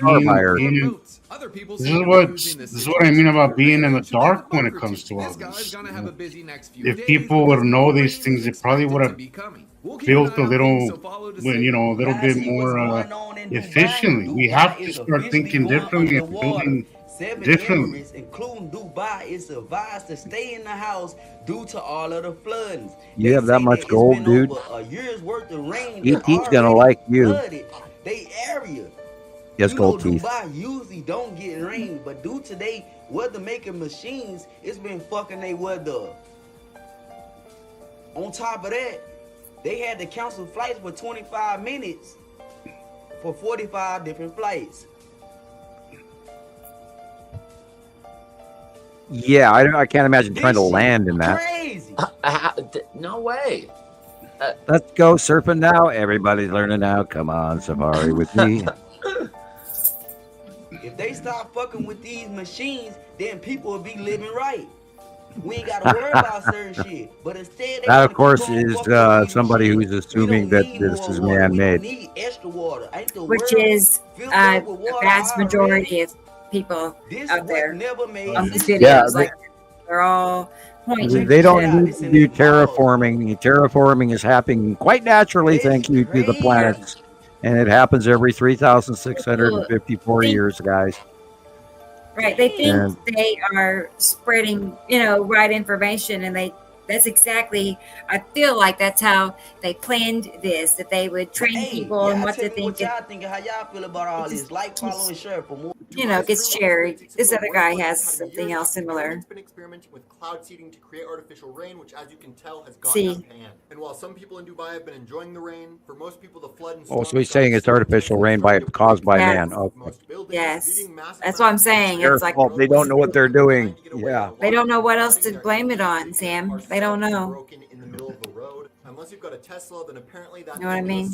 Well, even if you were barely a scientist and you didn't know about the passing planets, the climate temperature changes all around the planet have so drastically swung in the last decade that we're going to see superstorms. Planets or not, we are going to see superstorms. We're going to see super effects. We're going to see class 6 hurricanes, if not 7. See nothing like that. And we've already Taiwan last year had a 235 mile an hour land speed at sea level. There's never been a recorded. It's never been recorded like that anywhere but other than on top of like Mount Washington in Maine and some of the very high peaks in the middle of the Rockies that you ever see that high winds.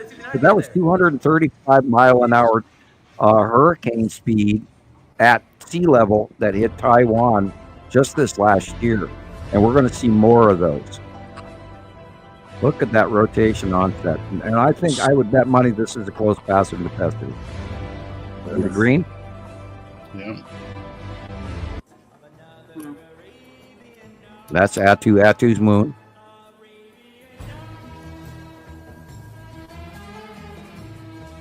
And these close passes, they drag up weather, they drag up moisture, they change the winds, they change all of this. And Nepacity snorkels up all the atmosphere, and then when it pulls away, it drops it in a rain bomb.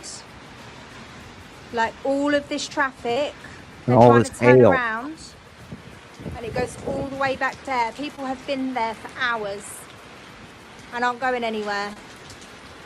It is absolutely crazy. Wow. Wow. It's like a sea. Coming soon to a theater near you. Now look at the green. Core. Look at the core. Rotational. Wow. Hi, and welcome to the 180-day cycle. How may we help you? See that dingy green? That's what I've been getting all week long. And a lot of rain. Look, a year's worth of rain. That was it. Overnight. Yeah, overnight. In minutes. Yes. Thank you for listening, Nancy. You have a good night. Blown up. I have stopped reading. I should not do that. Yeah, I did too. I pulled the screen up bigger so people on right, TikTok and then we can see lose things the better, chat so- column. And then I write. Then I can't see what's happening, but I see here Nancy too. Good night, Nancy. Glad you were here. Yes. Good night. We're Skyway right down in the middle. Yeah, the planets are really close. They're really big. They're bigger than you can even imagine until you see it with your own eyes. And then you're going to go, oh, shit, how did I miss this whole time? Like that. Now, look at that. I love that picture. Yeah, that looks like the side of Isatum. I mean, it's just I love this picture. when you realize you're seeing like the lower right quadrant of a planet. It kind of starts to come together. Oh yeah, it blows you away. Like the first time I saw from the mountains, I saw a close pass. This was like 218, 219. I saw a close pass of Atu's moon, and it was just literally like looking at a massive Goodyear blimp so close to the town. I was above Missoula, just like this, and it was so huge, you could almost reach out and touch the damn thing, and it was mind-boggling to see how close it really was. That it didn't hit us. It blows your mind. But then we've all been trained to believe that gravity, two objects are going to smash into each other. But with the electric universe, these passing planets repel, they push away. Yeah, look how close that is. So crazy, man. Wow. I know. That is a planet. Everything above that dark line is a planet. Like it doesn't give you the feeling just by looking at it that's not even us. Like it's not even in our atmosphere. Wow, it's a straight freaking line. It's separate. Like you could just by looking at it, you could just tell that it's out there, a lot closer than it looks, but a lot further also. Yeah, and there's 30, 50, 150,000 miles between us or whatever. I mean, there's no way for us to measure that, but we've documented and watched it, and they were smaller years ago, and now they've come in and they're so unbelievably massive. You just go, I mean, you don't even know what and there it is. There's another example of it. The yellow area and orange area is the real sky. Everything above that is a passing planet. That is insane. Not all the planets, Joshua, but some of them. Two of them. Yeah, we believe Saru and Nibiru are inhabited, and they are water-type planets. You need to go to YouTube, and Earth is a rock-type planet, much smaller. And these massive water-type planets are the ones where they have several races on. So, how is that different when you say a water planet? Is it like mostly water, I guess? Not like water world or what? The fact that Earth rock type planet actually has its oceans as much as we do is abnormal. A water type planet, which is way, way bigger than ours, is generically covered in oceans and normal. And we have abnormal oceans for the size of our planet. I think that has a great deal to do with the close passing planets and the electrical discharging between the super acceleration of the chemical process of oxygen and space hydrogen mixing together during these electric storms between the bodies. I believe is where all of Earth water came from, was the passing of the planets over the millennium or millions of years of this interaction with our other solar system. Every 4,000 years approximately or less, we cross paths, and I think our water comes from the interaction between the electricity of the passing bodies, mixing our atmosphere of oxygen with hydrogen gases from space, and they combine together during the electrical charge and create water. The electron superhighway and the ion towers between planets and stuff, where they one bleeds off ionization between another one. The larger body pulls from the smaller body, and we've got evidence of that going back for years in space. And you see these ion drag off between bodies, electrically removing visible aurora-like tendrils, as Gillian calls them, illuminated. And this is the side of Nibiru. Wow. You can, like, there's something in front of it too. I mean, you can see that there's a darker and then a lighter. It's very possibly, depending on the data capture, it's very possible it's Saturn. Right. Man. That's cool. And, you know, I mean, usually something like that is only visible for a few minutes when the lighting is hitting it just when the right. light changes and you see the edge, and then it goes back to shadow. Right. It's not like this all the time, I know. Now remember, on the facial edge there, this is 2015. This has to be. And I remember this photo came from James, and you're looking at the purple Attu, and much smaller Attu's moon in front of the purple Attu. Like much smaller. It's a little. Smaller. Yeah, this was the first time that we ever really saw purple Attu side illuminated.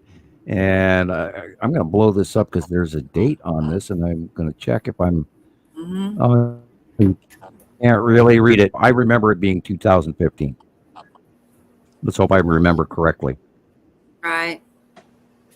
I know it's been around as long as I've been. Yeah, this was way back when James was still around, and this is the first time we ever saw real illumination of purple Attu fully. Before it was only a crescent illumination, and you see half of it or a sliver of it. But this is where you can actually see the full circle of the planet in purple. And we know there are no other purple planets out there. I think, and the little Attu's moon is what sets it off. You know, that little round little circle. Yeah, it's like, and it's back illuminated. It's showing a a crescent illumination. A ring around it. Yep. Yeah, I remember when we first figured out that Attu had a moon. It was always, in the early days, 2014, 2013, 2015, when we first started seeing it, the moon was always in clouds. It was always encased in this little cloud group. That's an older elite asteroid. And when I thought for sure we were going to get seriously pasted by it, but that, it was big. It was really, really big. Yep. And it's just amazing the transitions where we've come to this day. And I mean, God, it's just never-ending story that goes back all the way when they were teeny tiny and way out there, and then what's that dot on the left-hand side of the picture? Oh, well, that's an incoming star, And then what's those objects around that? Oh, those are planets, and okay, and then they got bigger and bigger and bigger and bigger and bigger, and now we're swimming in them. And it's freaky. Yeah, I'm still in awe. I mean, there's just I could go on and on and on and on and just I could talk until my face fell off about what we've learned. Right. I don't think I could do the telling for any period of time for weeks. We went back to everything we learned from the beginning to today. Wow. But I think we do through our shows. I think we actually do share a lot. I hope. We definitely do. I mean, considering how much information was coming out before our shows, Sam, like I told you before, we used to wait and have you do 2-3 interviews a year on Radio Wasteland, and that was really all the new information we would get. I used to wait for those. I used to wait for those. I know. It was a watch party. And then I didn't see it like that because I was working every day, and I have no way of knowing what the effect of the people out there, whether they're listening or not, or how often they actually show up at Facebook, or if they're there once a month, or if they're there every day. And I'm typing away feverishly trying to inform as many people as I can, and I don't have any way to judge how many people were actually getting this information. So to me, it was nonstop. But for you guys ended up having to wait between every Radio Wasteland and the shows, and I guess it was a different ball game for me versus what you guys had to go through. Right. Good night, Lauren. Good to see you. Good to have Hi, you. Lauren. Yeah, I mean, because now we have a few hours worth, if that, per year. We were getting information. And now look at us, twice a week we have shows, and we have over 50 shows, 53 shows now. Awesome. I feel like we run out of content on 2 shows a week, but I guess if everybody else is eating it up and enjoying it, it's okay by me. Right. You tell us, people out there, Katie, Joe, all you other, Lauren, tell us, Right. I've been totally bummed out about not having a whole lot of new content for this beginning of the 180-day cycle, but it's just my end here has been so it's whenever there is close passes, they're so close that it's just whiting out everything, and I just I'm not getting nothing. I thought I saw Katie Joe comment earlier. She said she can't get them all in one shot. Yeah. It's hard to right now. It's just things are so close that it's. Well, pay attention to what's going on in the north by northwest and northeast sky, because you'll see different sightings now, especially midday. So look the opposite end of the sun. Today's when my skies actually. It seems like my cycle started today. Hopefully I'll start getting more of that, but it's been very hard to get anything worthwhile. Or anything. We had rain all last week. So huge. Clouds. And a lot of rain. We had a storm today, and it wasn't even on the radar at all. And I was going, So I think our radar was broken or something, because they sure weren't showing me what was right out my window. And it wasn't on the radar at all. Yeah. I'm reading Katie Joe here. Yeah, there is so much going on, and it's just unbelievable what I even saw today, and just stand there going, and how she was wishing we'd have a show, a Zoom, a podcast, something, to help relay this information, make it easier. And what do you know? We made it happen, made her dreams come true. So that's why we do this as often as we do. There is always so much to talk about. I was just, we do also, like a bunch of friends sit down and talk. And so, sometimes I view that as hopeful that everybody enjoys the content as much as I'd like to stick to, more science. And I am very guilty of going off topic. So I'm not saying that you guys are or anything like that. It's me mostly. Hi, Carol Ann.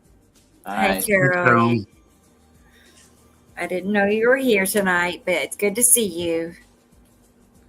Yeah, you just have to be patient. We always can't have the perfect show, and we had a away week, so to speak, and now they're gonna be doing cameo little dances for our entertainment for the rest of the week, I hope. Yeah, today was their. I feel like today they just came out and say, "Yep, we're still here." And the other day I saw in the northeast sky as it was midday and the sun was in the south, above me to the south, and I was looking to the northeast, and I saw. We talked about that with Christoper's captures the other day, where you saw Yuri completely higher up than she has been, and you perfectly saw her complete round shape and stripes and everything and the debris underneath. And I'm going, wow. And it was kind of weirdly different than what she used to be. And that's the same thing I sort of saw about Nepenthe today. It looks different, like defined differently, like the clouds it's got to be the angle of light. So something has changed even since the eclipse. So I got to keep studying to figure it out. I'm perplexed. I'm intrigued. I am too. I mean, I've noticed some unusual things happening. Rocket Man has also noticed some strange events that he cannot explain. Primarily, he has different necklaces, and he's right-handed. So I'm the same way with my necklace. My clasp, I open and close the clasp with my right hand. Same for him. And here lately, 3 times now, when he goes to take off his necklace, the clasp is on the left-hand side, which is something he would not do himself. Oh, the aliens abducted him then. Well, it's like we're trying to figure this out. It happened to him today. I see Yeshua was present up in Kalispell. I hope you enjoyed Flathead Lake. And I got an opportunity to see it in its vastness. Flathead is an awesome, awesome lake. And that's an old volcanic core, too. Very much like Yellowstone Lake. And people don't know that. And if they did know that, then the property values would plummet. And yeah, the Wild Horse Island is the core, still standing up from the very deep. It's like 900-foot lake, and it's got ice at the bottom of it, so they don't even really know how deep it is. And great fishing, a great place to drown too. I've sailed up there on a very large sailboat for a few years. I was in a yacht club for a while. I was the spinnaker guy, man. Anyway, that's you stand at the front. And you know what a spinnaker is? I hope, guys. The downwind sail that you okay. Well, when you go helm's lee out of the side wind and you want to go downwind for the last part of the run, you put up this big, huge, extra front billowing sail. And it's quite the trick to change a sail on the tip of a boat standing on top of a little decking that's about 1.5 feet wide, and it's going up and down and up and down while you're trying to switch a sail. But I was the spinnaker guy on our team. That probably just because I was thinner. Who knows? Okay. Sidebar. Left field. Sorry. Is that what you? Is it spinnaker? Yeah, spinnaker. Spinnaker sail. I've never heard that word. Never heard that. I see. Okay. Well, us Dutch. Yeah. I don't really like the water. I can't even imagine. The Dutch sailors were. The Holland had one of the largest navies in the world at one time. And then there, of course, Great Britain, et cetera. So did Russia, but Germany. Anyway, hell, Dutch East Indies Trading Company, et cetera. I do have one short clip right here. Let's have to run to the store real quick for my brother before they close. Does it look like this? And hey, pick me up some Pringles, man. Barbecue.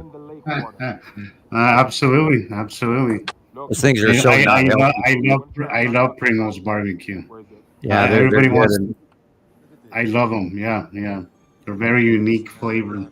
I think he's upset. Yeah, I'll be right back, guys. Okay. This guy's upset, man. What's going on? Would AT land in your backyard? What? I mean, he's mad, or he's doing that face on purpose. I know. What's he saying? What's he saying? Today is June 30th. Oh, The current time is what's Oh, sky sounds. I think I'm gonna go back inside now. Is it? The Sorry. hell Back it up and turn up the does volume. it look like this out here? Somebody forgot to turn the lights off in Kentucky. Oh. Look at this. It's 9 o'clock at night. What? Ah. Oh, wow. In the sky. Yeah, remember the bottom illumination of the planets when Nibiru was right there. It illuminated on the bottom of Nibiru so long that in the early years, it was literally in Montana. It was light out Today until is June almost 30th, midnight. and the current time is what's the time? 9:15. Current time That's is 9:15 p.m. I'm in Lawrenceburg, Kentucky, and the sun has already set at 9:06 p.m. But as you can see, there's something directly above me at the noon o'clock hour, and it's still very daylight out here.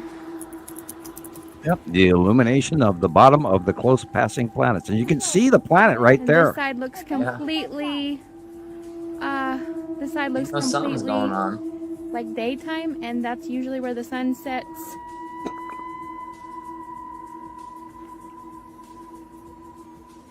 Yeah, nobody can fathom that. That's a very huge It's 9:03 planet right there. at night right now here in West Virginia, and it's complete daylight. Somebody in the Truman Show forgot to turn off the sun. This is weird. Oh, God help America. 11 o'clock. And the sun still ain't go down. What the fuck? Yep, illumination of the bottom of the planets. Oh, wow. Run, Luke, run. Look at that. That's concerning. Oh, it looked like the bottom of a Saturn briefly. This is Atu's moon. Jeez. Wow. Oh, look at that. That was gruesome. Mm-hmm. Atu's moon. Nepacity. Atu's moon. Whoa, yeah. There's Nepacity green if ever I saw it. Atu purple. Nepacity green. It's Saturn probably carry over. Atu's purple. Wow. Look at that sunrise over the lake. So you guys, the signs are all there for you new folk who are they are here, and all of these anomalies that you can't attribute, we can quite easily explain. Let me zoom back out. We go back in and look. See the square edging. See the object above. You see what's behind the sun? I just started picking this up. I'm in Florida, guys. You see that? That's not. Look, if you look at my screen, there's the reflection of the sun. Now, There's a if reflection this of an is a object. couple of years old, this See is that, right? probably the lead asteroid Reflection crossing of the sun. A reflection of an object. So there's two reflections on my screen, which tells me common sense dictate that there is something there. Now, guys, I just want to welcome you guys. We went to through my, like four my different page. time periods where the Sharing lead these asteroid videos. was crossing I'm in just front of the noticing sun and this above the sun and below the sun. And it's right there. Oh, man. But I got to deal with this to record it. Look, I got to deal with all this. All this water right here that's going on. Look, you see? It's coming straight at me. I got to deal with this just to get. Welcome to sky watching. That's okay. Right? Funny water. Walmart parking lot does not have sprinklers. I'm gonna give you the location. I'm Easy. in Central Florida here. Now look in the water.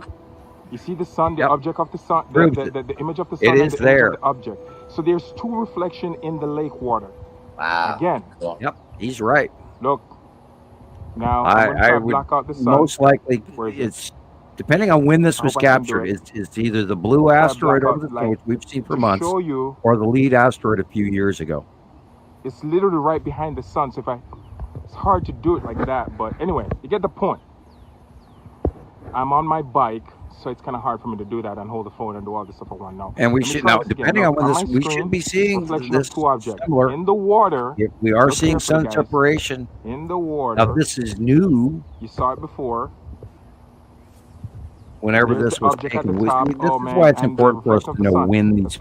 So if you are doing a video, say hi. Today is June 16th, 2020. Well, thank you guys. Or whatever. I appreciate you. And share away with this video. That way we know. I would suggest we can break it down. To understand that the artificial sun is going to be used to block out the natural energy waveforms that feed us not only on the physical realm, but on the metaphysical realm, as well as on the chakra realm.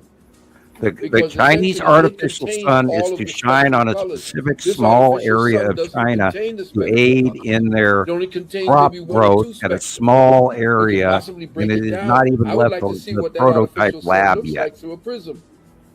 What are its emanating energies? Or just because there's a patent doesn't mean it's actually out there. Right. We have never, ever to date ever captured anything in any photograph that we could attribute to a fake sun or anything like that ever. And we battled the dual what were they calling it? Hell, go over different countries. I can't even pull a stupid name out of my head. To wipe out the water. You saw it in the we battled the misinformation for years, trying to tell people we've never seen anything we can attribute to it at all. That the military used it. So China now. Now that why would they need one? Because the planets are there blocking the sun. Yeah, okay, that tells you something more. But inert. Look at that. What do we got here? 13,000 years. Is that a graphic? And the artificial sun is supposed to take over after the so-called real sun dials down and has to be rebooted. They're just the moon is supposed coming in hot and heavy with the sun simulator idea. Sun simulator, just info phrase. And this is that campaign because if they hand everybody all kinds of crazy shit, they won't know what to believe. They'll just give up. You to be entertained and entertained with what it is they want you to think and how they want you to react. Well, they want to hand you so much garbage you do not know what to think.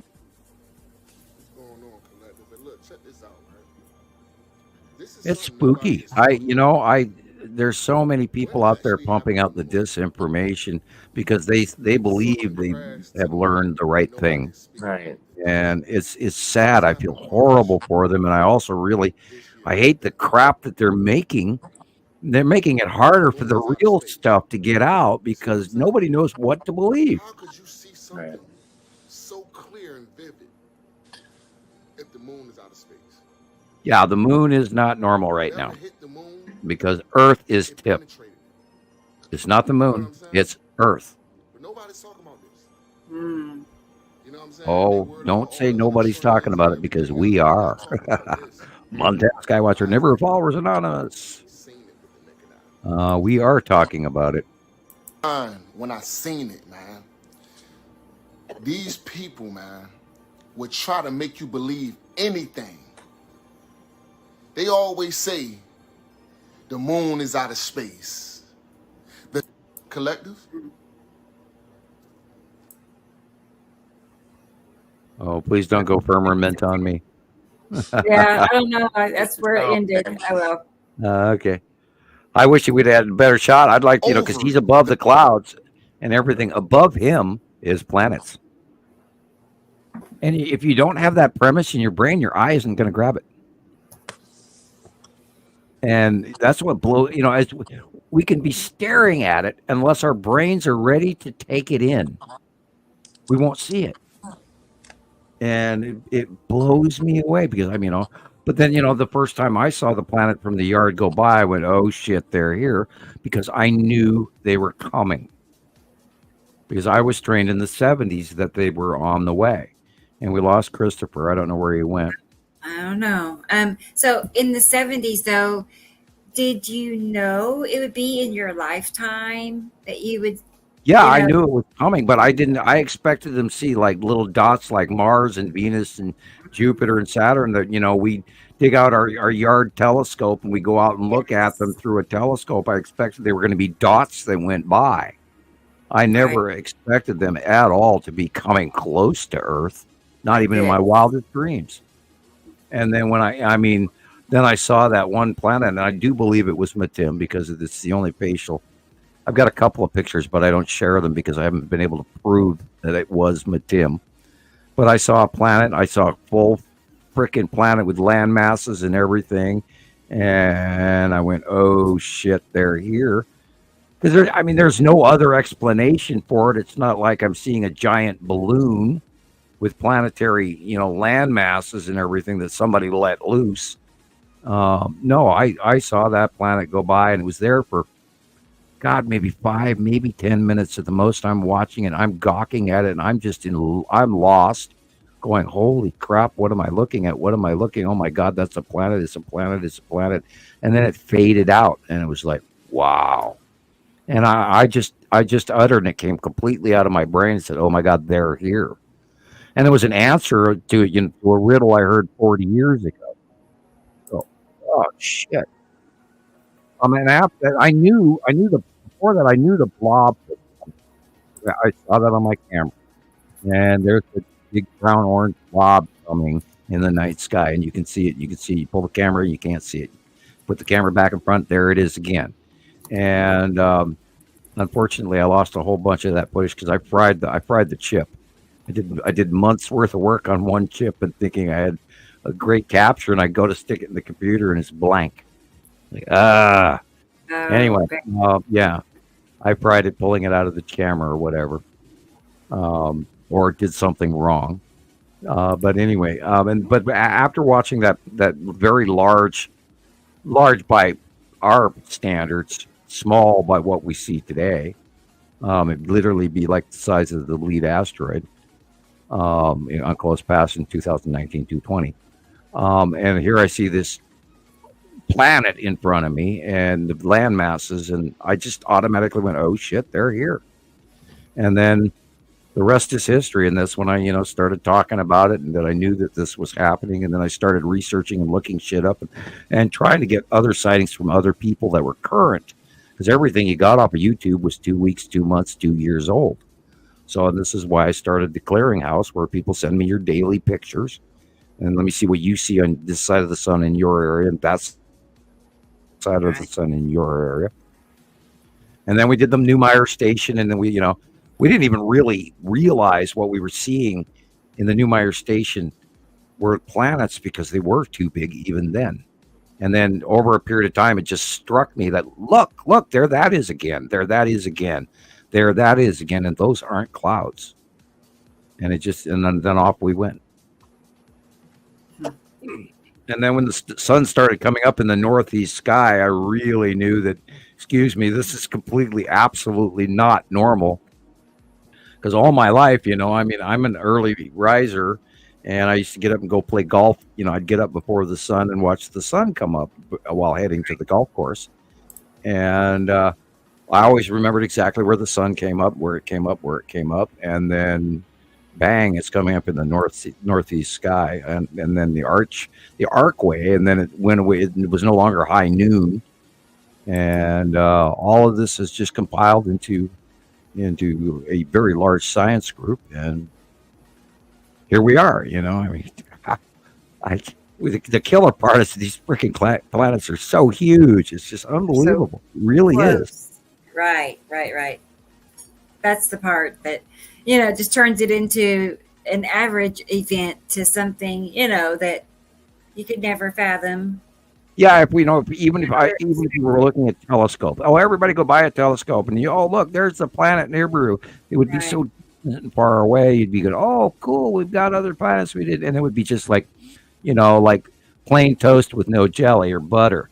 But the fact that the planets are here, we're having peanut butter toast on top of it here. I mean, they're almost so close that it makes it hard for people to believe and accept, though. You know what I mean? It's like gravity thing. Everybody go, oh, we're gonna, it's gonna crash into us. We should have died by now.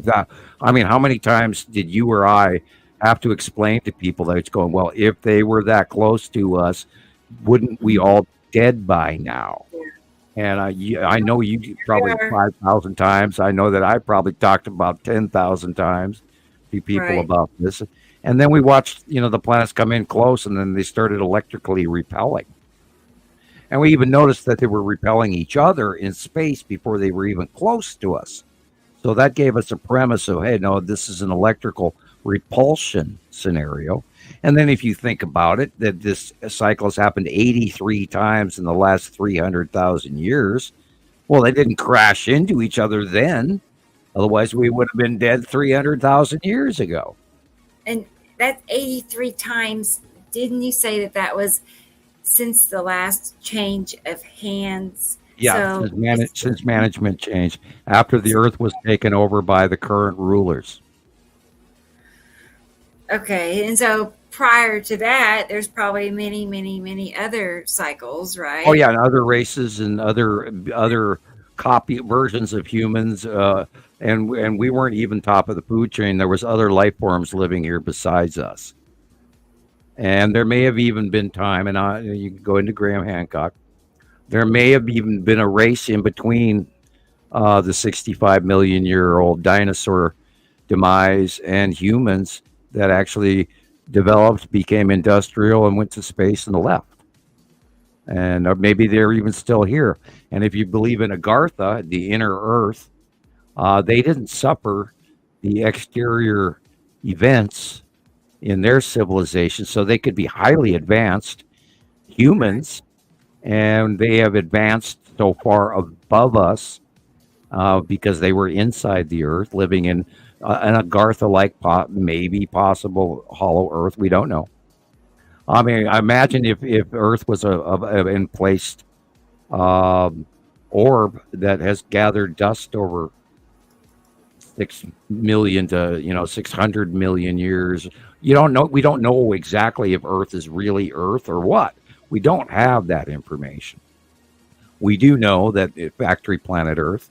We know that we provide commodities. We know that we give that to the other races, not just the Anunnaki, because we know that other factions are here, and they're not just one faction. So we know that this is a very, very vastly larger scenario. Plus, the information that the Pleiadians told me personally. So. Generically, we have a lot of proof, and otherwise I wouldn't discuss it. I try not to talk about stuff I don't really know, and I'm not trying to create a supposition. But we have a lot of generalized information that points us in a pretty accurate direction. Like if I told you the whole truth about the Earth, I mean, oh crap, people wouldn't want to hear it. It's kind of spooky. Okay. Is it too uncomfortable, too hard to accept? Well, we're a created race, and anyone who is remotely too strongly religious. Good night, Christopher. Something happened to his internet? Yeah. Oh, I see. Okay, yeah. Good night, Christopher. Awesome. Yeah, we'll see you again Saturday. Yeah, we know that we're a created placed race, and that messes with religious folks, and they don't want to know that, because the gods didn't create us; we were created by the demigods, and which clips into Greek and Egyptian pantheon of gods lore perfectly, and we know that the early civilizations of recorded man that we know about were run by races from the other planets, elongated skull beings. And they lived for thousands of years and ruled and ruled and ruled and ruled over generation after generation of man. And we know about the giants, and we know about all of that, and all these civilization cities that we couldn't even build to this day. And that's proof that there's been more and other civilizations besides our own, and to deny it would be plain silly. I wonder where they went. Like, how come they're not still here? Well, it depends on their tech level.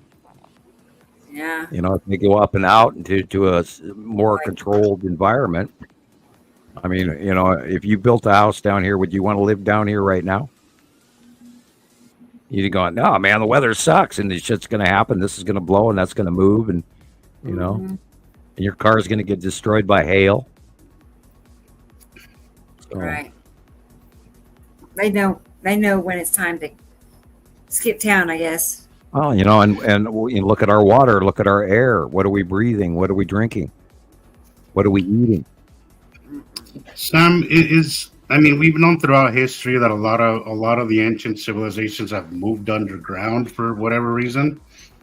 Is that going to work for is that a tangible thing? Like, is that, I mean, if things do hit the fan, if shit does hit the fan, is that really going to help them? Is that really going to save them? Well, the U.S. government seems to believe so. Oh, They've yeah, spent I mean, hundreds of clearly, but I mean, dollars, deep, you know, DUMBs, and we know those are real. I've been in one. It was many years ago. It's a very long elevator ride down. Very long, scary long. And it's tough on your mind, and you have to take medication just to deal with it. yeah, I can't imagine. They believe I get claustrophobic sometimes in my car. I have to get out and walk around. right. And You know? knowing that there's like 2 miles of rock over your head, it's a little weird. Yeah, absolutely. And you worry about being crushed, and of course, way down that deep, it's a different story. You got different rock that's a lot harder and whatever. You know, I'm not going to go into the details. You know, I often wonder about that, if their efforts were maybe misguided or if they're accurate. I don't know. I'm hoping and praying that there's going to be an acceptable scenario above ground this cycle. We are going to be really hot this year. I don't know what the year after and the year after and the year after are going to bring. I don't know. I'm concerned about, you know, if the suns are separating, the possibility of where that larger star is going to go. Is it going to come close to us? Is it going to exit straight up? Is it going to go off to the right? Is it going to go right past us? So I'm concerned that we're going to really heat up, which would be staggering for a lot of people, if not wipe out a whole lot of people too, and lack of food and all of that. And I really hope that none of this happens. But if we look at the temperature increase, how it's done so much faster than the experts attribute normal climate change, global warming from gases, humans, rather than taking into account the extra star, which is why all the planets are heating up, because it's heating up the entire solar system. So I don't know what's going to happen, and I got it. You know, I hope and pray that we're all safe, but you know, part of me also says we're in deep shit. So think about it. You know, I think we ought to be living in hobbit holes anyway. Because if you have a grass roof, you know, and the hill covers it, it's not going to be ripped off by 300-mile-an-hour winds. Yeah. I don't know if I could deal with going underground. I think I'd rather take my chances up here and at least see what's happening. But going underground, that just... Now, question is, you know, are we going to be able to grow food? What's our climate going to become? What can we, you know?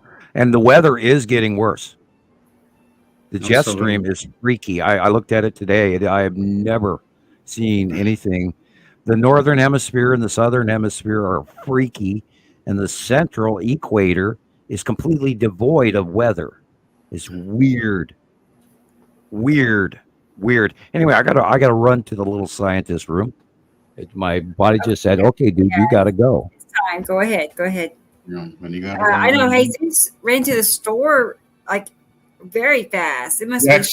It's just down the street. Like, it's just literally down. I got a 7-Eleven, 3 blocks east, and then Maverick, which they're kind of local stores here. 4 blocks north, so I get to pick which one. Yeah, it's very, very convenient little area, but yeah, very close. Yeah, he I went see we gone. lost Chris. Yeah, his internet cut out on him, so Well, he said his good nights. It is getting kind of late. yeah, it's getting about that time too.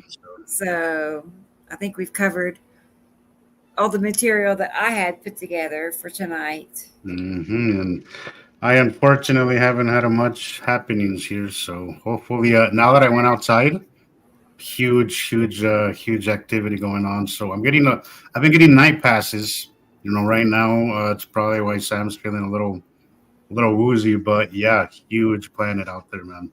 Awesome, but at night, there's not a whole lot you can do at night, but. Right. Are you saying that because it's extra illuminated, or what makes you think that? Well, it's just so high up, and it's high up, and it's got the roundness, so it's definitely there. It's just night passes are just a little trickier to photograph. Right. See, I'm not out at night anyway, to see.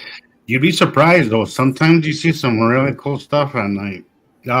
But come like right before dusk, like right around dusk, and as the sun comes up, I'm gonna say there's something about the morning dawn that because the sun's coming up, and as opposed to the afternoon when the sun is going down, it's just, I don't know, something. The illuminations in the morning are just so cool. I can't wait to catch another one of those. Hopefully, I see sunrise pretty regularly. Yeah, sunrises are my favorite. They sunsets are nice, but no, I don't think it compares to a sunrise. Just something about seeing the light slowly illuminate everything. It's awesome. It's just so much better. Up here in Montana, we can see when the light goes over the top of the mountains, then all of a sudden everything gets illuminated within, just a minute or two. And then before it wasn't, and then it is. And you can always tell the angle of the sun as it comes over the mountain. It's cool. Yeah.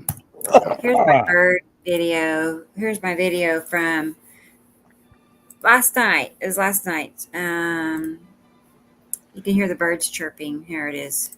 It was cool to see those people are noticing the illumination. Why they're wondering why it was still light at 9 o'clock at night. That's great.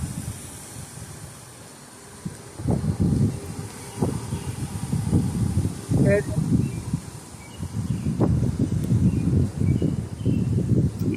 There you go. You got it. Really dark. You got illumination right there. Yeah. Yep. Yeah, I bet they're seeing the purple of that too, or something that we don't register. Yeah. I could hear them inside in the kitchen, and I could hear them, so I stepped out and. Yeah, that's completely not normal, and that's a robin. Oh wow, you can hear them. Yeah. That's a robin morning. What time was this? 3 a.m. Really? It's pretty early. Yeah. So, that's twice now it's happened. In the last few days, I've been up in the middle of the night and heard birds chirping. Really? Yeah, there's yeah. I bet they're seeing a hell of a show, man. I bet they see much more than we do. We've seen that, at least 3 different times in the last 10 years. Yeah. About 10 or 12 years. Oh, in 2018, they were singing up a storm outside of my window in New Mexico. Probably starting around 2:30 a.m., 3 a.m., 2:30 a.m. They were just going nuts. Never seen that before. I saw that weird illumination on the moon the other night. The weird angled illumination on the moon, because it was in my north window, and you never see the wind, because the moon's supposed to go east to west, and it's in the north window, and you never see it unless the Earth is really tipped. And then I was looking at that bottom illumination, and for the life of me, it really messed with my reality of how the sun goes around, or how the Earth turns and we see the sun. I was going to say the sun goes around the Earth, because it doesn't. we just roll into the light and roll out of it. And it was so weird. I just sat there and I watched it. It's just so, and then there was the blue whatever that was next to it. And unbelievable. And I wish I had a camera. But at where I was still seeing it through the trees. The trees were in the way, and I would literally have to go for a long drive to find anywhere I could have seen it without trees. So I didn't. But everything's wrong, guys. It's all screwy. I mean, we know the skies are wrong. Everyone knows the skies are wrong. And that's why we do what we do. All right. Because there's nobody else number one. talking We are about number one. Yeah, there's nobody else. There's nobody else talking about this. Nobody. Well, they're talking about it, but they don't know what it is. Or they're, sharing wrong information about sun simulators and etc. Not weather modification, terraforming for the aliens to come and invade. They don't have to invade; they already own it. And people have to realize that Earth has been owned for 300,000 years. And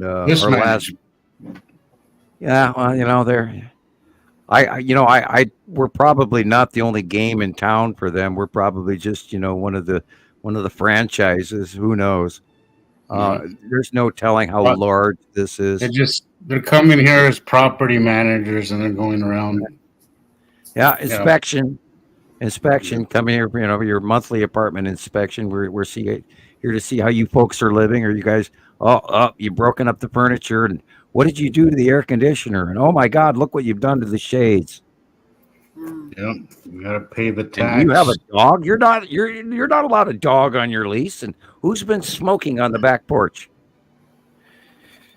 Hey Sam, how do you feel about the world economy going? It's pretty bad for people out there right now. You think? How do you feel that's connected in any way?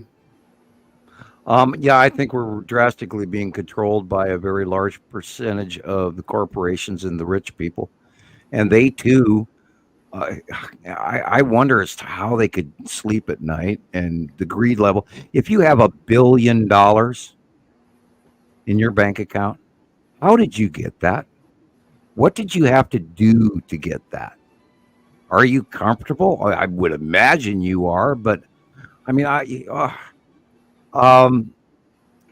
frankly, I think that there's so many people in power that know that something is happening in the higher ups that are sharing the information because money talks, bullshit walks. I think there's a lot of people with too damn much money that are able to create any kind of environment to protect their own butts, and somehow they've lost the humanities that we should all have. And maybe I'm as human loving because I'm not a billionaire, but if I was, I think I'd definitely be trying to do something different for people. That's maybe why I'm not a billionaire. Well, it seems to me, Sam, that we've always had greed, right? That's always been, but lately it just the last 10 years it just seems like they're hoarding everything. It used to be like they used to give a little bit of like the mark of the beast. Everybody talks about the mark of the beast, and the mark of the beast is greed, avarice, and all of the 7 deadly sins. And I was talking to people about the squatter population that's going on, where people are moving into people's unoccupied homes and then bucking the system because the system has a loophole for that, because squatters' rights and everything, which of course they're now going to start reversing. But there's a whole large group of people that don't care about the rules anymore. We are seeing a lot of problems with that. And every time that we get a new roommate, we have to do things a certain way and word things a certain way. And it's always in the back of our mind, we have to be really careful with who we rent to. And I think that kind of, because there's people out there who don't have perfect credit scores, who don't have this, who don't have who are good people and honest people, you know. But because of this whole thing going on, it's like it's the reason why rent is out of control. It's because they're making this environment where they're making it easy for people to rob and steal and do whatever it is they want and not follow the rules. I hate to sound like grandpa on the lawn going, "Stay off my lawn," or "You young people don't know." But we have lost a very serious part of our upbringing and our social respect for each other. And I don't know what the hell's happened in schools, but I really believe that some of the valuable lessons have been lost. And I think there's and if you take into account people that don't believe we're going to even live tomorrow, and we are at the end times. So I think there's a great percentage of the population says, screw it. I'm going to do whatever it takes for me to get what I want. Who buys a $5,000 purse? Well, that's the conditions that are available right now, Sam. It's why, they're saying a lot about this new generation that doesn't want to work, but I think it's just a little more complicated than that. I mean, you can't you can't afford a home these days. These kids are coming out of college. They believe they'll never even be able to afford to own a home. Yeah, and that leaves people with hopelessness, and hopelessness is the worst thing for humans. Well, it makes what people happens where they don't care. You have a low morale, you're gonna have a lot of problems in other areas. A society cannot live with the low morale. Well, yeah, and we were talking about this prior to the show. It is, and I talked about it a couple of weeks ago, and I don't want to start a revolution or anything, but damn it, it's really seriously time where people, because when I grew up, my father worked, and he was able to support his entire family, including summer vacations, and buy all of our clothes and everything on his one income, while my mother could stay home, although she did do part-time as well for extra because she wanted to have a college education. So she worked so she could pay for that. But and because my parents were immigrants, and my mom wanted to go back to college, which was good and bad, but it was in the 70s, the hippie revolution. And it used to be that one person in the household would actually be able to get an honest wage, or what they call, a living wage, and bring in enough money to actually be upper middle class and everything else. And our economy has been so unbelievably yo-yoed for so many years, and union busting and all of this from the rich, and they've gotten richer and we've gotten poorer. And the question is, and I was mentioning this earlier, is before you know it, people are going to have had enough. And just watch what's happened to China. Watch what's going to happen in Russia. It's just around the corner, Sam. It's just around the corner. And okay, so how do we do this revolution for the people without? Look what's happening with the farmers in what was it, in Europe, or I'm not sure, Italy. I'm not sure where. That's a revolution what they're doing. I mean, in Paris, they were driving the tractors in and blocking up the street. Yeah, well, a lot of we have to. It's time. It's time to change who's ruling. It really is. We have to look back to people who are smart, not who are TV stars. And clearly, do not elect a populist candidate. Elect a guy that's got a damn brain. Elect a statesman, an intellect, a professor. Don't elect some guy that spent 6 months to a year or 6 years on television. Look, that's what killed South America. That's why all the countries have gone fascist, because they started electing populist candidates. Look that up in politics. Populist candidates versus qualified statesmen who know compromise in the law with good judgment. And they're in the government because they're concerned for their fellow man, not because they're there to sneak private trade on the stock market through insider information, which is literally what's going on in our government today. They're all millionaires and billionaires because they know shit and get away with crap. And the corruption in every government in Russia, in China, and in the United States, and any other country that you could grab or talk about. They are so rich, and we are so freaking poor. We've got to stop. Okay, is it going to be the hard way? Is this climate is all this going to? Are we going to have to wait till the shit hits the fan before we get a correction, or are we going to, hopefully correct it now? And I don't advocate violence, so we just have to somehow take back the money from the 3% and start redistributing it to the people, so people will have a place to live and clothing, etc., and a fair. And I'm not saying communistic or socialistic, but we have to come somewhere between capitalistic. I love that. I love when you say that, Sam, because everybody thinks it's always either one side or the other, but there is a comfortable middle ground, I think. And I think, yes, capitalism creates innovation, but it also creates a vacuum of rich. Can you imagine if we spent the same budget on schools that we do for national defense? Exactly. Imagine the kind of education that we would, the kind of educated kids and people that we would actually have.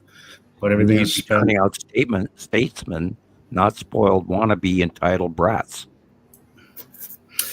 But then also, it used to be that we can, one income was enough. But some people will go as far as to saying is that, they tie in the clamps to get the women also to work. The whole women's movement, the whole women's empowerment, and I don't want great if they want to work, great. But I don't want to downgrade that because I feel women are free to do whatever they want, right? But I do feel that, they used to just tax the man, now they tax both, and it was kind of something that was pushed and it broke up the family unity. It broke up a lot of things. Did you hear Gillian talking about her TV? And the tax man coming to give her the TV tax? Really? Yeah. No. Look at the UK. They apparently pay taxes we don't even think about. Really? TV yeah, tax. I think we need more information on that. Yeah. It's what I was meaning is that it's all taxes, and it's why one income isn't enough now.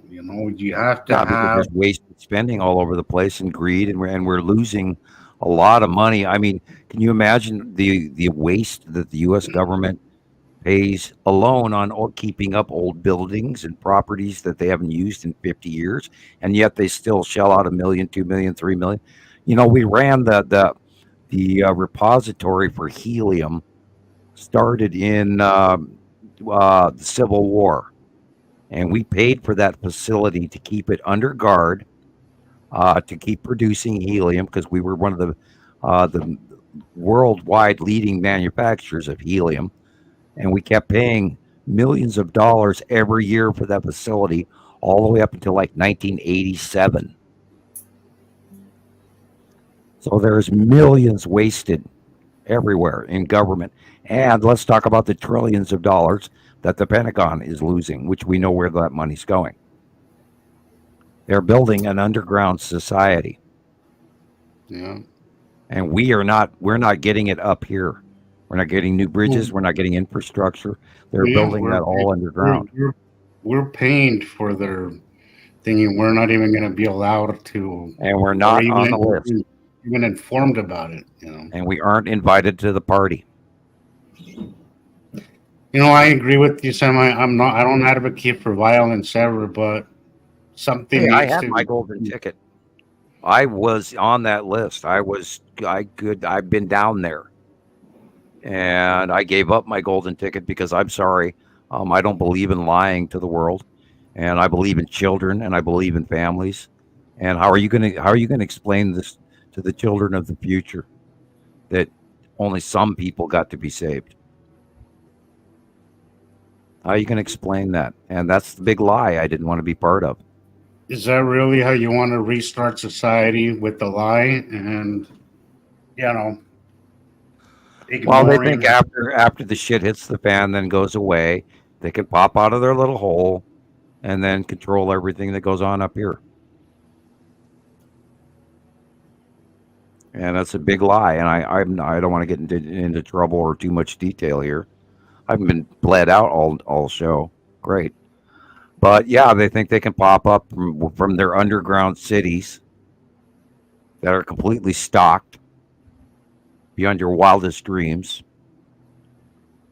And we don't even have that. And, our bridges are failing up here. And our roads got potholes everywhere. And our hospitals are broken down. And our children are starving and uneducated and not clothed. And we still have race issues and good old boy greed and lack of justice for all. We don't have that. The rich have one set of rules and the poor have another. We're not doing well.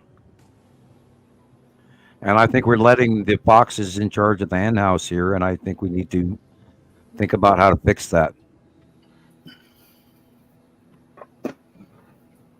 Yep, infrastructure is I think we've placed like so bad when it comes to the world's infrastructure.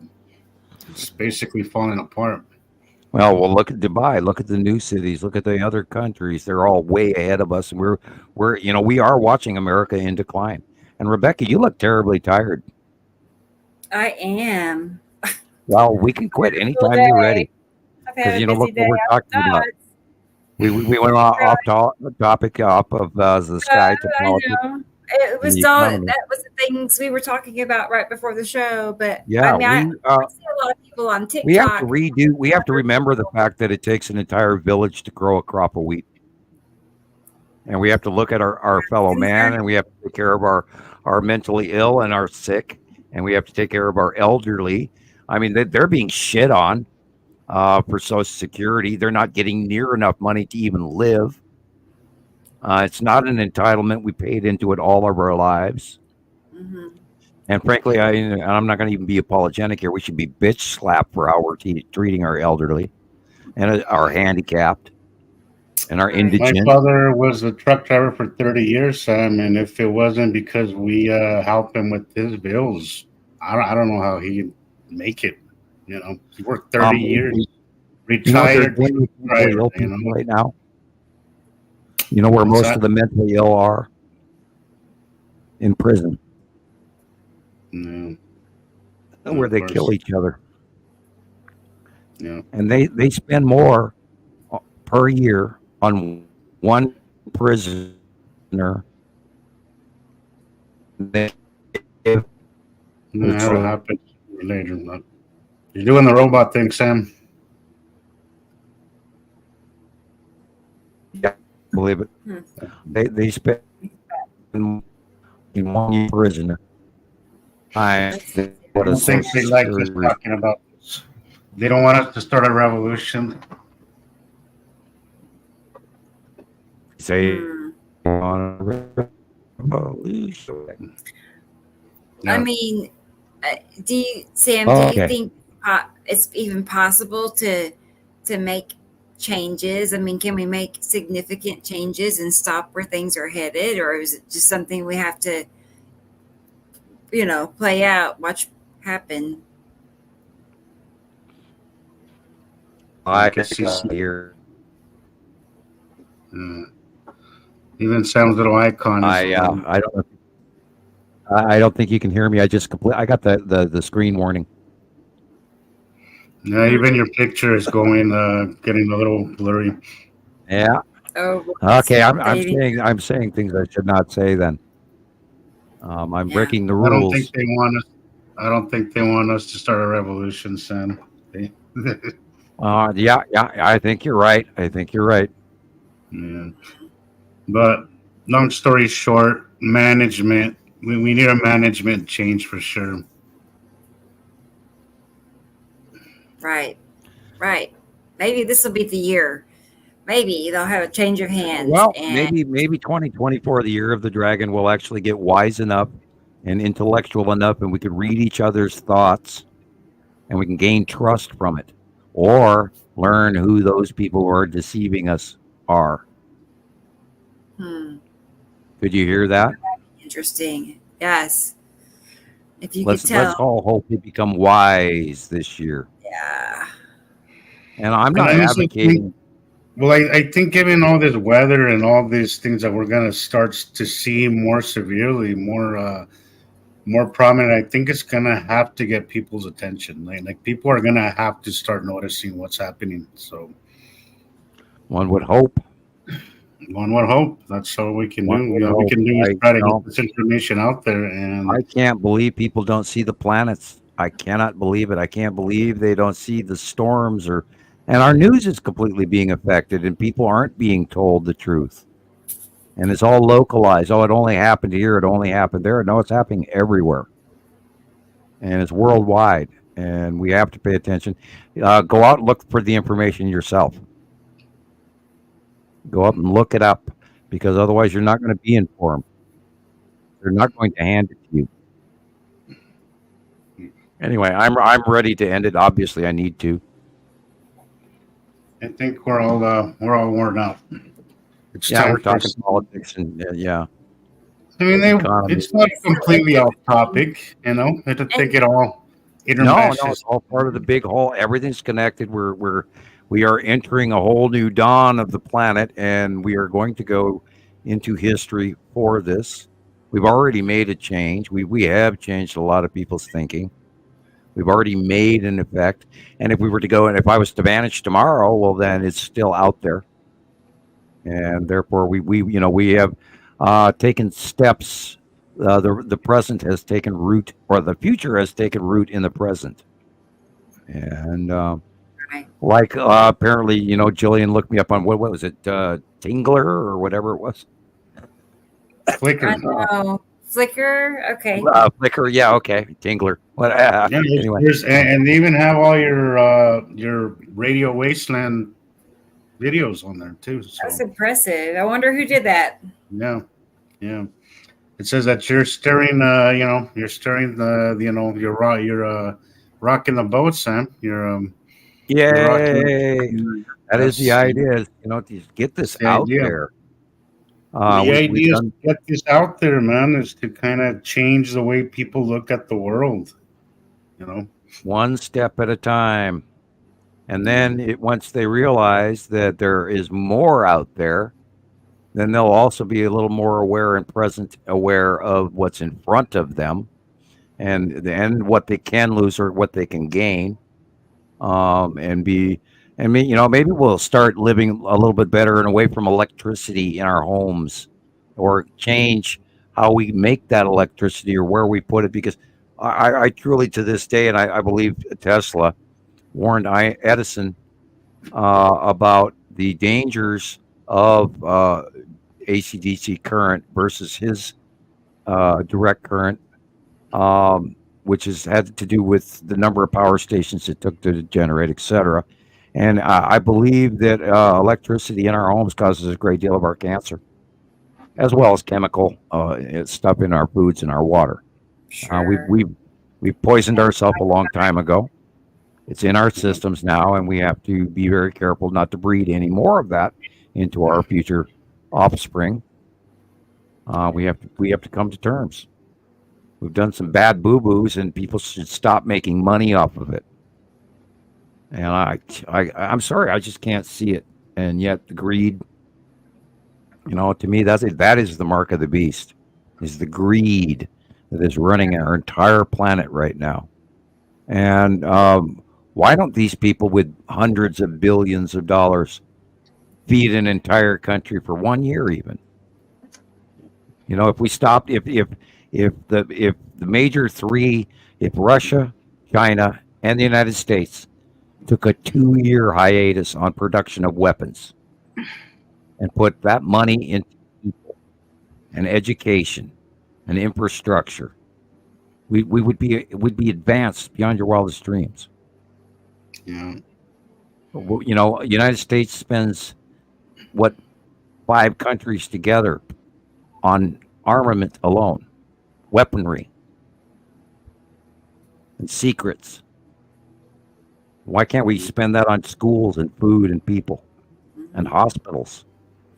There's videos on TikTok of kindergartners in China, and you'd be amazed what these little children are doing. They're cooking like 5-course meals and stuff, compared to what our kindergarten children are, doing. And I don't know, they're being Eating led. glue and right.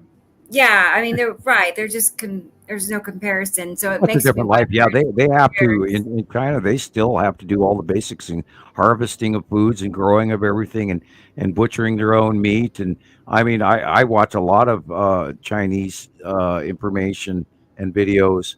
And those people, I mean, they have a great culture in a lot of ways, especially the Japanese included. I love their culture, but boy, they have hard lives, and their women do a lot of the work, and their kids do a lot of the work. And yeah, we become very soft here in the United States, and of course around the world. And Europe has it. Oh my God! I mean, those guys are still getting 3-month vacations in Europe, and we don't even know about that.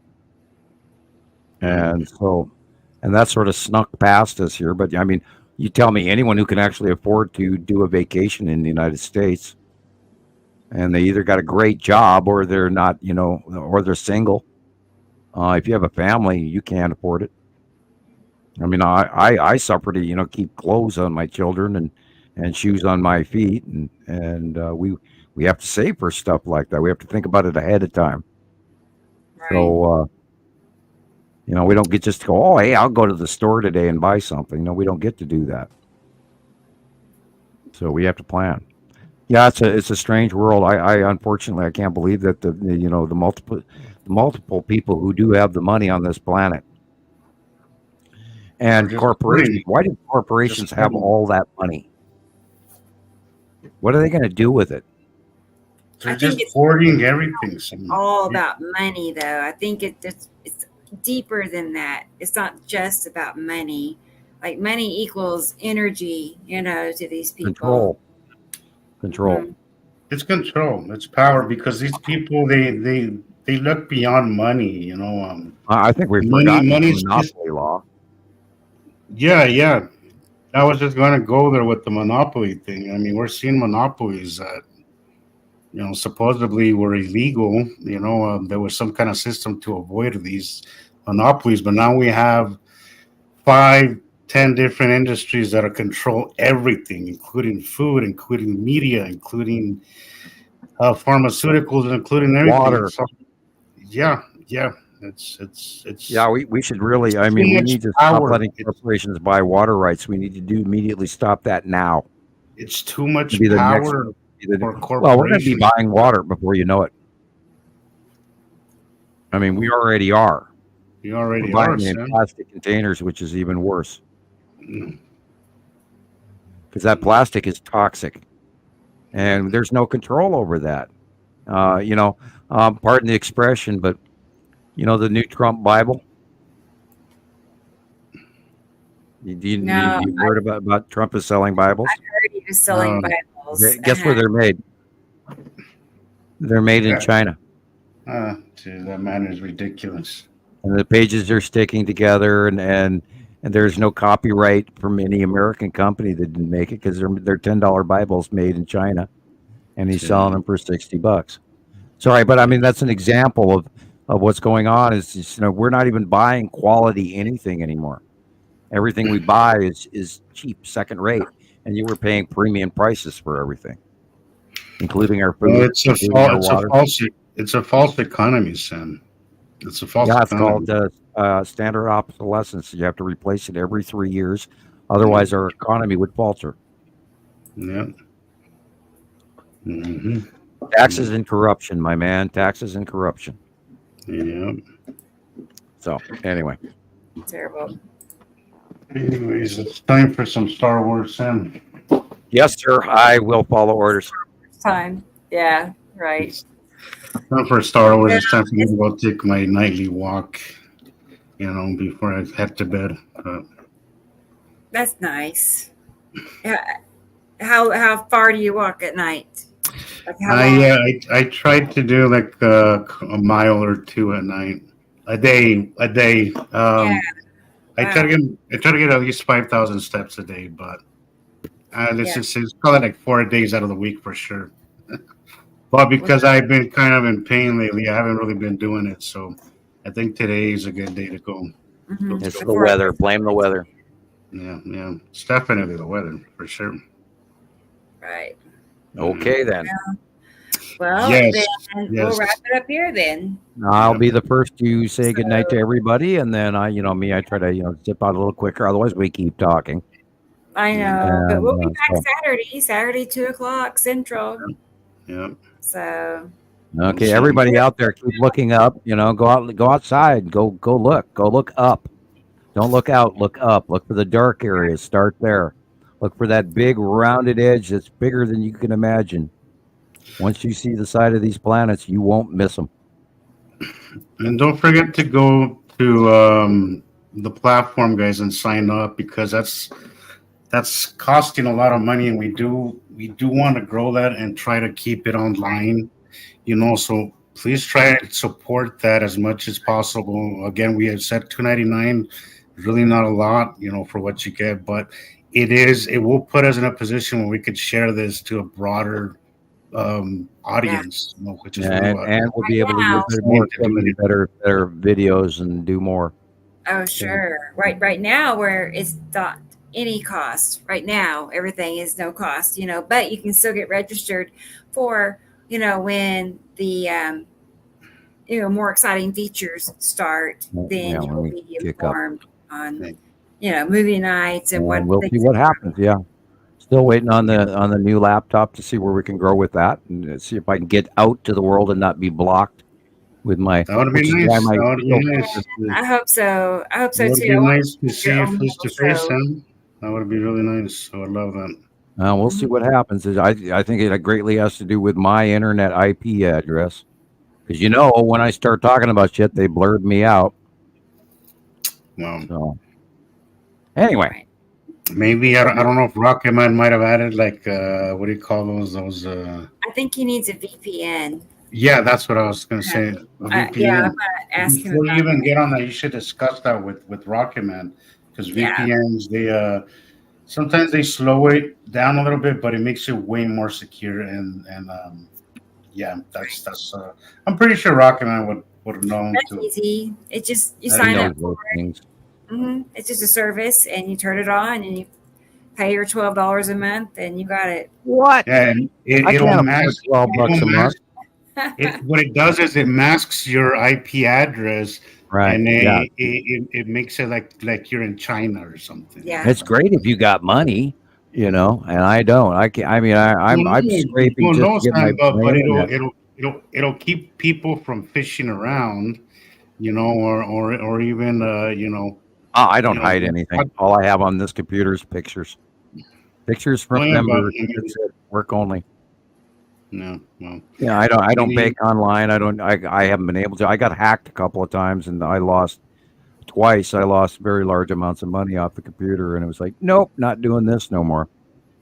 So anyway, good night, everybody. I'm gonna go, and then I'll just start the exit here, and then you guys will. We can keep talking and talking and talking. So. All right. Okay. All right. Thanks for being here. Nice to have you all here. We'll see you in a few days. All right. Good night. Bye. Bye. Bye.